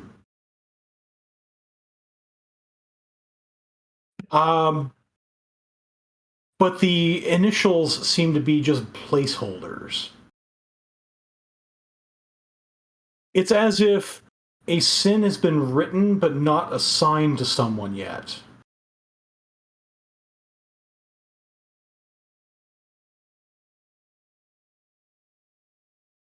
There are some basic details about this person, but things like metatype and gender have not been assigned. Just a sort of an occupation has been assigned. There apparently is a whatever the 2080s version of IMDb is. There's an entry attached to this because this person is a Sin star. The dream. No, I'm just kidding. Oh. This is interesting. I take out the second data chip just to check my hypothesis if it's like the second one is labeled CC, and the occupation is food critic. Okay, so these seem to be unwritten. And this one also appears to be real and unassigned. Yeah, unassigned. With occupation and ready for someone to fill in the rest of the missing information. Mm-hmm. Very useful for someone. Why are we hiding this? Third one. Wait. It must be worth a lot. Yeah. The third one has initials DD and is unassigned. It is an accountant. Okay. Yeah, I think we know where this is going. I'll show you the rest of these. There are 7 emerald sins. Yeah. The fourth one is GG and has no job attached to it. Nice.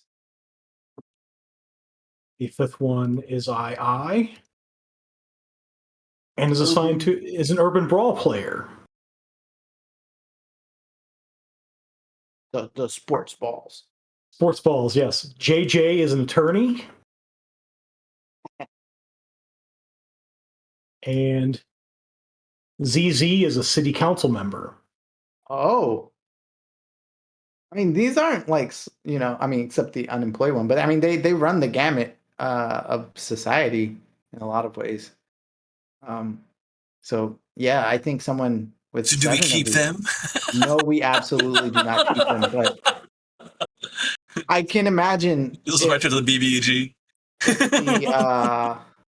if the Triad were to get their hands on this, they could probably cause a lot of havoc because these are real. These are useful, and I'm wondering what our Johnson.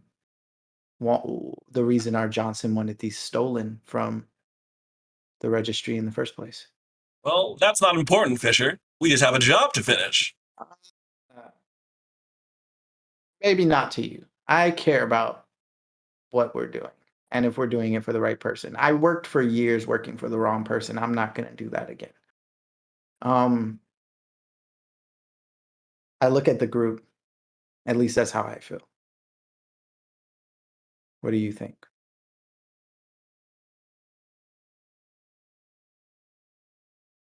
I don't particularly care if, I mean, these are obviously made to be or look super legitimate. And so the value is obviously a lot. I don't think that that automatically means nefariousness. And if we want our runner reputation to remain intact, the less questions we ask, the better. If we stumble across something we don't believe in or don't think is right, obviously that's different. But if we go looking for something wrong, we're not doing our jobs. Okay. How about you, Violet? Well, as you pointed out, Miner 9 looked like he was targeted by the Triad for having these or knowing about these. So either way, it smells like trouble. And we probably just want to get him back to the Mr. Johnson that hired us. It still may have consequences for us afterwards. All right. Sounds like I am overruled here, but if this does come back to bite us, I told you. And he goes, all right, give a call to Mr. Johnson and tell him we got some stuff he might be wanting.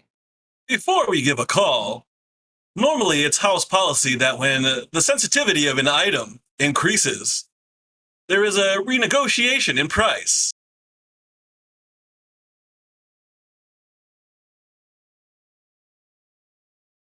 You want more money? I just leave that in the air for you guys. As I smile, staring forward. That's what y'all are interested in. We certainly can try because these are very valuable items. But I will also say that that is not best practices for being Shadowrunners. Agreed. If I can't go after people because they're slightly shady, I don't think we should be doing that. But I defer to the group. Seeing as I no longer have the support of the concierge to negotiate prices, it's your choice. I look at Curie. But I look at Curie and then I realize that me looking at Curie is probably awkward for Curie. So then I slightly look off and then I ask Curie. Much like a dog, I appreciate that as a dominance aversion. However, I just shrug. I said all I care to say on it.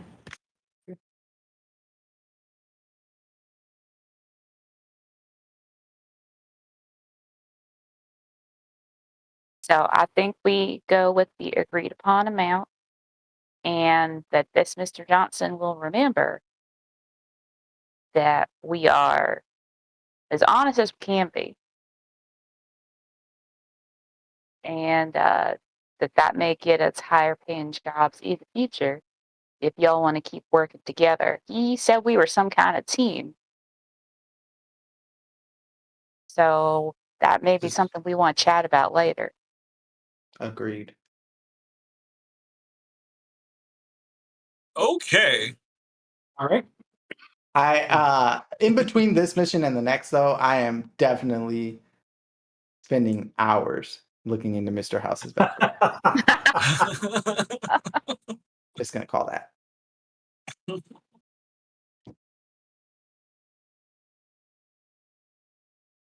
So what do you guys do? I think we're calling up Mr. Johnson to give these We are on the move, right? Yeah. Okay, so you're yeah, that wasn't clear to me. You are now on the move. Mhm. So who's calling Mr. Johnson? I'll leave Violet. Yeah.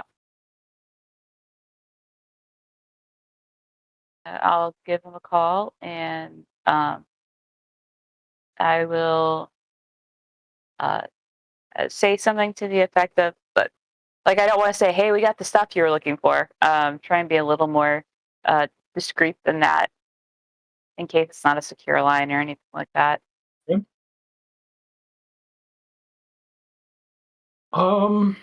Actually, while she's making that call, can I go in the matrix and sort of look and see if there are other people trying to like break into that call, the comm link or the conversation? Sure. Can I like cyber defend the call? Yes, you can actually do that. Yeah, so that is a thing that deckers do in groups, is that frequently, if you want your network, like the team network, to be secure, you put it under the control of the decker, who will then provide matrix defense for that network. That is, if you trust the decker that much. Do you trust the decker that much? I do. Aw. All right. So yeah, I do that. All right.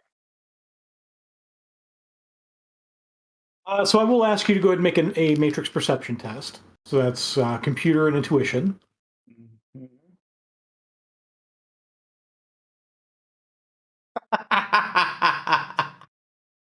Looks clear. Yeah, it does. Oh, nothing could go wrong here. Uh-oh. Yeah. This is why you shouldn't trust me, apparently. I have 11 dice. So just for the audience, 11 dice, and I got 1 success. Yep.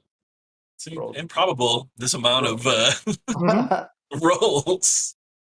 That it's fun. It's part of the story. So he answers, and he says, yes, would you... so you have some results to report. Would you like... do you need to report in person? Yes, personal delivery is always the best possible option. Okay.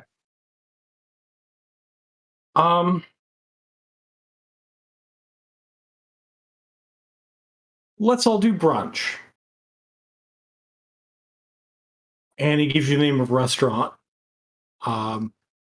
which we will pick up at during our next session, as we're getting close to the end of the day, Eastern time. Yay, not a cliffhanger. Well, kinda. We could still be attacked. I mean, yeah, but it's not like right before the roll initiative. That's right. That's fair.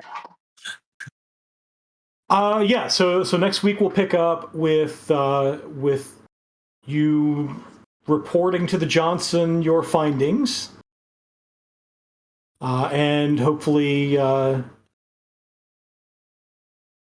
don't know. We'll see where it goes from there.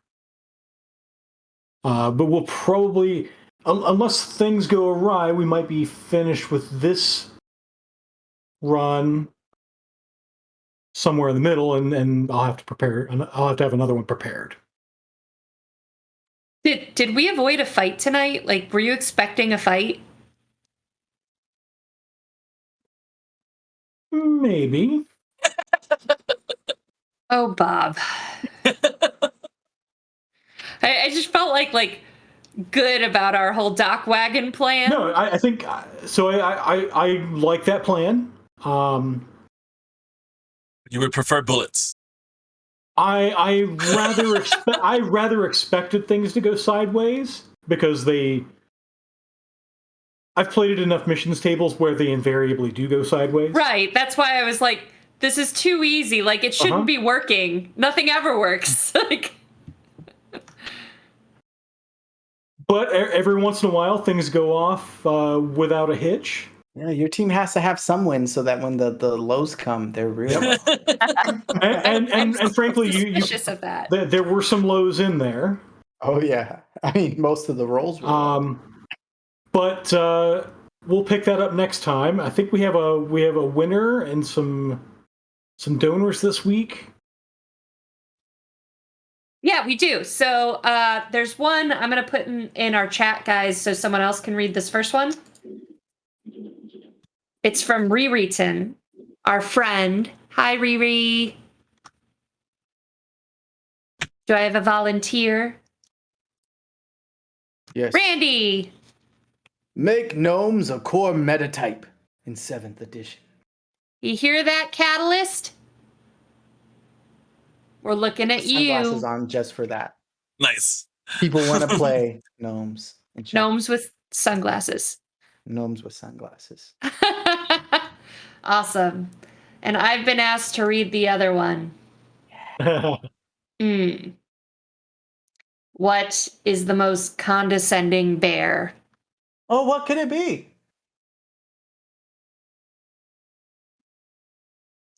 The panda.